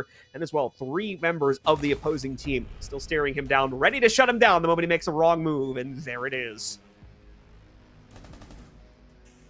An ill-advised peek, but I mean, what else is he going to do in that situation? EDB locking it down yet again, and they secure their advantage, at least for this half, but I feel like it's going to go further. There hasn't been a single round where Furious Gaming has looked like they've been able to fight back. I mean, you get the initial trades, but then EDB start to gather map control, and that's really where the rubber hits the road for the offense. They simply bowl over a lot of Furious Gaming setups around the outside of the site, and that usually gives them, 2 to 3 kills, and then you just have the quick site push and somebody grabbing an off angle or something like the breach that has been open for quite some time. That's why Collins was on such a forward position down low. They'd already gotten the wall upstairs, and they rotate back to that later on. That's why you really want to get those walls open early, allow the defense to kind of feel comfortable with that angle being there, and then all of a sudden someone's managing it again, and they'd walk across the rotate and die. And that's really all you need in a situation like that. They knock it down to where the site is completely open to EDB. The last remaining Furious members are all off-site or close to site. And with EDB having such a man advantage, they can simply fight them. There's really nothing more to it. Furious Gaming have to win out so many different engagements. I mean, you could just see what Wets was having to try and do just to try and fight 3 people from just the position that he was in that last little bit of that round. So many different angles he has to worry about all at once, and it's just way too problematic for someone in a situation like that. So EDB continue to exercise their own will all across the map. That is, of course, so BLK decides to go for a hop out, catching Hashi and eliminating the Finka just 20 seconds into the round. That's a big pick to be found by BLK there. Maybe the one that can finally make up the difference for this team here. Keep in mind, only a single round won so far. I believe what would be 12 that have been played out between the two maps. So there is still a lot of makeup room to do, but this is a good start of it here with BLK hopping out, getting some successful pick, and a second one will be found by him also against Vita King. And finally, Furious Gaming. A little light at the end of the tunnel here. Nitro Cell out. Oh, and a big pickup, but no, it's for guns instead. That lines up so perfectly. That EDB, in fact, almost having a ghost nitro cell of their own, but in fact, it's the rifle that takes somebody down. That nitro not grabbing anything at all. It'll be the MP7 instead. DX can also go off on top of the single panel. Florio not able to do too much right now. This is going to be the first time that EDB had a problematic round in quite some time. It was all the way back on Villa when they lost their previous one, and that was quite early on inside of Villa as well. But still plenty of time for them to try and figure this out. And plenty of drone economy as well to manage this. On's currently on a 5-0 88. That's Florio at max HP as well as he creeps down the house stairs. Potential here, and he'll find the first kill. This is a big play here. I mean, another player locked down inside the kitchen. Oh, Florio, he's going to miss the mark. So very important to be able to hit those shots, but that reaction time would have been almost godly if he was able to secure that. Now with a minute remaining, a new angle adopted here from Florio. Oh, they're playing back and forth. You can see the other man on the other side. Florio so very close. And this timer continuing to dwindle. You can see how the EDB want to try and play this down to the wire, though. They're looking for this next frag as they continue to blow up this floor with the Rotero drones. Khan's now with an option to take this player out, but he's lost the plot, unfortunately. Fallen back and away from this position here. They will have to drop in to make their next move, more than likely. And as you can see, that's where Furious is ready for the challenge. A third player also kept in reserve, a little bit further rotated away from this. Flash dump is in to mask the drop. Doesn't work out, though. Florio is immediately read into, and Khan's unfortunately losing the plot here. Not going to be able to find the immediate refrag position to it either. Wets, we've got to take down both players after they commit to the drop.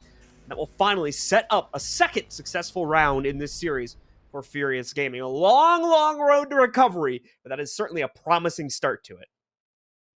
They have at least made it to where EDB cannot guarantee match in map point and overtime. That's the big thing. So Furious Gaming at least having some room to make some mistakes here going on later, even if we do end up making it to the half at a 5-1 deficit.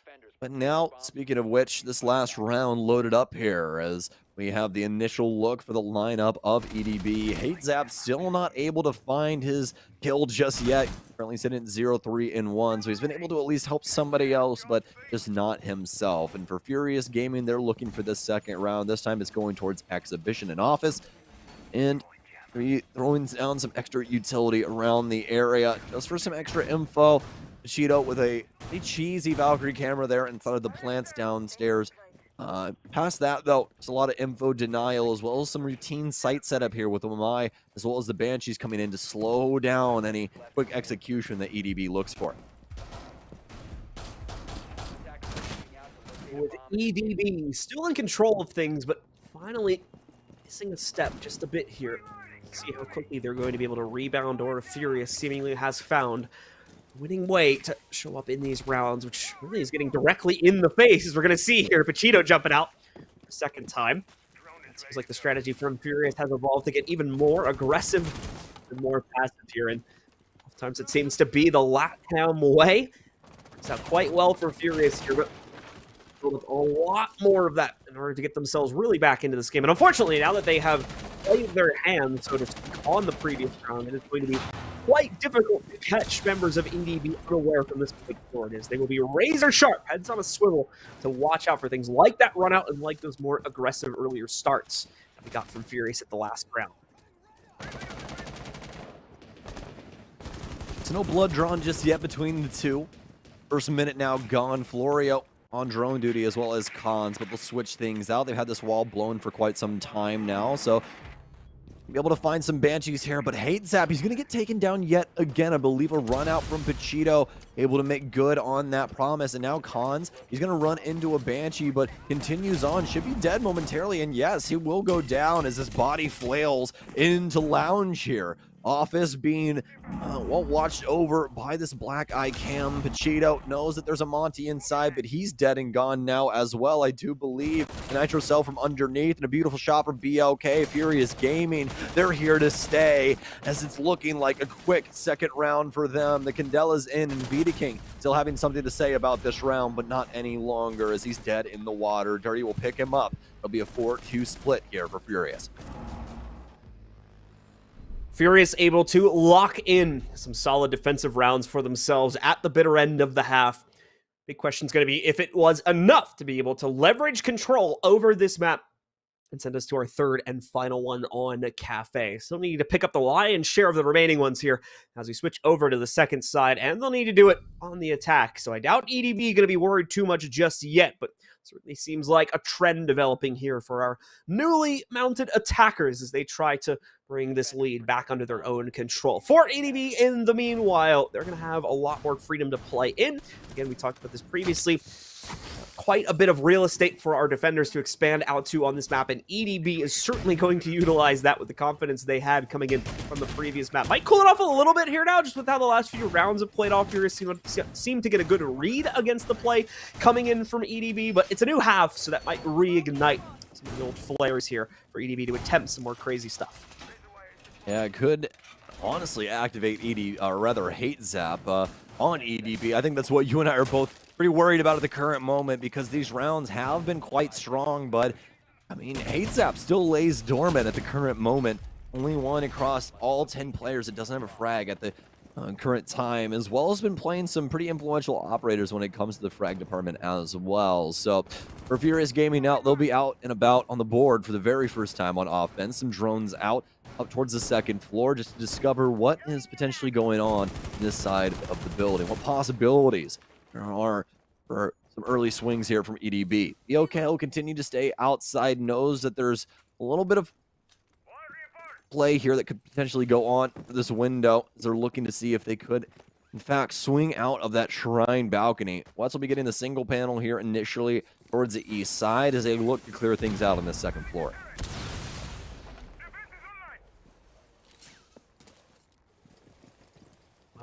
No success so far from Furious and their ability to try and get themselves centered, ready to move throughout the rest of Skyscraper here. Cheetah will be the first to work himself in. We'll be able to find a position to play off of, but that's only an inkling here, and you'll notice that EDB are nowhere near that side of the building. He's going to be denying drone presence from the most extreme angle he possibly can, having the kunai deployed here to support him a little bit as well. More than likely, Furious are going to be trying to lean into these positions relatively soon, and we need to make sure he can stay strong on the inside of them. We'll lose the cover from behind, however, and that's going to be problematic. Thankfully, still has the clean rotate out through drum here, but it's going to be Hate Zap to strike first. You were talking about how he might be activated, and you might be right about that. Chico's going to be found early on here, but Florio will be traded out inside of Geisha with a well-placed aid that comes from Dirty. Another player, though, moving in from the defense. Vitaking going to try to take up Florio's old position and try to deny the entirety of Geisha from being lost.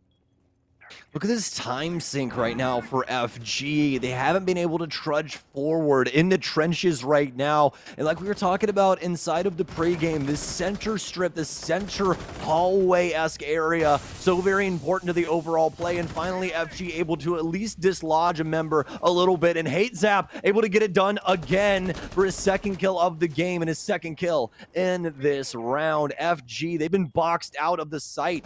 As this timer continues to tick away, they need something here, and Hate Zap for 3 as he takes down VJ. Dirty, the only one that has any info game left. What's so much damage dealt to him now. Hate Zap looking for more over here on the shrine side, but no one doubling back just yet. It's all dedication towards the Geisha area. Dirty trying to move his way forward, pre-firing so many separate angles, trying to work his way into karaoke, but he's gonna get, oh no, he wins it instead. Gets the ARX corrected and takes down Vita King. Now Hate Zap with a new angle and a new kill. A quad for him. It's down to Wets. King Khan's try and come to the rescue, though, before Wets is able to get this down. He will, and EDB seal the deal off the back of Hate Zap. Hate Zap, you gotta give respect to the man here. Absolutely phenomenal performance. That last kill we saw from him as well to line up the quad was something else. Thought for sure it was gonna lead to the death of him there. He was walking directly into the setup from Furious. Only a head popping out from that player, but regardless, he's able to basically pre-fire that player the moment he spots him, shutting down most of the hopes for Furious to win that round as well, and reigniting the lead here for EDB, now at 5-2. Only 2 more rounds needed, and the series is theirs.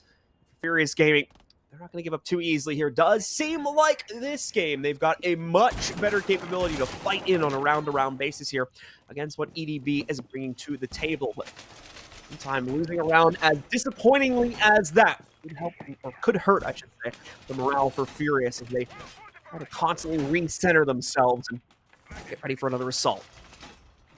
You know, the more and more that we watch Skyscraper, I've noticed that if teams do not have control of that center area of the map, by like around like 1:30, that the rounds tend to go so haywire for the offense. Just so many different things they have to try and accomplish all in such a low amount of time. And I mean, really, the big thing is that once you take control of that area, you don't actually have the site. You have the room outside of the site. So there's still so much to do that's actually on the site. And the big problem is there's not very much staging ground around that area. You have Tea Room, which is one of the sites, Karaoke, which is another one of the sites, the top of Black Stairs, and Geisha, which is also a defensive standpoint pretty commonly for these defensive setups. So it's really difficult for these offensive units to try and gather control once they work their way into that center area, unless they're able to get this time in their favor. So we'll see if FG can potentially get it done this time around, but luckily enough, it's going to be a switching of sides, as they'll have pretty easy access due to the balcony here and this wall that the exothermic charge will more than likely be going off on momentarily.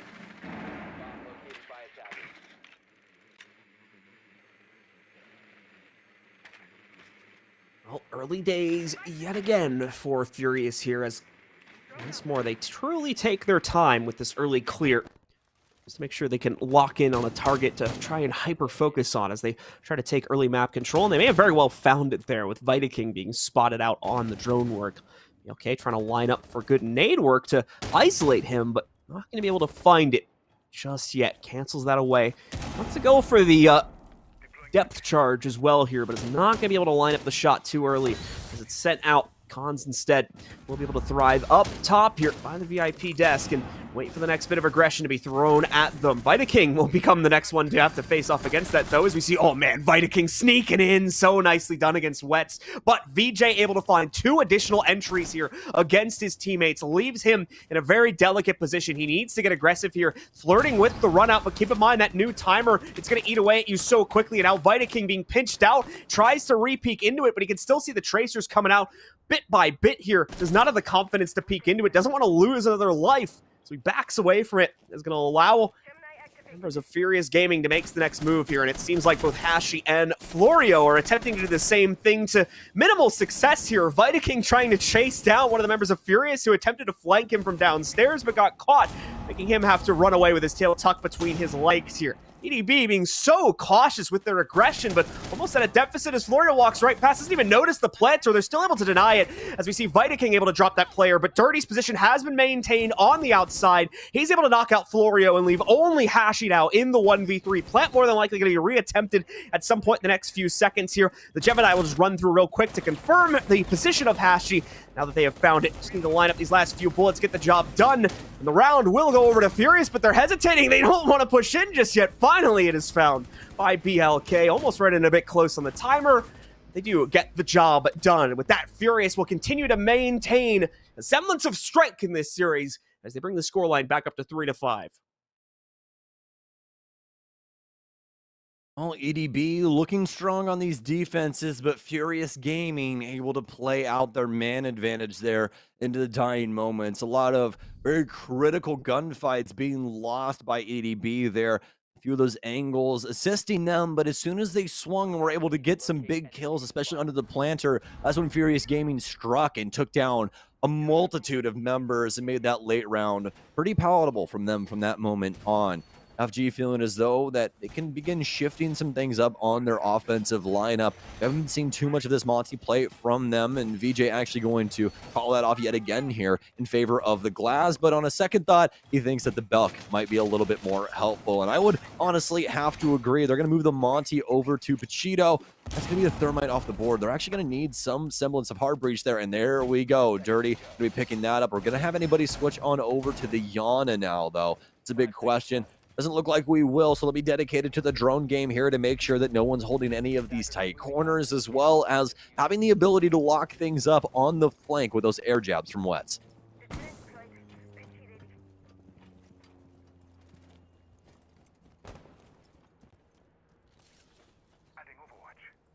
Furious advance themselves onto the balconies of our skyscraper yet again.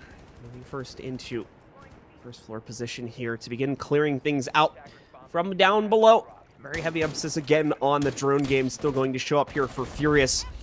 As they are having quite a bit of a problem locking down the members of EDB, at least in that first minute or two of play. But after they find the confidence, after they find the right path forward and a clean way to avoid or otherwise lock down the roaming members of EDB, things have been going quite well here for Furious, only inside of a mid to late round scenarios where they've had the potential to lose the plot to potentially allow EDB to really take control away from them. So, a bit of a tense one to start it off. VJ, though, snapshotting in against Cons. They're awkwardly going to run into each other, and once again, VJ starts it off well for Furious with his opener here to take out the Frost player.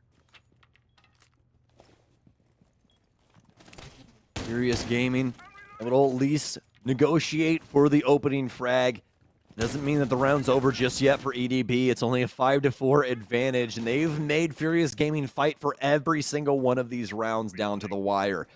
Hate Zap back into play. He's only had one successful round where he was able to muster a quad, and you really only need him to get a little bit more here out of this round for them. That doesn't mean that the rest of EDB can't, but Hate Zap has definitely been a game-changing player throughout this series so far. For Furious Gaming, though, they're going to begin bleeding out a couple of these drones on this basement floor, trying to figure out where some of these players are currently hiding away. Florio will maintain his presence around the lounge area. Hate Zap to cross over. Will be discovered by the Monty as stuns to pour in. All of his moves will now be read out. A big castle barricade here, and I do believe that Cons actually ended up catching that man inside of a frost trap. I don't exactly know what went down there, but either way, that's going to be the case. Abandoned inside a site. Could have been down via the hatch as well, but BOK will fire back onto Hate Zap now as Furious Gaming maintain the man advantage and go one step further with a kill onto Hashi.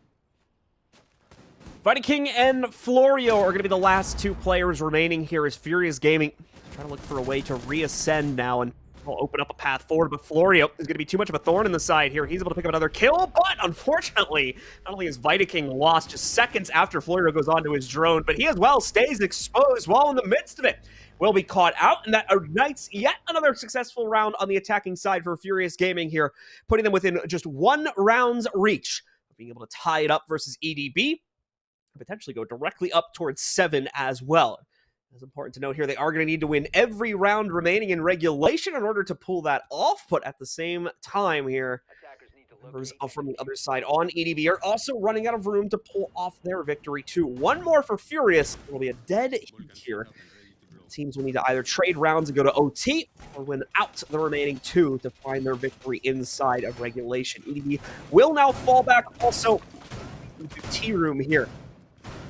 To be generally speaking the safest site for our defenders, but as we've seen at least with Furious Gaming's first half, that has not necessarily been the case. The retries just not working out too well for them when they had to go for it. Yep, and now Furious Gaming within arm's reach of being able to tie this up.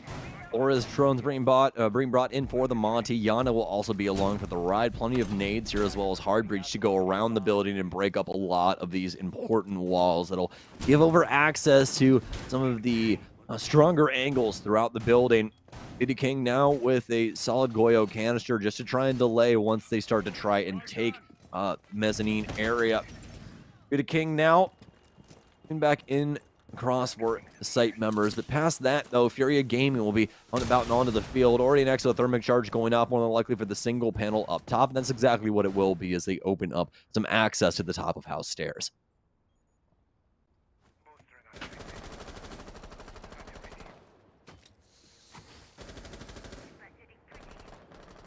Well, Furious Gaming still looking for the proper path forward here as EDB's been able to delay out that first minute, clearing out our meeting room side of the map so far and not being able to find a whole lot there. And the default cam's still up as well. Hashi's going to have a bit of confidence to peek out from these additional barricades thrown in. He's able to light up a pre-fire for himself there too, but just a little bit premature on that. Has to eventually back away from that position and take up the mantle once again behind the Azami barricade, which was also deployed to help out this current position. Pachito is going to swing himself forward, uses the drone here to be able to knock out the shield, and a pre-fire from BLK will lead to the early elimination of Hate Zap. The first to go down this time from EDB. Vitaking is able to trade that back. Furious generally has been good at leashing these together to make sure these types of trades come back into their favor, but this time, at least immediately, there's not going to be a follow-through, and we will be locked in at a 4v4 for the time being. Florio still going to have one of the Kiba barriers inside of his kit. He can apply that as soon as he would like to, but they've already equalized the mana count, and look at this drone economy going into the last minute. No longer having the Yana available either. These two drones worth even more than gold at the current moment. They're worth the entire offensive soul. I mean, they're going to need these things to try and get through the hellscape that EDB has made of this site. With 48 seconds remaining, Furious Gaming have to start trudging along here. Florio to take down Wets. And this is where it could start all falling apart. That's the case down in a pretty precarious position. And it's also going to be known to the defenders as well. Some more Rotero drones to go off from Pachito. And now for VG, some extra damage onto him from the Flames. Now the drone's in, or at least the last drone in. Some more shots onto all of the members all at once, but BLK with a heck of a move. He'll take down two, a triple for him on the round. The LMG so powerful, but finally Florio will be able to respond. With minimal time remaining and yet another kill, it's all down to VJ, who's trying to move his way in from Geisha, but that's going to be the round necessary for EDB to make it onto map and match point. Just way too much going on there, unfortunately, for Furious Gaming, especially with Geisha control never fully maintained by the attackers. They were able to use that to cause a bunch of confusion, and the crossfire is just a little bit too much to deal with. Valiant attempt again from BLK. Very impressive. That double kill we saw him get inside of T-Room. But once more, without any follow-through from the rest of the team, it is not enough. So EDB is going to be able to get themselves up to 6 first, and they will have this round and the following one. 2 opportunities to shut it down and lock in their 7th round to secure map and match point, as Stokes was saying before. They're going to try to do it downstairs, interestingly enough, inside of the bedroom. Barbecue is, for the most part, from what I've seen on Skyscraper, and to be honest with you, I've seen a very limited amount of pro Skyscraper play. This has been the secondary site that you would end up on in terms of the 2 lower floor ones, but still has worked out pretty well from what I've seen so far for the defenders that do feel confident to play enough into it. That might be what EDB is going for here, just a little bit of unfamiliarity on the side of Furious Gaming. If they're not going to have a perfect strategy for how to attack this, that uncertainty could be exactly what EDB needs to push this game over the edge and lock in the W. Yeah, the more and more that we see Skyscraper, you can tell that all of these sites are pretty defendable at the end of the day, especially when it comes to these base floor sites. I don't think that there's too much of a switch up when it comes to the overall playstyle. Like, you're still going to have to hold the upstairs area and worry about some of these hatch drops, as well as worry about some of the more horizontal lines that can come through this map, like the breach when it comes to the bedroom walls, or rather the bathroom walls. But I mean, still driving home that point, Furious more than likely going to be dealing with this top floor hold pretty handedly. Have a lot of LMGs on deck, as well as VG to be able to assist them in clearing out a lot of this area. So it should be quite interesting how they want to try and operate around this space whilst already down 3 drones.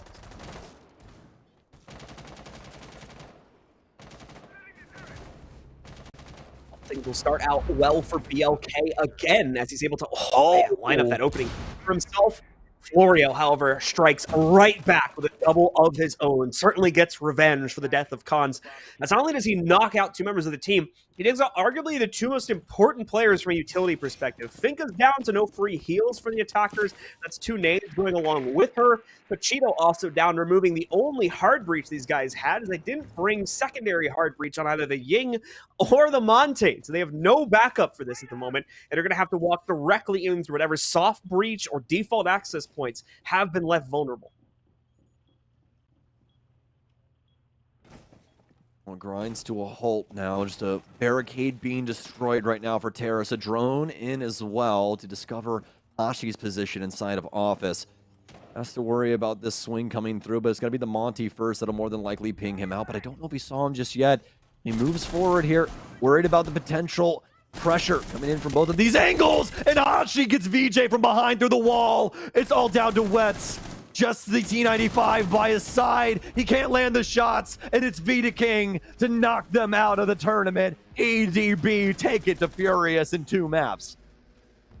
Furious Gaming still bringing an excellent performance to the table here on map number 2, nearly running it back and triggering OT, if not outright stealing this map for themselves, but EDB get themselves back into winning shape, and with some great plays here on the past few rounds, they are able to close it down on our second series of the day, meaning they will be moving forward, and unfortunately for Furious Gaming, they are heading home, or staying home, as this is an online tournament, obviously. That'll do it for this matchup for right now. We have one more coming up a little bit later today, though, folks, so keep it right here, locked on the stream. We're going to go into a bit of an extended break, and when we do come back, we'll have our North American matchup ready to top off the day.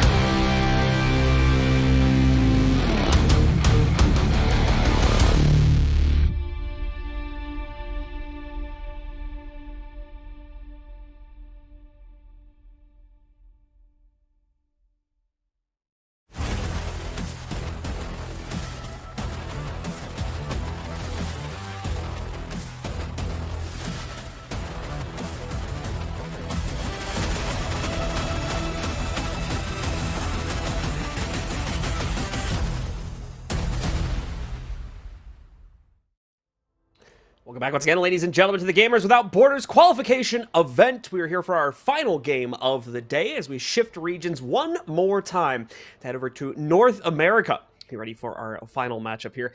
It's going to be Parabellum Esports going up against the Gaming Gladiators. Both of these teams lost their initial match yesterday. Parabellum against Space Station, and as well, the Gaming Gladiators went up against the Leftovers and unfortunately faltered on the third and final map there. So now they face against each other for a potential elimination. One will move on as the winner, and the loser, unfortunately, will be eliminated from the running here in the lower bracket and will also lose their opportunity to go through to the main event. Either way, first map should be getting started in a few moments. We do have the bands available, so I'll run through them real quick for those of you that would like to see it. Once again, just keep in mind this is not the exact order of the bands, just telling you it this way for clarity. Parabellum banned out Bank as well as Clubhouse. Gladiators took their initial bans for Kafe as well as Theme Park. That led us into Parabellum having the initial pick onto Oregon. Gladiators chose to go to Chalet for our second map. Parabellum banned out Skyscraper. The Gladiators banned out Villa. That has left us with Border for the final map. So once again, just for clarity's sake, it is Oregon, Chalet, and Border are the three maps that we ended up on here. So we'll be starting our first map on Oregon in just a minute. As usual, of course, my co-commentator here, who's waiting very patiently for his chance to talk, is Stokes.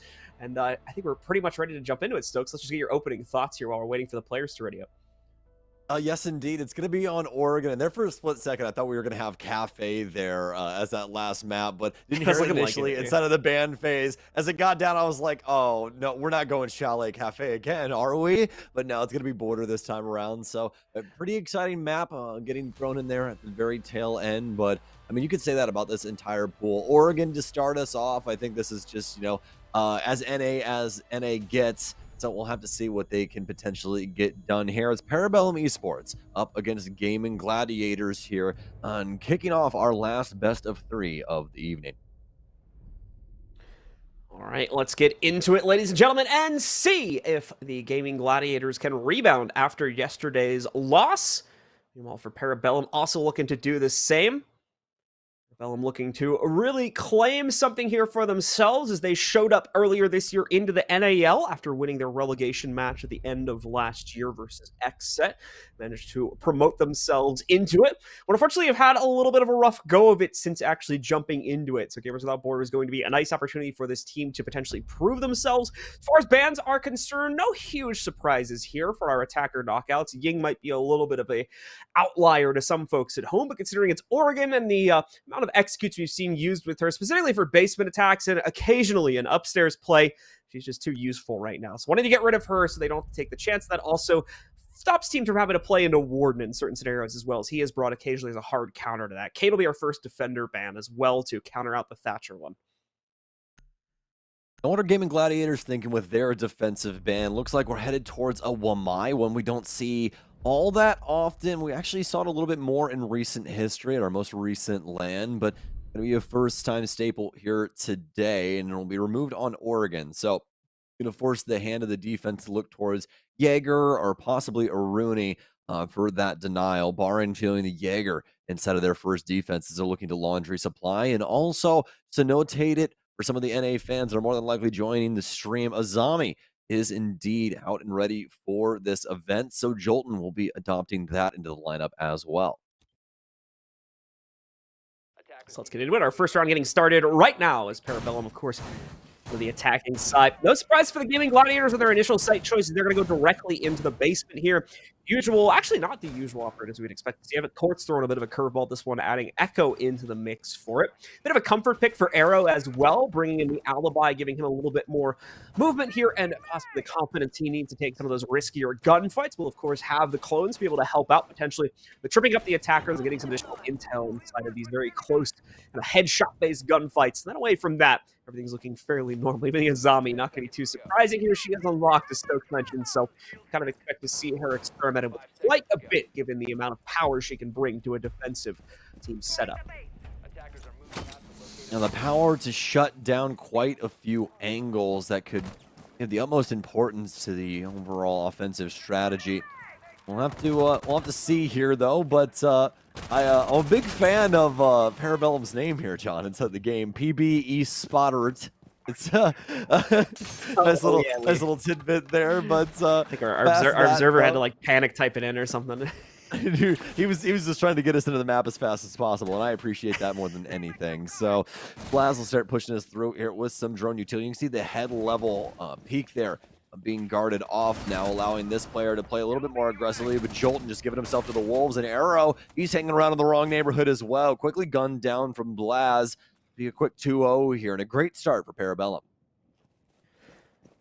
Barring still up, this was the player we looked to pull off a lot of the more suspicious situations here for the Gaming Gladiators in yesterday's games, but more so towards the front of the round was where we saw him come into effect. This time, he's going to get found out quite early on here. His attempt to hold on to the first floor position, the drone spotting him out, but still not completely giving up the position just as of yet here. A drone will work its way past him. Probably shouldn't have been able to outright see his new position here at the bottom of the stairs, but he's having to dance around it here. He's been annoyed by it, and finally the timing just doesn't play out for him. He was wanting to bait this in hopes that he could maybe catch these players unawares, hoping that him staying there wouldn't have been the expected move, but he is finally caught still shooting at the drone when a member of Parabellum is ready to make the move, so he's just not really panning out for Barring there in the long run as he is forced back, but it's a good thing he at least makes it out of there alive.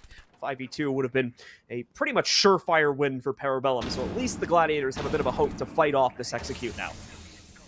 Oh, big problems coming in, though, as Blaz hits the quad kill. It's all down to Rudy, but Penguin already able to claim that as well. Parabellum quick to the trigger here. They're able to quickly dispatch all of the Gaming Gladiators. Started upstairs in security and quickly faltering inside of their actual site setup.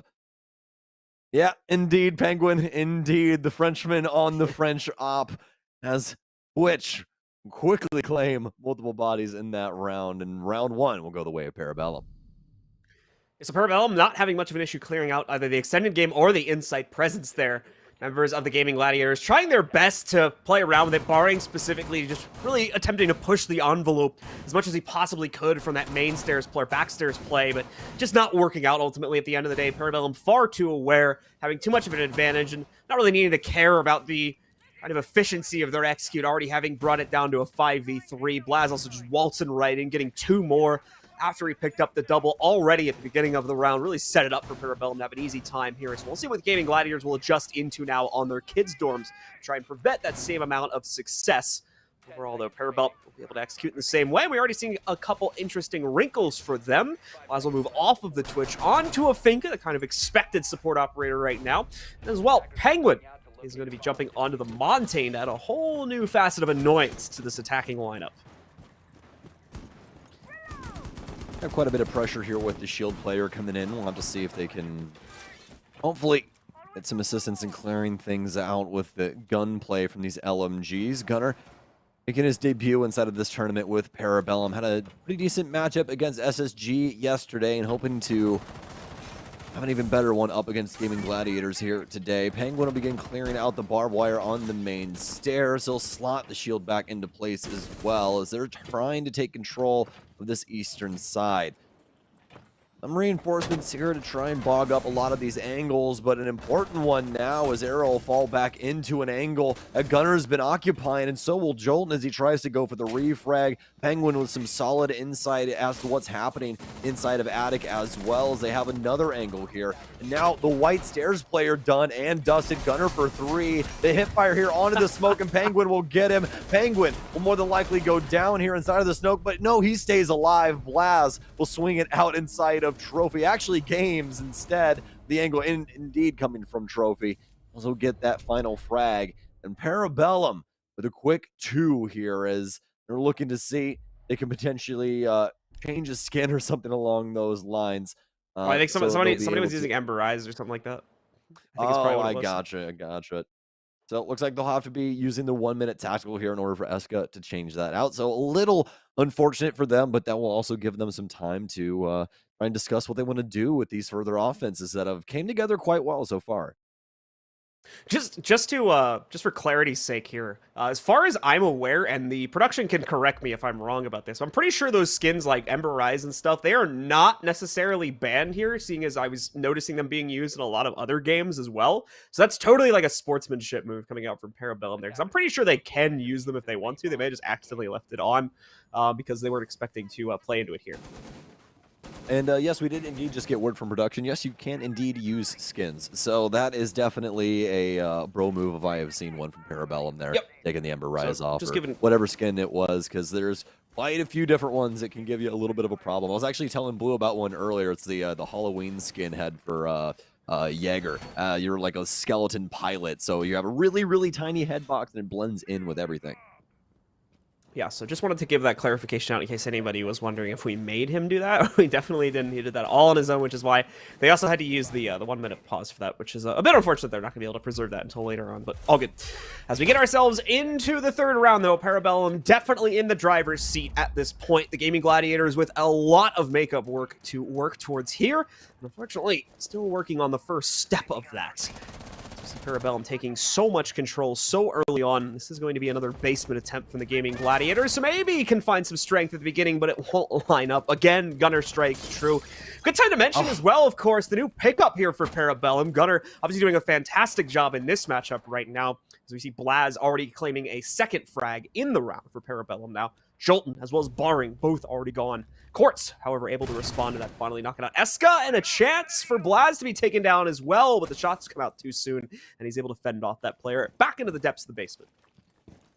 Fortunately enough, Gaming Gladiators able to stop this Calamity event. It seemed like it was a forced extinction here for these first two opening rounds, as time and time again, Jolton and another player being taken out. This will be the third time in a row, and Blaz yet again with a big kill here. Currently 7-0. The reverse James Bond within 3 rounds. Already some insane stats coming out from Parabellum, and this roster looking like they have a lot of potential ahead of them if they can continue on like this. Gaming Gladiators down to their finest 2 at this moment. It'll be Quartz and Arrow to try and pick up the pieces of round 3. Yeah, more so an obvious agent rather than a secret one, but either way, the impact is noted here for Parabellum as they continue to excel. A moment on the outset of every single round we've played so far. Only 3 rounds deep, so there is time for this to change up. We have seen pretty momentum, or we have seen some pretty momentous shift. Our teams throughout the game played those today and yesterday, but at the moment, again, to give proper emphasis to it, Parabellum really taking control of these situations, and swiftly, too, not leaving a whole lot of room for shenanigans from the Gladiators. And this round is one inclusion of that as an example. Quartz is the only player left alive, is able to sneak off a down before getting traded, but indeed won't be able to confirm that, so no points for him. Blaz shuts him down at the end of the round again, and it is another easy one up on the board for Parabellum, currently leading at 3-0. Blaz with over a 2.0 KPR at the current moment. He's got 8 kills inside of 3 rounds. Truly incredible stuff coming out from Parabellum yet again here. Round 4 up and on to it. Gaming Gladiators not feeling the pause here just yet. Remember, Parabellum had to take there so they could adjust things. Fortunately enough for Gaming Gladiators having kind of that sportsmanlike conduct moment there, just helping them out with the skin game, helping them see things a little bit easier. Now, for Parabellum, doesn't seem like it's really phased them all that much, maintaining the score line and maintaining the advantage through most of this. Looks like they are going to have a little bit of an issue, so it'll more than likely be coming back to us, but a decent amount of things to touch on inside of these opening moments here as we're about halfway through the first half. Parabellum with a very dominant opener, and not only that, but a lot of different players coming into this and being very active inside of different parts of these rounds. You know, we already had Gunner having quite the round, as well as Blaz picking up quite a few frags inside of round 3 there with that Twitch. I mean, some really, really solid stuff overall.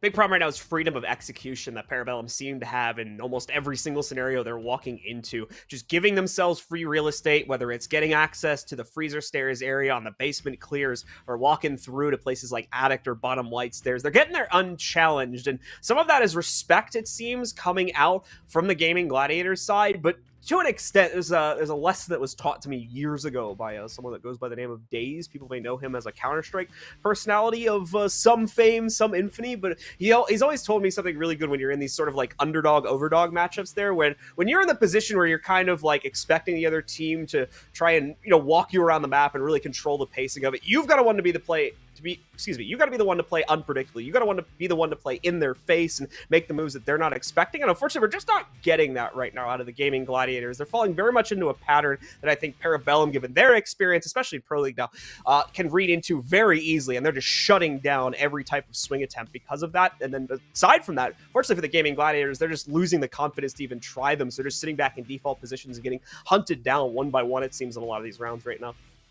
Yeah, it's a pretty rough ship that they're running over there right now because they're kind of getting slammed. That's the problem. Like you said, it's kind of an ego check when it comes into that. You have to be really confident in yourself in a game like this where there's these very tiny gap, minuscule moments where you have to be very decisive. And just a little bit of hesitation can mean certain death, and that's what we're seeing a lot of this time is where they're just quickly being shut down, especially from the info game of Parabellum. I mean, those kills are not randomly happening inside of the first minute. I mean, even inside of the first 30 seconds, a lot of these times, they already know where these players are, and they are quickly executed because of their positioning inside of the map, granting not only 2 kills in most times, but also a lot of map control over to the offense that they're not able to fight for in the same way because they have such a low man count. Then it's even more high risk, but the reward might not even mean that much because what happens when they equalize and they lose another person? You make a good point about how quickly Parabellum is executing into these two. That's part of the problem as well for the Gaming Gladiators. They're getting shut down so fast. They don't even have time to come up with like an alternate. Like they're not being given enough time to send some flanker up an alternative staircase and try to get someone to the back end. It's just all happening so quickly. So they need to try and at minimum find some way to slow down the pacing, make Parabellum respect them a little bit more, because at the moment they're just walking through the motions, checking off every item on the checklist and really having no reason to slow their pacing down because they're just not being challenged appropriately enough right now. And even when they are, it's fairly predictable, as I was mentioning with my previous point. Then we're back to the game now, folks. We're going to head in, and indeed we are. Let's go ahead and jump into it one more time. If you are just getting with us, it's Parabellum versus the Gaming Gladiators. Obviously, that part's on your screen, but what you may not know is that we are in round 4, and Parabellum have the ultimate advantage at 3-0. Gaming Gladiators going to go for another basement attempt, so we'll see what type of delay they're able to work towards. Already a small change-up being seen there, and Rudy bringing the Tachanka. We did have a smoke soft lock for Quartz also, but that's been switched over towards Amira, so it's looking like we're just going to stick with the usual 1 delay operator. Yes, indeed. And obviously, since these are professional grade players across the board, they're obviously going to be able to know what they already banned out. So don't worry too much about that, as you won't be having to see any of them. Just a reminder that Thatcher is indeed removed here. So that's the big player going into this one. As we'll shove off now yet again here. It'll be a basement defense for Gaimin Gladiators. I'll have the mirror into play here for Quartz, setting things up over near the back end of the defensive setup, just trying to get things deconstructed, especially for Freezer. A lot of angles existing here, and Rudy going to have a lot of capability to shut things down here. No smoke along for the ride, so he will provide most of the spatial denial here for the defense past any explosives they want to try and use with Quartz. Obviously, Arrow coming through as well to try and work around these smokes, so we've seen Blaz continue to use. And just to remind you, Blaz is on a hot streak at the current moment. Even though it says a 0-0 scoreline for him, he's currently 8-0 through 3 rounds and looking to continue on here with round 4. We'll try our best to keep tabs on that, but make sure you go ahead and check out the CGG stats, assuming we have them on this stream after the game is over, if you want to be acquainted with how this all broke down inside of the map. But away from that, Parabellum looking to continue their tear, and Waz looking to continue his flawless streak here. They'll start out with a quick clear from drones to the small office up on top of the small tower. Obviously not going to find much lurking around there, but they're just being safe in the event that the Gaming Gladiators really want to try and throw a real curveball at Parabellum. Obviously won't be happening. So Blaz is free to move down the yellow hallway and establish positioning outside of Freezer stairs, as well as the security room across the way. And this is, again, giving you that example of what I talked about before. No resistance here because the Gaming Gladiators are too worried about being pinched out or having to give up that position while not being able to do much from it. So Blaz is going to have free access right from the beginning of the round to already walk down Freezer stairs. Now, at the bottom of those stairs, there's obviously a much greater challenge awaiting them, both from the cover that we can see Arrow that has deployed for himself, as well as the jump up he has to work off there too. A little bit of a finger fidget, I think, for Arrow as he accidentally chucks out the nitro, but those are retrievable, so he's going to be able to get that back in his pocket. He was getting a little scared whenever that happens. Just one more misclick away from death in those situations. Twitch drone with a very solid grab of the mirror window, but also the type of barricades making things quite difficult for a bunch of different angles. Have to destroy one of those pieces of utility with the secondary explosive round here. Rudy also launching in continuously with the fire launcher here. Rudy more than likely be able to hold on to this for some time. Still has 9 of these fire grenades in his pocket. You still have cords on the mirror as well, but he's been droned out effectively. That means that Parabellum Esports more than likely just about to bear down on the location, and they will indeed. Some stun grenades in and some damage dealt to him as he crosses, but he won't die just yet. Parabellum having trouble getting that opening kill here. The strategy from the Gaming Gladiators to play all back in the site has worked to delay time, but now that Parabellum is ready to execute, we have to see if it works out for them to frag it out as well. Could become a bit claustrophobic with so many members of both squads still alive here, and in that chaos, PB could still reign supreme. But to start, it's a 1-for-1, but Blaz pushes it back into his team's favor. Now with 2, however, never mind, 3 for the round for him, knocking out Quartz, leaving just Jolton and Rudy in the fight. Rudy's ready for a challenge, though. He fends off Blaz. Now Kool-Aid, as well as Penguin going down, too. Shutting it all out, leaving just Eska in the fight. And he hasn't even entried yet. He still has to take out this player hiding out behind the mirror window, and he won't even be given the chance. Jolton shuts it down, and finally a successful defense is put up by the Gaming Gladiators.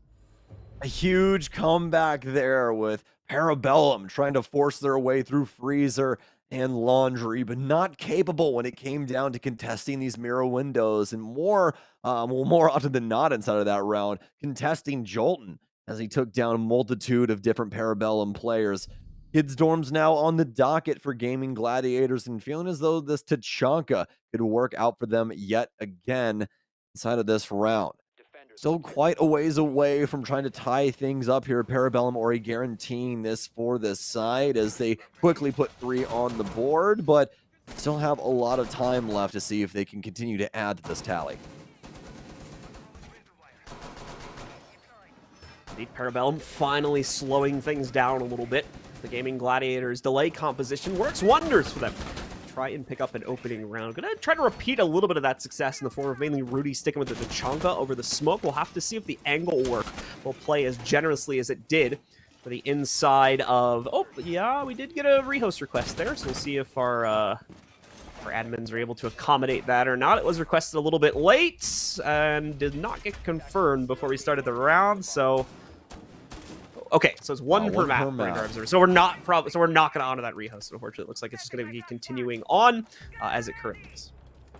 And that does mean that, yeah, Kool-Aid has been team killed because he was probably the one that was bugged there. Yeah, unfortunate for him. So, not going to be able to get the bomb here either. So, have to see exactly what they can potentially do with this. Barnes going to get taken down from Gunner all in the process, though. They'll at least equalize the man count here as they continue on with the round. Blaz moving in through Garage. Eska will be playing on Armory Wall at the current moment. I believe, in fact, John, that it has dropped through the map. Oh. Well, that's that's a little different. Okay, so it looks like yeah, I think due to the fact that the due to the fact that the counter, or due to the fact that the diffuser is inaccessible to the attacking team, it's looking like they will rehost it. However, yeah, well, I mean, we'll see how the teams want to play, basically, because we were like in the middle of the round there, and it was down to a 3v3, so a rehost was called, and they did ask for it, so more than likely that is going to get reset. I think the decision was just made a little late, and obviously probably our admin team was not aware of the fact that the diffuser was literally bugged. So yeah, a little bit of an awkward decision needing to be made there. We'll figure it out as quickly as we can and then jump back in game once we have a real answer about what we're going to do about this. Yeah, fortunately enough, the match hasn't been going on for too long so far on Oregon, so it should be pretty simple for us to be able to put the lobby back together and be back into Oregon momentarily. And, you know, speaking of which, Gaming Gladiators respecting the banner on Big Tower, never surrender, as they've been able to fight back for their very first round. It was looking to go for their second before that little bit of unfortunate circumstances befell Parabellum, but this will also allow them to try and talk about some things when it comes to this following round. Obviously, the opening pick going the way of Parabellum, if you want to kind of look into that round at all. But personally, I'd probably take it with a grain of salt. They're probably over peaking things, just kind of messing around, especially after they found out about the case. But I mean, Parabellum so far, especially with Gunner in play, they're looking pretty dynamic and very, very aggressive with their early openers. And I think the big thing about that is that they're not overplaying their hand with that aggression either. It's being done in a quite a beautiful way, honestly. Good intel game coming in, able to capitalize on a lot of these opening kills, which has led to just beautiful mid rounds. There's nothing really the defense can do at that point as long as they are able to hold on to a lot of these important angles. And that's really what we've seen the abuse coming from for Parabellum, all except for that last defensive round that we saw from GB. So with all that said, once again, Parabellum is in control of things. On all honesty, probably going to have a bit of an easier time. We were kind of already seeing that with the action that was going on before we jumped out of game. Parabellum obviously kind of thriving in these situations where the Gaming Gladiators are out on their own, trying to establish roaming positions. Whether it's the issue, I haven't paid too close attention to figure out why exactly it's breaking down this way every time, but it's either, again, just the absolutely spot-on intel and clearing play that we're getting from Parabellum, or just the awkward shape that this roam game has been taking for the Gaming Gladiators, and that their players are just not set up to support each other very well. That previous round was a bit of an exception, obviously, because they pulled everybody back, just played a straight-up turtle in the basement there, and wasted out the time. Thankfully, that worked out in their favor, as Parabellum didn't really seem to have a backup plan to mitigate that much player presence inside of the site. They're not really going to be able to do that this time, though, in the kids' dorms. They're going to have to play it out to some extent, kind of spread their wings a little bit, as there's really just not enough real estate inside of the site to do the same exact thing, and it plays pretty heavily into the attacker's favor if you let them have like free white stairs access at the beginning of the round, for an example here. So more than likely, Parabellum is probably going to take control, but I have room to be surprised here if we saw some major change-ups that I didn't notice happening on the most recently played out round that'll take effect here for the Gaming Gladiators on their upstairs hold as well. Yeah, absolutely. And that's not even talk about the deep angles that you can get very early on in that kind of site as well, that are easily accessible from the outside of the building, let alone when you do get, master presence there with the wall opened up, as well as start getting some players starting to corral themselves around, the dorm's window, the big double window there. So, I mean, we even saw it inside of the last execution there from Parabellum, that there were so many people that simply died to just the game's window, as Gunner is just holding it down with the LMG. Everyone crossing back and forth, through his lens, and he's able to take down 4 people from a singular spot. And that's really the threat that you have to deal with on that top flare. There's always going to be a shark waiting in the water right outside that window. So you have to be really, really aware. And even to this day, this has been happening for, who knows how long now at this point, John, especially in recent history. This window has been so important to this top floor, and yet still people are just throwing themselves to the gaming window gods. I really don't know what's been going on. There must be something in the water when it comes to playing that area, but it's definitely plaguing GG at the moment. It's such a weird thing, too, that window, just because, like, as a defender, you don't tend to think about it too much, except for attackers kind of using it to repel into you. There's not, like, a whole lot of play potential, generally speaking, that comes from the defender's side, even for things like nitro tosses and whatnot out that window. It just doesn't generally tend to happen or lead into your playstyle all that much. But for the attackers, it's almost a requirement to have someone establishing Overwatch there. So just this weird kind of switch-up that happens from a side perspective there, where the defenders just aren't really thinking about it because they can't generally do anything from it. But because the attackers use it so much, they probably should be thinking about it a little more, be able to deny that presence a bit more accurately and not become a victim to it, as you were talking about there, and as we saw in one of our previous rounds. Yes, indeed. Actually, funny enough, speaking of that window, I was watching some random Siege YouTube video like a couple of weeks ago, and it was like some Electroclaw setups that they were doing inside this video, and one of them was to chuck the Electroclaw out that window and onto the gutter of the roof, and it will actually electrify the right-hand panel. Now, I don't know why you would want the Electroclaw outside, but it does work. So if you want to hand over some of the utility to the offense, you can do that. It's an option, but it will seal up that wall there for you if that's what you want to do. But yeah, we're looking to see what is going to happen with this top floor defense here yet again. We could see some pretty serious adjustments. Obviously, that last defense on this floor, a pretty critical blunder happening with that easy 4K for Gunner, practically gifted over to him. So they're more than likely looking to circumvent that this time around. Could see some very important utility kind of brought back in closer into the deeper parts of the site, trying to play more of a turtle-esque setup to worry about angles that could potentially be fatal. Well, either way, while we are figuring things out, it is still Parabellum in control of it right now. It is going to need to be a big change up, I think, outside of those basement defenses to see further success come in from the Gaming Gladiators, and we'll need to wait and see. Either way, being out of the game here for this long of a period of time, probably going to help out the Gaming Gladiators a little bit. It's given them a lot of time. We are online after all, so there's no way to like restrict our players from talking to each other or anything like that. So there is probably quite a bit of communication that's gone on, maybe some input. I'm not sure if the Gaming Gladiators has any support staff for themselves, but if they do and they've noticed anything, great time to get input from them, for example, and catch on to some of the potential missteps they may have been making on a round-around basis and be able to correct those when they go back in. So don't be surprised if we get a completely different look out of the Gaming Gladiators when we hop back in game, given the amount of time we've now had to remake not only this lobby, but the previous attempt as well. We had to do it a few moments ago. Parabellum, though, still thriving in their own capability here. The early round is really where we need to see things immediately change up for the Gaming Gladiators. That's where we'll judge the rest of the success from, as that's the area that Parabellum is using to springboard themselves into a whole plethora of fairly easy closeouts on these rounds, just because they're getting 2, 3, sometimes even 4 kills chained together with minimal, if any, resistance coming out from the other side. Yeah, almost effortlessly at some points, as we've seen so far. So we'll see if there's any continuation in the improvement from that on the defensive end. But so far, at least in the last round, GG able to finally hit their mark with what John was touching on before, a more turtle setup, which obviously gives control over to the offense pretty handedly initially.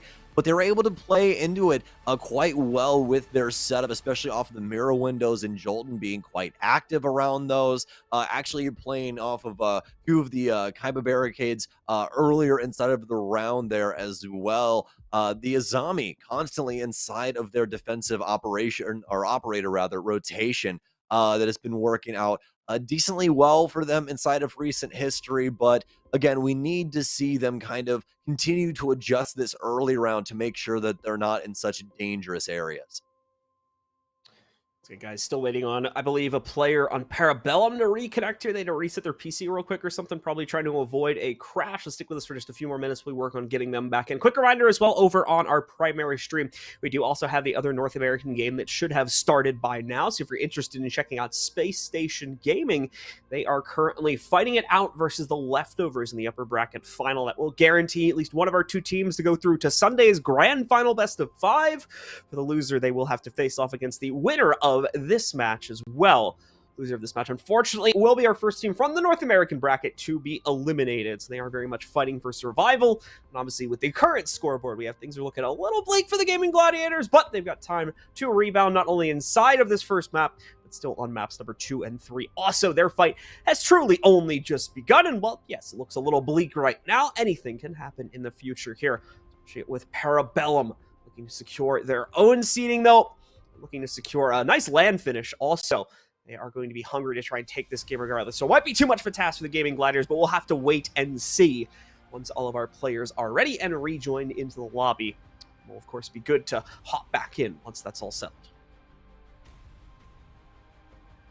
Yes, indeed. And as we are just moments away from getting back into this map, almost to the point where we will be switching sides in between these two, and this is where things could get quite interesting, not only because of our current score line, in which it's 3-1 in favor of Parabellum, which means obviously they've guaranteed themselves at least a split half here, but also have the opportunity to at least gather some more rounds and continue to push this advantage going into the defensive half. And we've already seen how strong the potential of this basement site is inside of this matchup, unless Gaming Gladiators has a potent offensive side, which for Gaming Gladiators, they've had some pretty good rounds on their offensive half, but they've also had some that just completely fall apart inside of the opening minutes and really haven't been able to shut out in quite a few different situations. So a team like Parabellum might give them some trouble.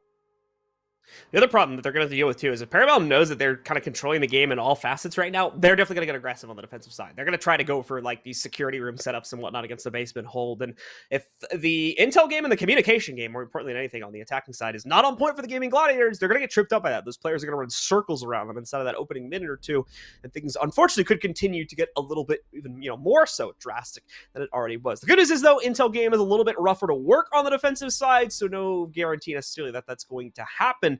Obviously, things like drones and whatnot aren't really gifted over to the defenders. They just get that second or two of default cam intel and maybe a few other bulletproofs or Valkyrie cameras if they have the ability to throw those out as well. But overall, just a bit more of a guessing game for the defense, so maybe not as drastic as I was describing here. It is going to be up all on the Gaming Gladiators, however, is like we have mentioned quite a few times now. Parabellum seems to be in control of most facets of this matchup. It is coming all down to the Gaming Gladiators to change up their own fate on everything but this basement defense, which looked great, by the way, in the previous round. Just need to pull out something else here, as unfortunately that same strategy will more than likely fail on the upcoming site they have to defend before they switch over to the attacking side.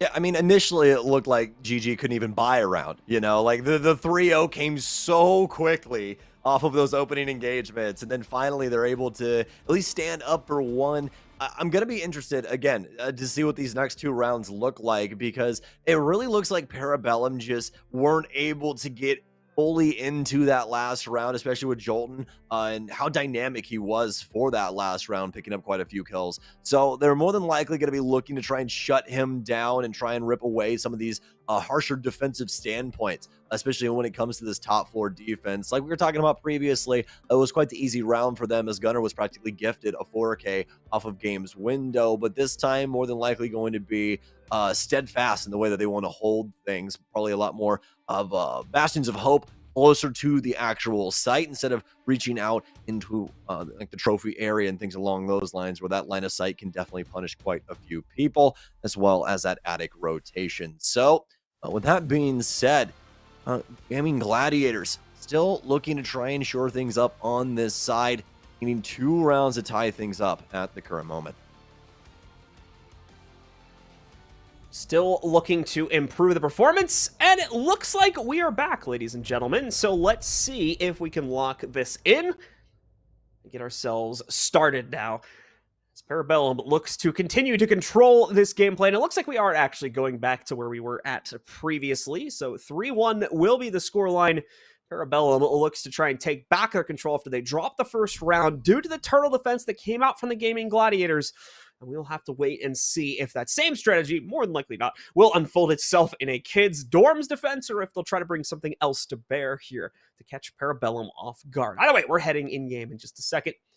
Parabellum still in control. Just waiting on it to load up here, and we are in. So now, defense starting off here for GG, as they'll be opening up a few hatches. Looks like they want to try and extend down, or at least have a potential to rotate out of the dorms area. Rudy will begin setting up the rest of the rotations and everything else with the LMG. Could be a fairly straightforward affair for him inside of this one, as they'll continue to add to the potential pressure that they could utilize inside of this round. Look at how far-reaching they want to try and extend themselves, or at least think that Parabellum, or hope that Parabellum thinks that they will go that far. Attic hatch will be opened, as well as that meeting hatch. A big rotation made here inside of Big Tower. This is going to have a lot of different moving parts here for Gaming Gladiators. Finally, Rudy will come to rest here inside of Attic, at least for the deployable shield, and so back off inside of dorms.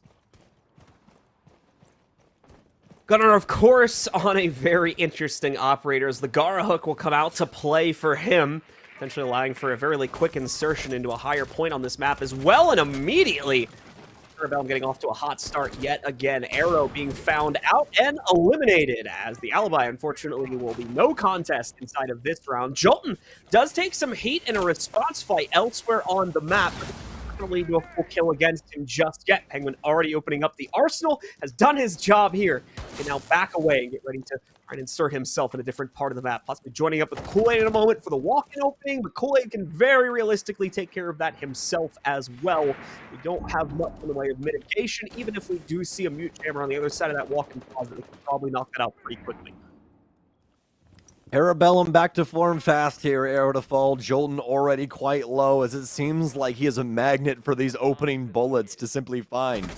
Drones in, will find Barin's location. He's got to worry about this kitchen barricade as well. If there was any aggression from Parabellum, he's more than likely dead in that animation, but fortunately enough, not for them at that moment. Instead, that's going on the other side of the building where Jolton's grave now lies. Some stuns in for Kitchen Quartz with his own kill, but Gunner's gonna knife Rudy. Where did that happen at? Rudy now dead, and so is Quartz, as White Stairs is completely Parabellum's. Barring now the last man alive, and it's all over for GG. It's Parabellum with a 4-1 lead. So Parabellum continue to excel, continue to take over this matchup here, as it does seem as though it might have been just a fleeting strategy that found the Gaming Gladiators success downstairs on their basement hold.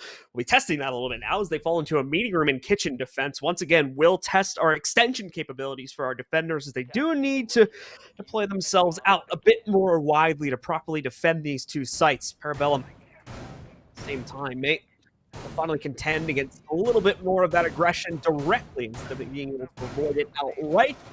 So in our previous matchup, our Latin American team was able to sneak another defensive round in by falling back to this site. So we will wait and see if the Gaming Gladiators can do the same exact thing here against PB.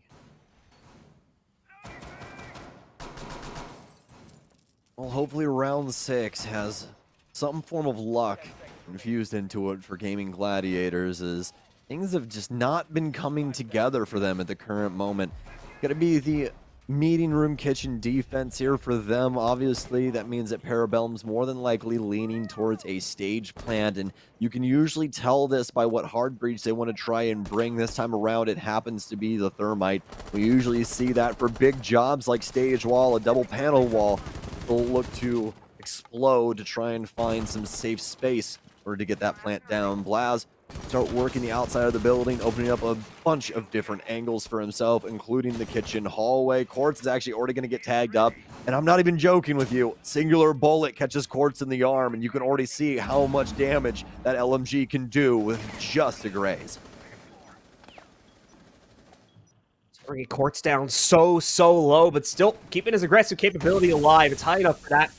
He continues to maintain presence just by the initial doorway to work yourself in through stage. Gunner waiting for the capability to put down this shield. We do see a swing attempt coming out there from Quartz as well, but backs away from it after initially peeking around. It just wanted the intel, I believe, more than anything else. And as well, we see the stage door propped open. That will force Gunnar away from it, though. It also opens up a window for more of the toxic babes thrown in by Rudy. The presence there. Gunnar with some good timing on the peak, but not able to translate it into a kill outright. Eska and Blaz. Eska again fending off more and more of the defense here. So far, only with the loss of Penguin to counter it back out. Ari's going to try to move in and counter out the plant attempt, but no.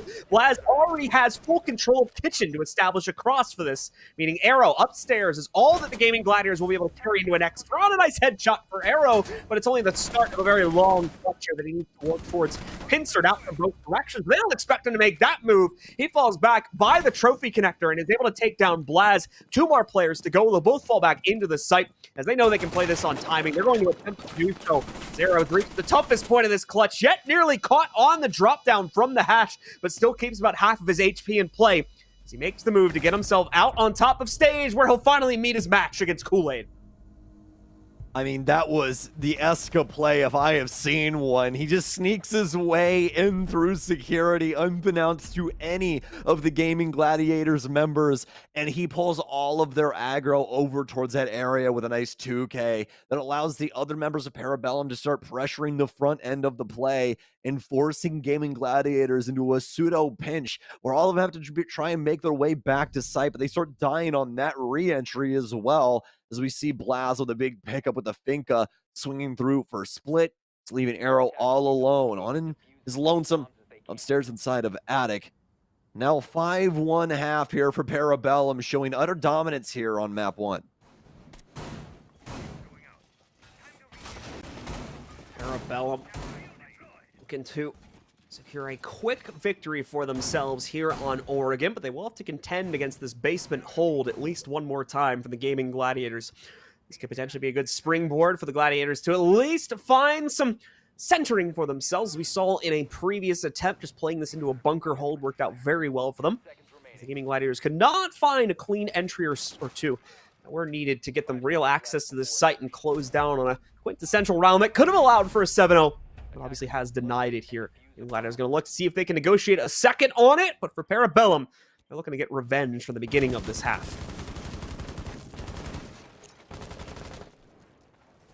Drone already off the board for Gaming Gladiators, but it doesn't mean much when Barring in the opening 15 seconds hits a heater on Blaz. Doesn't even have an opportunity to move an inch. An instantaneous frag grenade goes off, and he's dead to the world already in round 7. That's what Gaming Gladiators needed inside the last round, but they'll get it here in the opener. So now, with that being said, they'll begin propelling themselves through the rest of the building. The drone still spun up, as we'll have the Finca moving in for more of a kitchen side play. Half courts looking even farther into the building, looking to see what's going on around freezers. They'll adopt some new angles towards this side of the building.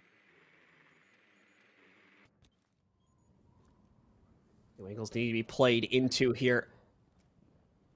It's Parabellum to try and control things for themselves. The Gaming Gladiators as well. Early control maintained and the upstairs being cleared out. They'll build into a bit more confidence here, but Parabellum looking to deny as much of that drone intel as possible. You can see the player on the back stairs able to knock out at least 1 or 2 of these drones as they work their way by. Barn will go for a Hail Mary nade, and unfortunately, not going to end up connecting onto the Parabellum members of this roster. They'll falter further back into the basement, be able to avoid that damage without too much of an issue, and the rest of the upstairs positions now cleared out as well. They'll be clear to move themselves down into a final battle for control over the basement. Fairly early on in the round, they'll reach this point too, so Parabellum taking a similar note to what we saw from the Gaming Gladiators, not trying to contend against this aggression from the Gladiators too much, especially after losing Plaz in the opening gunfight.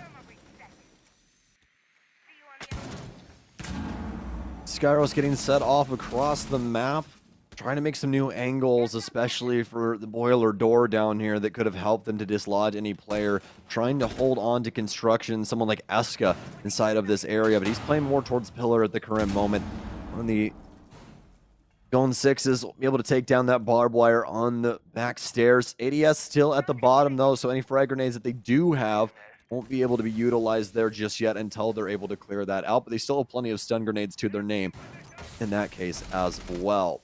As for Gunnar, very forward position for him inside of elbow, but he'll back off and begin reinforcing things. Let's look at the time. Only 20 seconds remain, and Eska's got to pick onto Gaming Gladiators. They've wasted all of this clock, and now with their pick being equalized with Eska, will continue to swing. Rudy not able to get the kill. Eska going back and forth, and Barring finally able to pick it up, and not before both of them go quite low on their power. Kool-Aid, oh no, able to pick up 2 quick kills.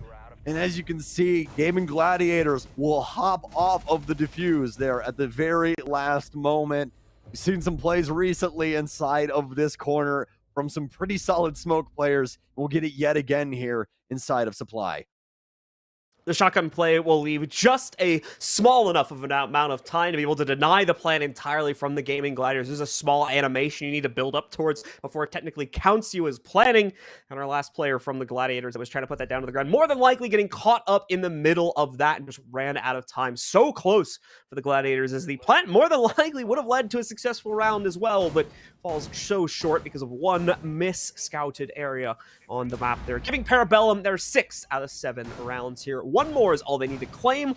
They too, though, will have to venture outwards from the relative safety of the basement hold and move into higher pastures, it would seem this time, as they'll go into the kids' dorm to try and lock in this map and lock in a 1-0 lead on the series.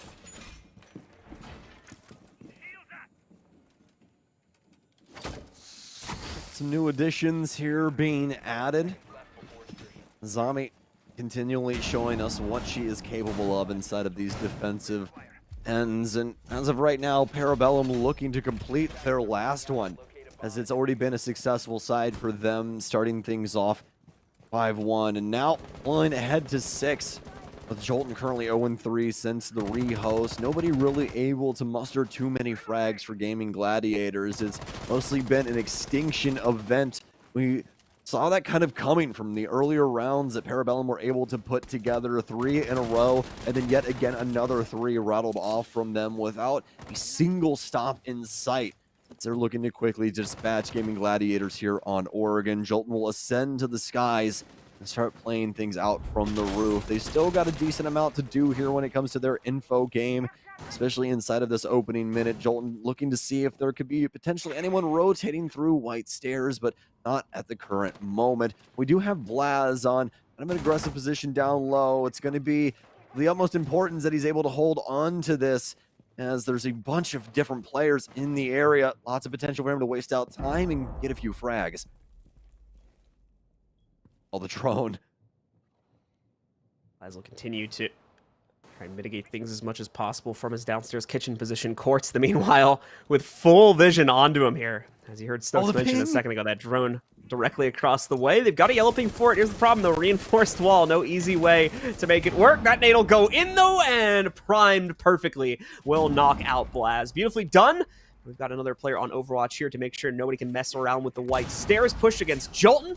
He will try to go for a depth charge kill against a player on the top of the white stairs, but unfortunately nothing there. So bad intel coming out from the Gaming Gladiators, who just a bit of a pre-fired nade, which won't work out. It is going to make a floor through the top down, however, so could lead to a bit of a dangerous situation here for the Gaming Gladiators if they don't pay attention to it. The good news is it does not look like Parabellum is in any position to abuse it themselves. Both Gunnar and Eska are at a sliver of HP, so they can't really play too aggressively, and they're still down a member at the moment. So Kool-Aid and Penguin also needing to be cautious with the positioning they maintain a bit closer to the site. Meanwhile, though, Gunnar has been able to work himself all the way up to Classroom. He's actually, I'm pretty sure, going to have potentially free reign against this entire push at white, but no, Quartz has established Overwatch. He'll be able to fend that off, and now the upstairs play has already been made. The plant's gone down with Arrow's kill against Kool-Aid. It's just these two left alive in the trophy connector that'll have to make a bit of a futile attempt to push their way back in. These post plants are so strong. The second we would potentially see Eska get even close to that counter defuse, we would see about 3 different angles be established against him. So just not a workable play there.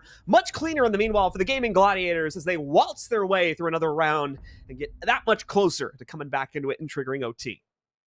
It took them a minute there inside of the opening time, but they were able to hit their mark, and that's the more important factor here, especially when it came to the kitchen hold. Able to quickly get rid of Legion and kind of steamroll their way into sight and getting a plant down in a pretty easy fashion. A lot of damage going on to the Parabellum members across the board, including a lot of the site players, forcing them back over into Trophy, where we saw them try and reconvene with the site, but Gaming Gladiators making it a home of their own, and they had squatters' rights at that current moment as both the Parabellum members were taken down pretty handedly. So now, with Kitchen and Meeting on board now for Parabellum, they're looking to yet again close this out, but an interesting fold here coming into the defensive strategy. You can see one of the panels actually broken open for stage instead of being reinforced. That would give them a pretty easy access to that stage. While it looks like Parabellum wants to try and play this out a little bit more aggressively and not give Gaming Gladiators such an easy foothold. That does mean that there's going to be pretty big emphasis going on here from the Parabellum side on making sure that they don't lose the connector itself or the double door room there that leads into Meeting, just to ensure that they don't open up such an easy angle for the Gladiators to utilize. Gladiators are going to have to notice that themselves, however, so it'll probably be a bit before we see any potential audible being called for them. They need to clear out some other points on the map first. Starting out with the small tower play, it looks like, for at least Quartz and possibly Rudy as well. Though Rudy may be heading towards taller pastures over towards the other tower.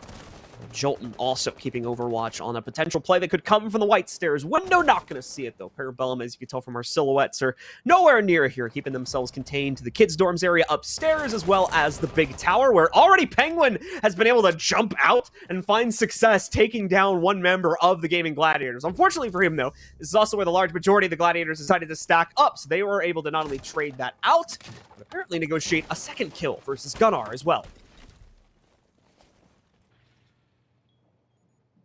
That's only the opening minute. Already 3 bodies lay across the field here on Oregon. Some drones coming through Meeting, and Kool-Aid will be able to at least get rid of one of them. He's actually going to get tagged up from a far back angle. We'll be able to run back into Kitchen here. That Kitchen, at least window, almost fatal to him as well, but fortunately enough, none of the Gaming Gladiators managing it at that moment in time. Still plenty of drones for Gaming Gladiators to try and work the reconnaissance game here, see if they can potentially find any of these Parabellum members.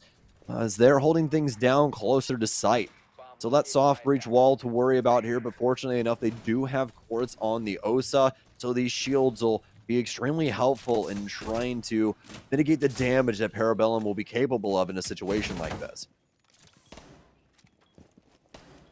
As we continue to try and fend off the action from the backside of the stage wall here, but the wall won't be keeping itself alive for that much longer. You can see Jolton as well, just a tiny little angle going all the way into the depths of Attic there, trying to isolate out Eska, but instead, him and Arrow are going to end up trading blows with each other. Arrow taking out Eska, and one additional member of the Gladiators roster falling before we see that trade come through. Blaz now ready to take direct contest against anyone that tries to push through stage door, and he takes a risk swinging out from the angle to pick up another kill against Arrow. Has the E-drop as well, and he'll take it to go back down to the basement here, adding another potential flank that at the moment the Gladiators are not accounting for, but they do switch it. You'll see Rudy currently having Overwatch on to Blaz's potential flank, so he'll hold it back as well. Wait for it, and oh no, the timing could not have been worse for him here. Bringing it all down, the Jolton, but Jolton clutch out just as good. He knocks down Blaz, gets the trade, seems to have the hard ping as to where Kool-Aid is positioned as well, but Kool-Aid's not biting on it. He's not going to peek into this at all. It's going to be a move from Jolton, but he notices that Gaimin a little bit too late. You saw him trying to dash out of the way of it, but no, runs headfirst into it. Kool-Aid has not moved, though. He's not expecting this, tries to jump out and even gets a pump going, but it's a miss, and instead the clutch is made by the Gaming Gladiators as they take control of this one. A very fortunate round there for Jolton as he survives an M590 to the chest.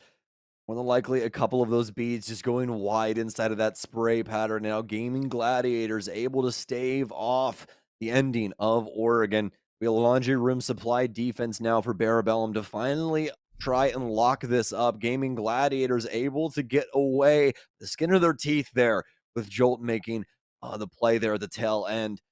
The aggressive one as well, with that Gaimin coming into it. Obviously, Kool-Aid having a pretty solid understanding of what the round potentially looked like and how it was going to play out there near that tail end of it.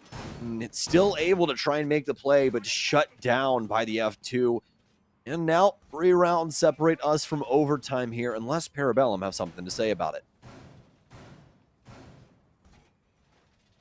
Parabellum probably not too worried just yet, given the overall lead they had, getting up to 6 relatively early on in this game, and already having control as well over this basement site. And the last time it was attempted, they're going to be feeling a little bit confident about their abilities to repeat success there.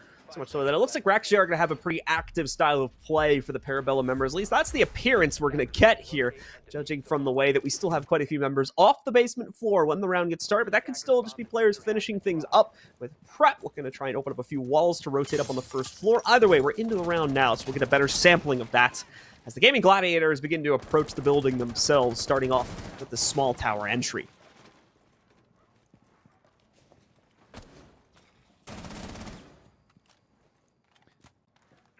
Dead quiet here inside of the opener for Parabellum. Don't want to see any action over towards showers just yet. Playing this one pretty close to sight, but we're going to have 2 lone members out here playing around the meeting area. It'll be Gunner currently tucked into Split, and Eska, who's transitioning into T2 for Big Tower. Some presence around this area as well as actually Blaz is going to be playing inside of Garage as well. This is usually not a place that gets a lot of looks when it comes to this small tower clear across, unless you usually have some presence coming in around lobby. So there's a big chance that he gets misdroned here, and they'll call lobby free. And could potentially punish them for that. You can see Penguins also playing on the stairwell here. So have obviously the moments where they could potentially get a refrag and get at least 1 kill over on Gaming Gladiators. So they'll start to grab on to some of the far-reaching stairwells. They more than likely still don't know about the pressure that's currently building up around this space. Blaz actually going to, I believe, have a nitro cell go off the top of the ceiling here up towards the top of Attic. And unfortunately enough, Quartz is actually going to be able to take him down before he's able to get away, as he'll move in through meeting and at least be able to claim the first life.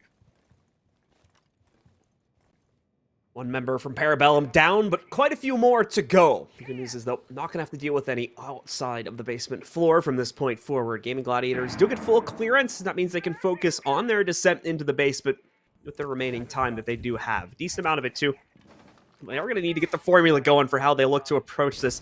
3 players moving into freezer is going to be quite hefty, and we can immediately see how the scramble causes issues. Kool-Aid able to run out from his freezer stack position and steal a free one away. That's Arrow getting eliminated from the Gaming Gladiators side, as well as a Yana too, so any additional charges on that Gemini now going to go with it. That potential free drone in now not going to be available, but with 5 drones available, it shouldn't be too big of a loss here for the Gaming Gladiators roster as they look to make up for that now with their push into freezer itself. Yes, indeed. Nades Prime trying to score a goal here.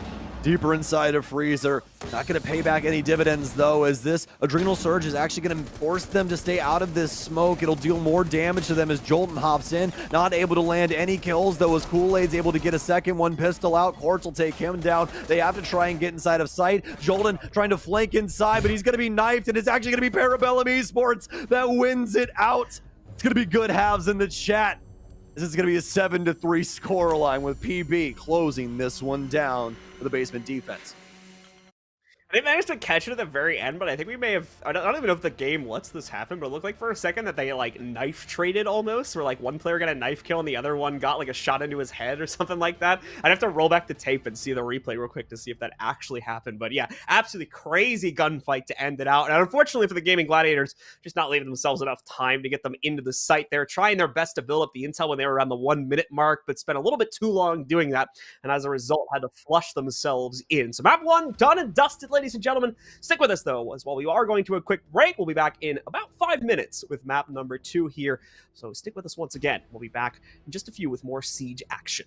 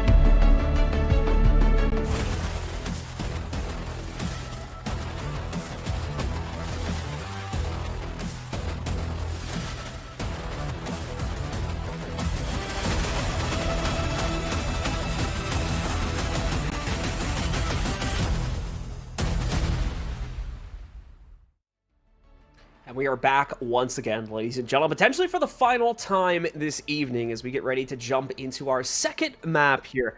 Parabellum and the Gaming Gladiators. In fact, I think we are ready to jump in game, and in fact, we are right now. So let's get into it. Our second map is Chalet. As we discussed previously, Parabellum is in charge at the moment with a 1-0 lead after taking swift control of our opening map on Oregon. They're going to look to do the same here for map number 2. Well, Stokes, let's get your opinion. You think they're going to be able to do it? It's looking good, right? It is looking pretty nice, but this is going to be the Gladiators pick, with Parabellum obviously wanting to start on offense. It's a favorable side usually here on Chalet. So Gladiators already with a pretty hard-fought opener for their favorite map. It's really going to be up to what Parabellum are able to try and gather control of on the superior side here. They're going to have their offensive ban now. Thatcher already removed, and what's going to follow through for Parabellum? How will they hamstring themselves as they'll be starting on this side? It's going to be the Flores. We've been seeing that quite a bit, not only in recent history, but quite a bit here at Gamers Without Borders. Yep, definitely the case. So, no huge surprises when it comes to our attacker bans. Time to see if there's any change-ups for the defense. More than likely not. The defender bans are fairly static as of the past few months. So unless one of our teams wants to throw a real curveball at us, we could have that happen, but more than likely going to fall into usual meta. Trident Serum starts out well, with Mira being banned out for Parabellum's side, just leaving the Gladiators with their own choice, and we'll see what they want to knock out.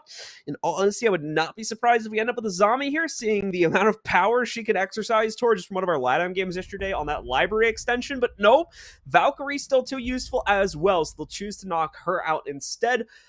Actually not too surprised by that decision as well, with the Gaming Gladiators having the start on the defensive side. They're more like going to want to utilize that kind of abusive nature of how you can bolster the library spot from a zombie and a few other places too. So we'll see that come into pretty much immediate effect, it looks like. We'll be going to kitchen and dining for the first hold.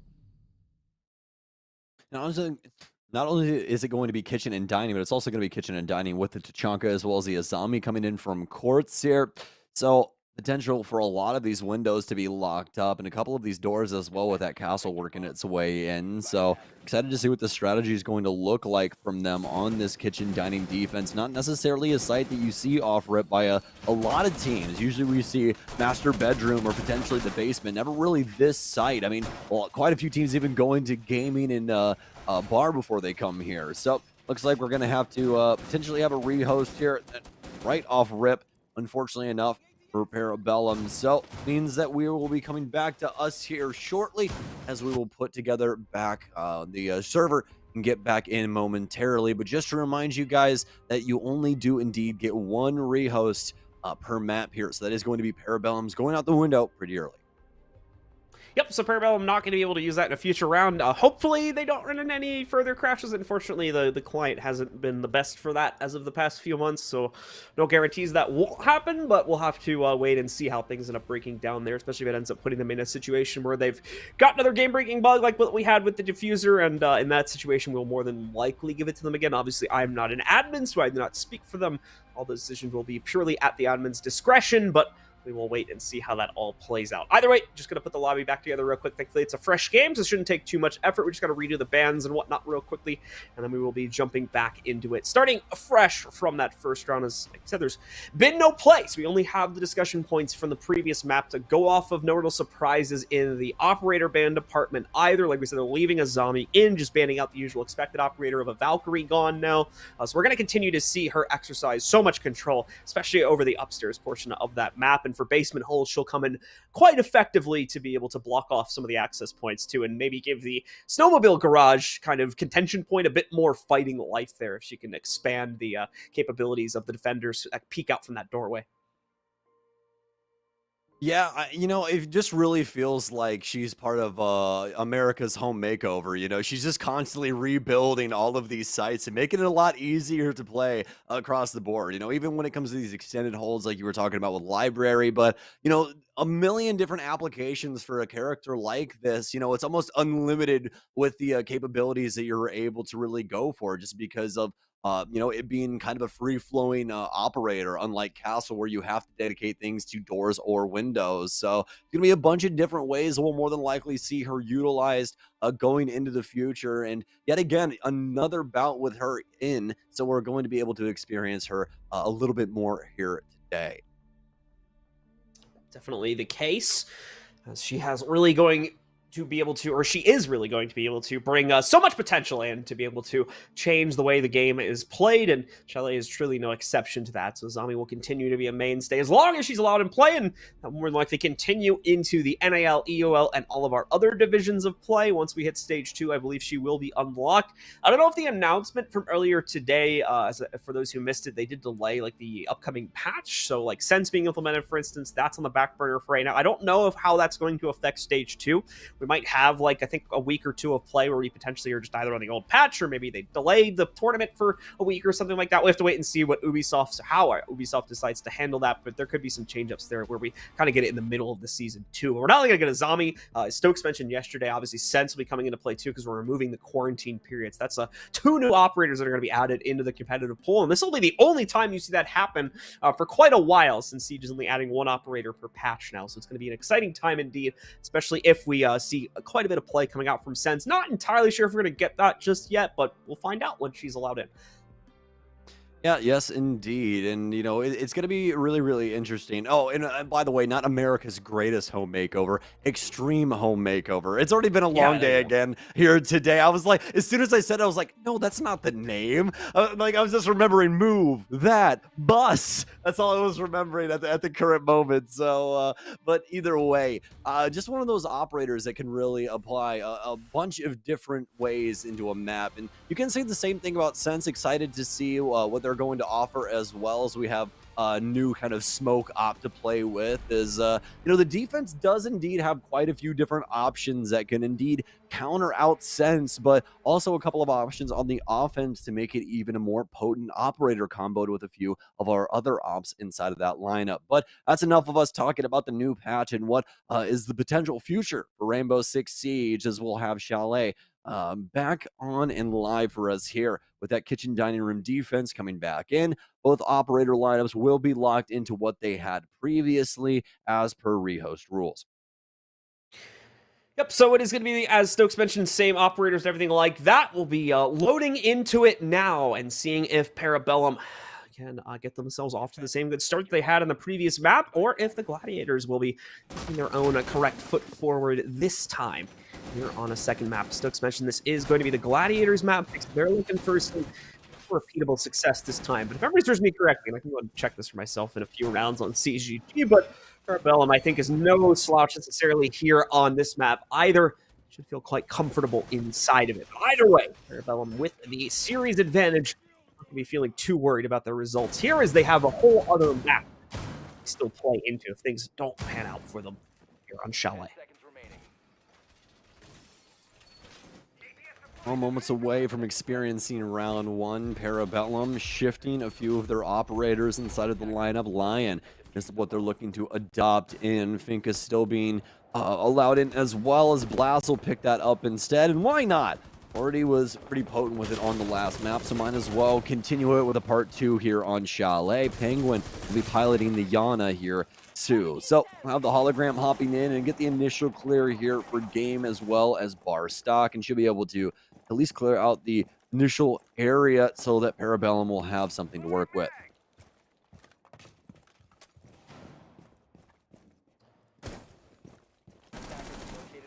We have Aska continue to move himself forward, having cleared out the library positions. Are going to need to put some serious effort into knocking things out over here, but actually taking a look at this. Yeah, what the heck? Quartz, I thought he was in the basement for a second, but it looks like Quartz has already made the full insertion into the site, has control for himself here as he moves out, but unfortunately trying to make up for the loss of Rudy, as we see some of the members of Parabellum moving themselves forward, continue clearing out this upstairs hold and continuing to allow for PB to maintain that control for themselves here. Parabellum moving forward still, and a bit quiet after they managed to find that first kill versus Rudy. Away from that, it's going to go relatively inactive, as they've been unable to hunt out Quartz or anybody else near the site just yet. Still working on Clear, and I think mainly barring right now, but might be bypassing him entirely. Same can be said for Jolton upstairs too, as there's a big priority focus on knocking out these reinforced walls sitting next to the site. So Parabellum might very well be getting ready for the execute regardless. Yes, indeed. Parabellum now stringing themselves upon a lot of different parts of this map and maintaining man advantage. And not only that, but actually making it even more difficult for Gaming Gladiators to try and pull this one back. This anchor getting heavier and heavier. That stun will eventually go off as well, as Jolton will be blinded, but trusting that none of the Parabellum members will move an inch. And he's right. Ports now with a challenge downstairs will at least be able to apply the Kiba barricade. We'll back off now of West Main, but that's still going to allow some movement in both quick kills coming out of Parabellum in two disjointed fights, as they'll be able to take this first round. So Parabellum keeping things strong, keeping things under their control as well. It takes a little bit for them to wind up the confidence to get into the site, but after that first kill, can't be too surprised they play it that direction, as once more they had the overall right to initiate there and didn't necessarily want to throw away that advantage, just going for a 1-for-1 trade that could have ended up going in a poor direction. Gaming Gladiators once again faltering at the beginning of the matchup here, but has plenty of opportunities to turn it back around. Bar and Gaming is going to be the next site that they'll rotate in towards here. As PB looks to carry onward, continue to maintain this massive advantage that we've already seen them ascertain at the end of the previous map, but really want to try and lock in with a 2-0 victory here versus the Gaming Gladiators stake. For the Gladiators, of course, they're going to have to go for a pretty natural expansion up into that library position. We'll be playing into it much more heavily now, due to obviously playing into the site directly above it. Absolutely. Gaming Gladiators will have to try and make good on their opening engagements, as Parabellum have yet again been dominant. Hopefully not running away with it early on here like we saw on Oregon, because Gaming Gladiators started to strike the iron, but it was a little bit too cold near the tail end of that map. You really got to be hopeful that they'll be able to at least strike a couple of blows here and try and break up, dislodge a couple of these long PB stints they've been able to put together. This round looking to be quite the interesting one too, as Gunnar will bring in the Gara hook here, looking to see if he could potentially fly inside, and almost a low end throw there that could have potentially put that drone there in the electrified wall, but fortunately enough for him, won't be losing anything just yet.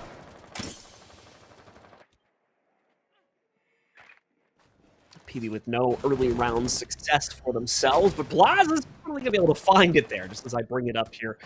Jolton will be the first to be isolated out. Quartz, as well as Rudy, still in a potentially exposed position, and Blaz is going to be able to capitalize on that too, knocking out Quartz, prompting for Gunnar to just leap directly in. The first trade does show up from Arrow, but cooling along with Gunnar, able to pincer out Rudy's position in the back closet. Arrow tries to sneak a trade in from the edge of the dining room hallway, but it just doesn't work. And although barring, yes, finally ends the wrath of Blaz, that too will be immediately exchanged. It's still PB all day here as they go up 2-0. Yet again, making a very strong performance, showing inside of the first minute.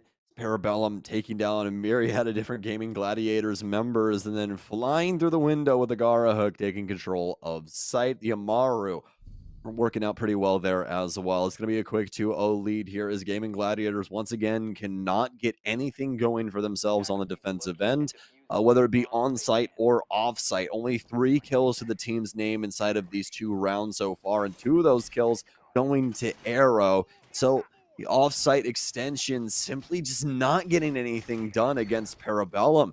They've been able to dismantle these time and time again, not only on Oregon, but here early on Chalet. This is something that Gaming Gladiators need to look into, trying to play off of each other a little bit more often than not, try and assist in getting some of these kills back into their favor. Really haven't been seeing any capable refrags coming through from them in recent history, making a lot of this quite difficult when it comes to the man advantage.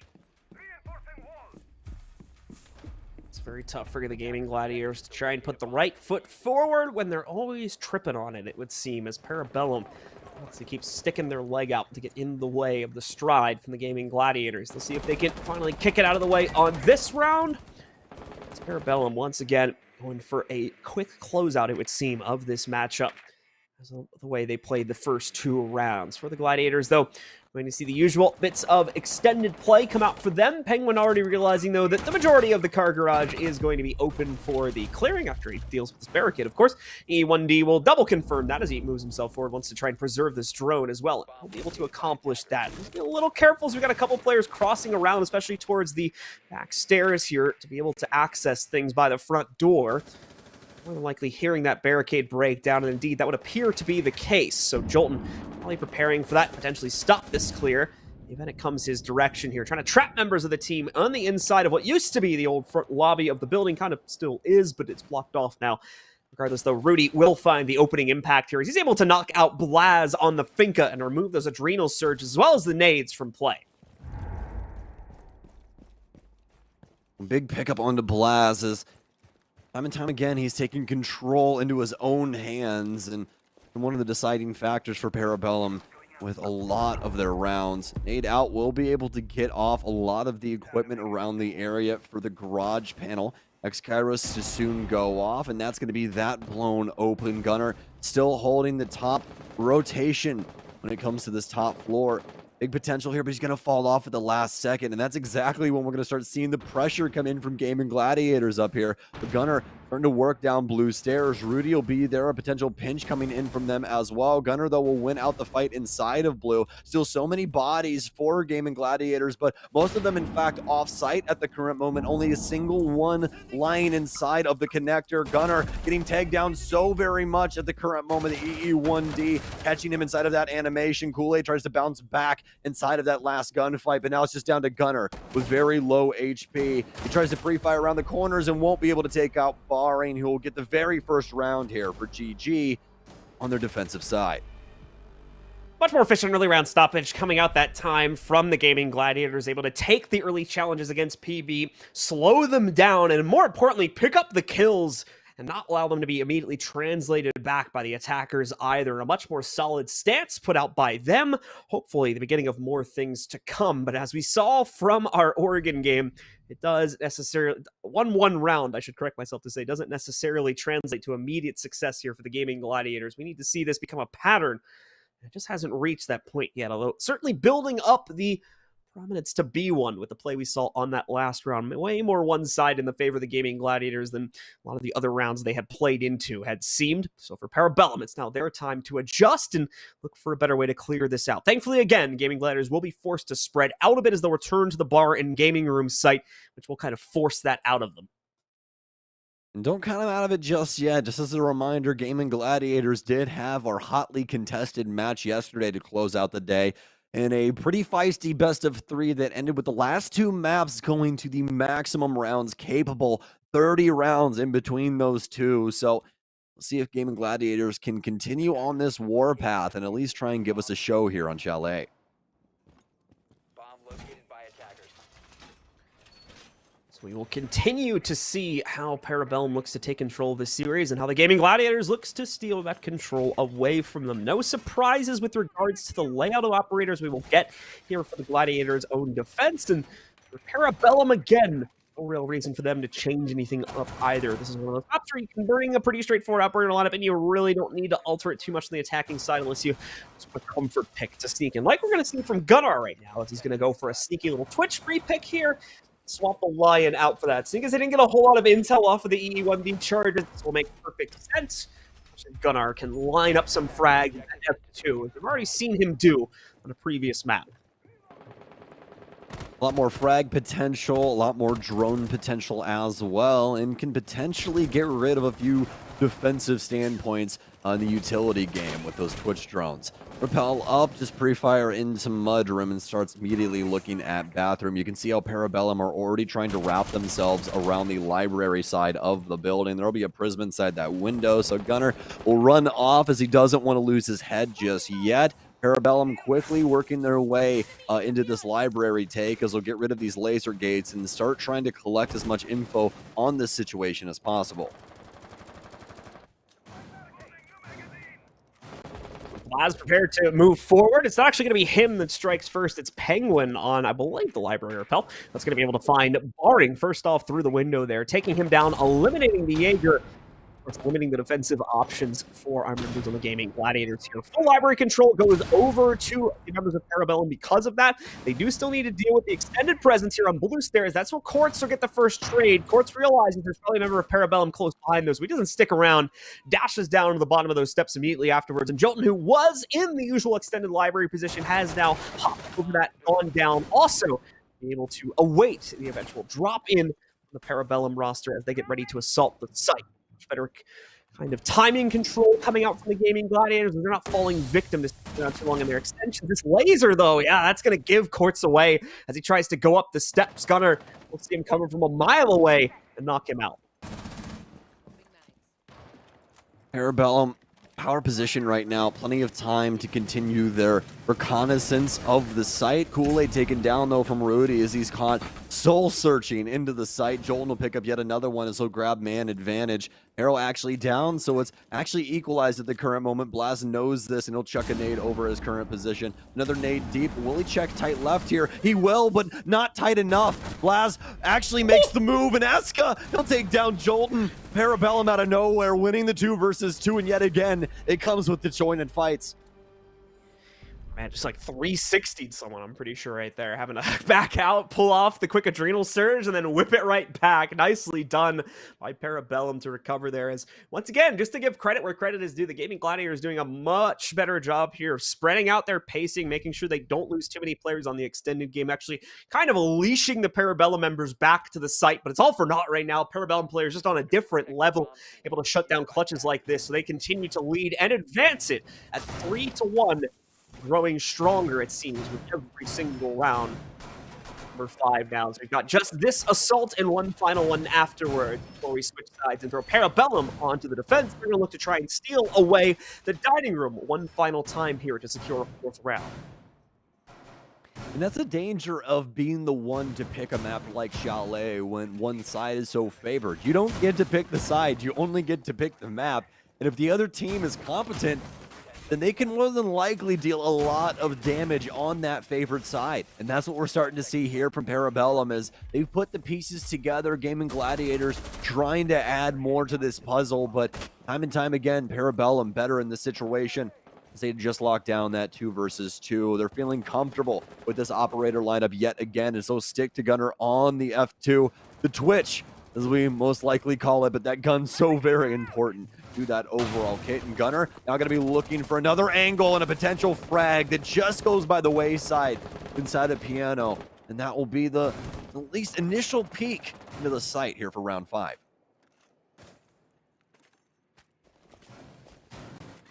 Be backing up now, waiting for the reload of Blaz as well as a few other players to get themselves ready to make their next move. Yes, the initial insertion has been made, but this is a much smaller step against the downstairs room defense.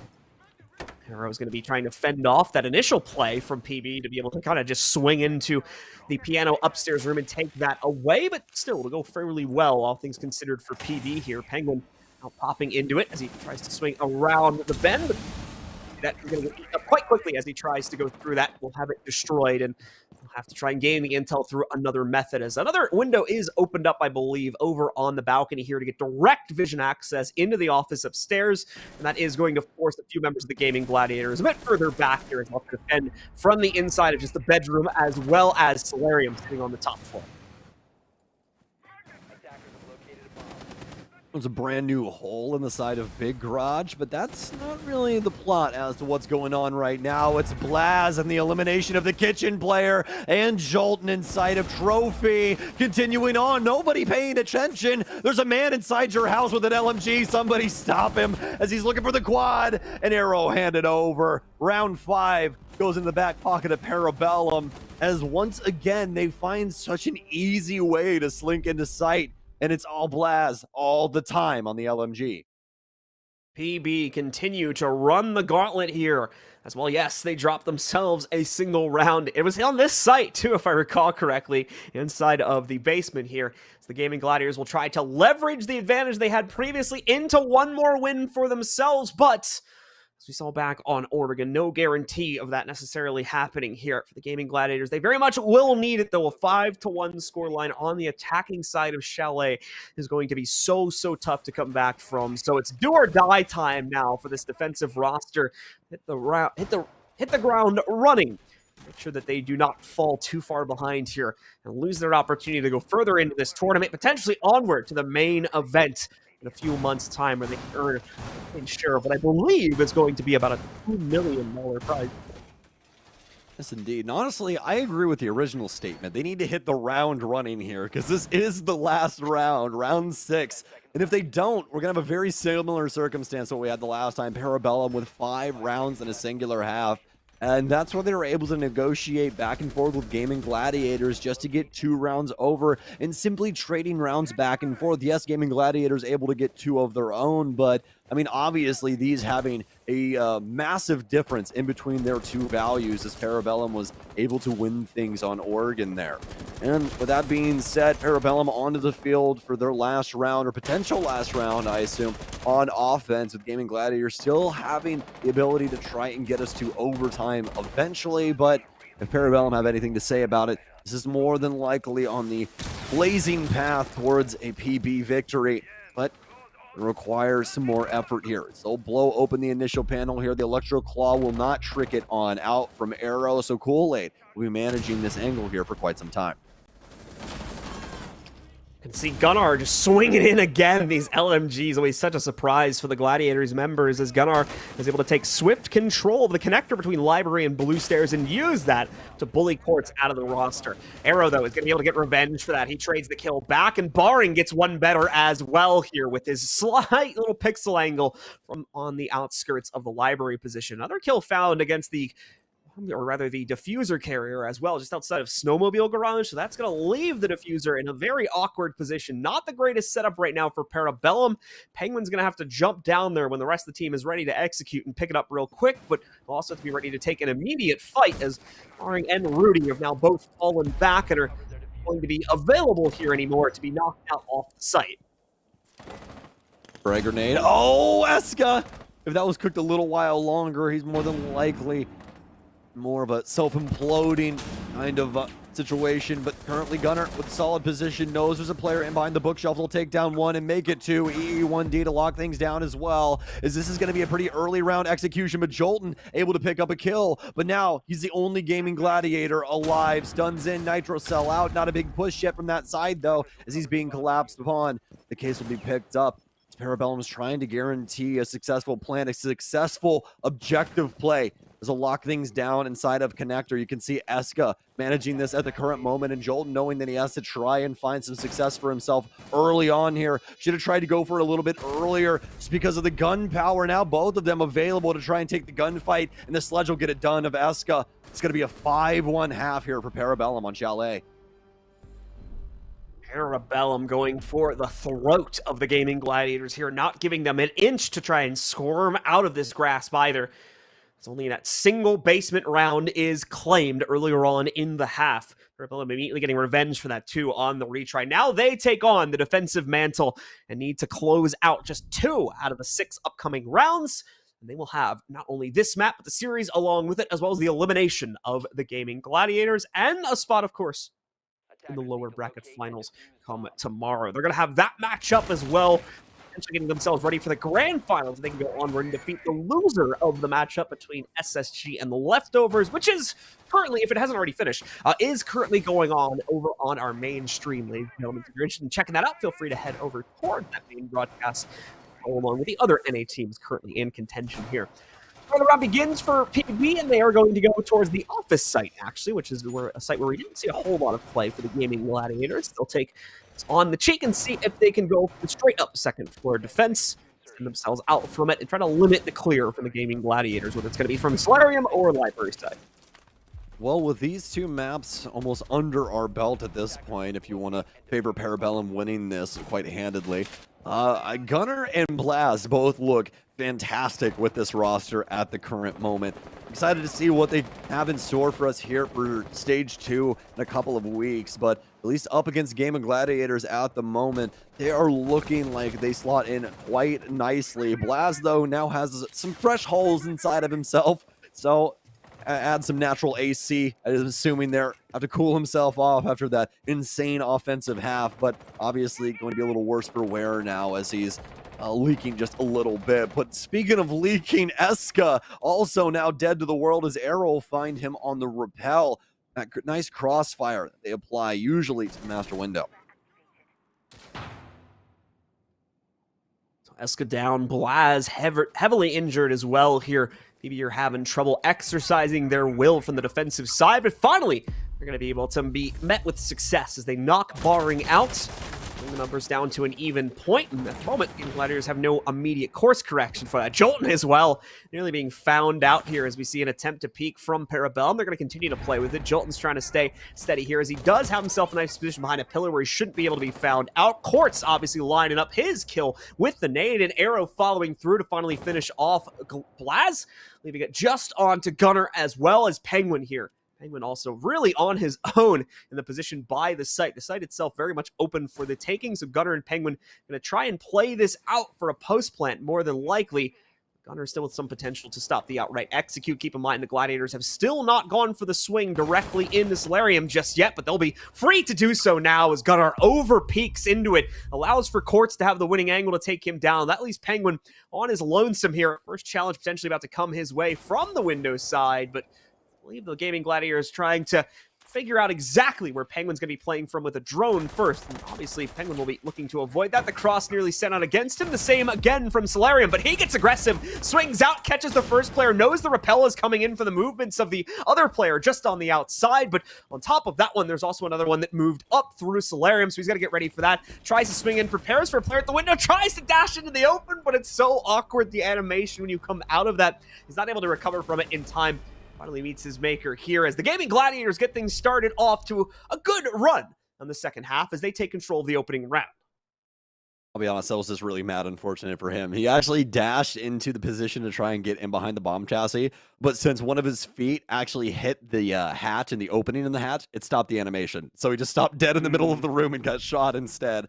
Super, super unfortunate for him as the play was actually starting to come together. Kind of a potential there to clutch things out. Obviously, Gaming Gladiators have a lot of pressure still to have inside of the dying moments there. But, I mean, it just requires a little slip up. And a round like that can still go the way of the lone man still alive. But Parabellum still only requiring 2 rounds to close things out. But Gaming Gladiators not allowing just one yet on this half. So close out the initial one in their favor. Now round 8 on the docket here. So we will be reattempting the same site for Parabellum. They feel as though there's something still left in the tank on this top floor.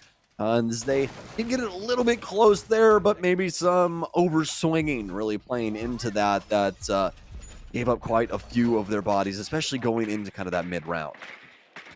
PB does realistically only need to control one site here because they can win that one, drop a few more rounds, and then come back and do it again on the rerun here. So might be looking to try and make office that site for themselves here. So we'll see if the retry leads to success. If not, more likely we'll see them venture over towards one of the first floor sites in Bar or Trophy, where they attempt something like the basement play to round it all out. Only the 2 rounds needed here for Parabellum, so it's all focused on getting themselves to a base point where they can build off of it. They get the 1 additional round they would need. Quartz already working on the clear towards blue stairs. He'll link up with Barring, who will work himself in through the side door and call that off. Not going to be much resistance here from PB. There is 1 player in the basement. Penguin would potentially be lurking around from that position. We weren't able to see him lead this into too much in the early round on the first play as well, so we'll have to wait and see if he potentially gets a right to initiate here in the second. However, at the moment, looks like he's being held back, especially with the drones buzzing around the next room over. He doesn't want to take a risk on being spotted this early, but he won't have a choice, and will have to dash his way back towards safer harbors here, just on the inside of the dining room. Well, Penguin will be hopping himself back into sight. Parabellum allowed to delay a lot of this early time here. No hard breach just yet, but Rudy, he's got the medication for that situation. Quick explosion of that panel, and they'll have a new hole in the side of office that could potentially be a plant spot for them here in a couple of moments. A big swing here, but all barring. They'll advise Penguin shuts him down with a quick adjustment of that 1.5. Will hop down into Trophy. Nobody managing the window here either, so a potential for Gaming Gladiators to try and refrag this.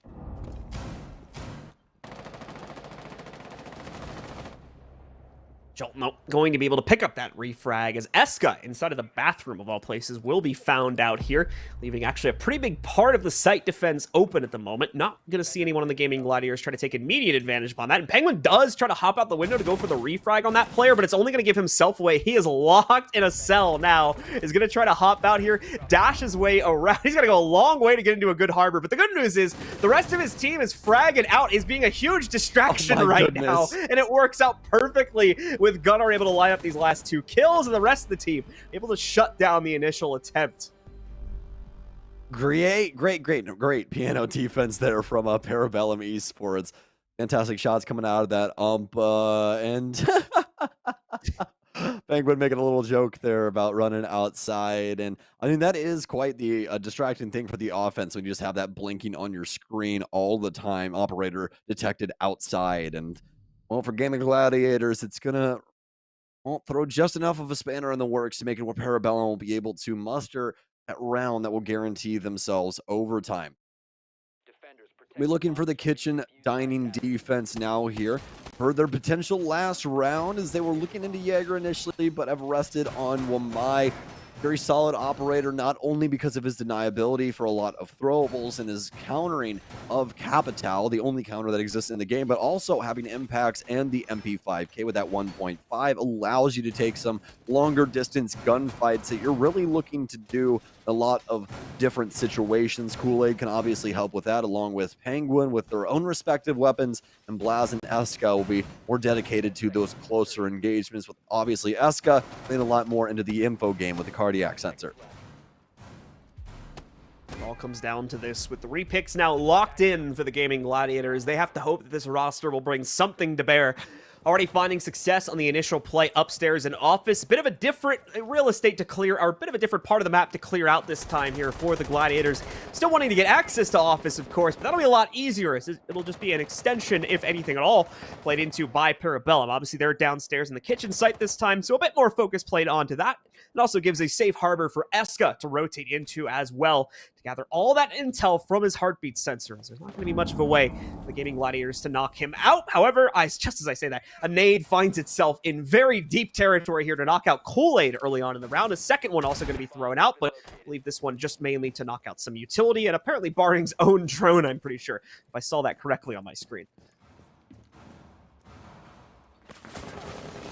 Some shots coming in on to Gunnar now.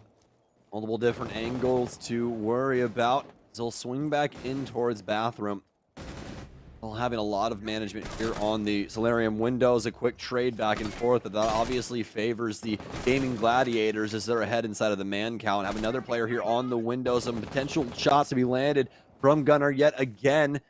He continues to try and take this fight. Sees the upside down rappel, will try and pre-fire, potentially catch them off guard. He's working his way back and forth. The couch now blocking the back end. He has indeed been able to negotiate for the kill onto Arrow, and Parabellum with another one as well. It's down to Jolton as well as Rudy to try and keep the Gaming Gladiators' hopes alive. Jolton able to fire truly, though, to be able to knock out Blaz here and even out the numbers yet again. Rudy just chucking away one of his flashes. Should still have 1 or 2 additional sitting in the pocket, but the focus is upstairs. No. However, here's the problem. Eska is going to be able to jump right out as Jolt was left undefended on his rappel. There's an immediate pickup for him and no way to refrag it for Rudy's. He's too slow on his own rotate to take Overwatch in that position. The timing is so unfortunate for the Gaming Gladiators, and it may very well cost them the match now.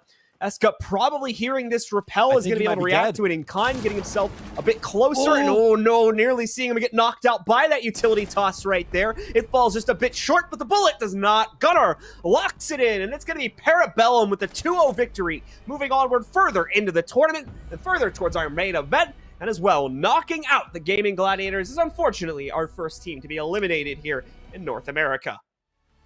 What a showcase from Parabellum here, though, inside of this best-of-3 dominance, not only on Oregon offense, but also on Chalet. Overall, the defense is really coming to bear there at the tail end as well. Some super aggressive plays from Parabellum, but calculated in every sense of the term, especially with what we saw out of that pulse play there from Eska. Congratulations to them, as they'll continue on here to our finals, at least for this group stage here for Gamers Without Borders.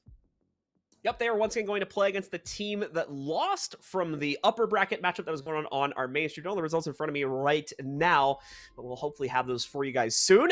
However, at the end of the day, it actually looks like that match is still going on, just for clarification. So we don't have a winner from that one just yet, but we do want to remind you guys to go ahead and check that out, and make sure you check it out tomorrow as well. We are finished now here on the B stream. All the action has concluded. It is going to continue over the next 2 days over on our main broadcast. So make sure you guys are checking that out and joining us for all the games. We will have, I believe, 6 more best of 3s over the next 2 days on that channel. And as well, just one further update about the game currently being played. It is up 1-0 for SSG with map 2 ongoing. So go and hop in there now. Go and catch the tail end of that, because we're done here. We don't want to waste any more of your time, folks. Thank you very much for tuning in. We hope you've enjoyed the show here on the Bravo stream, and we hope to catch you on the A stream for the rest of the festivities throughout this weekend, and of course, leading up to our main event. Well, that's good.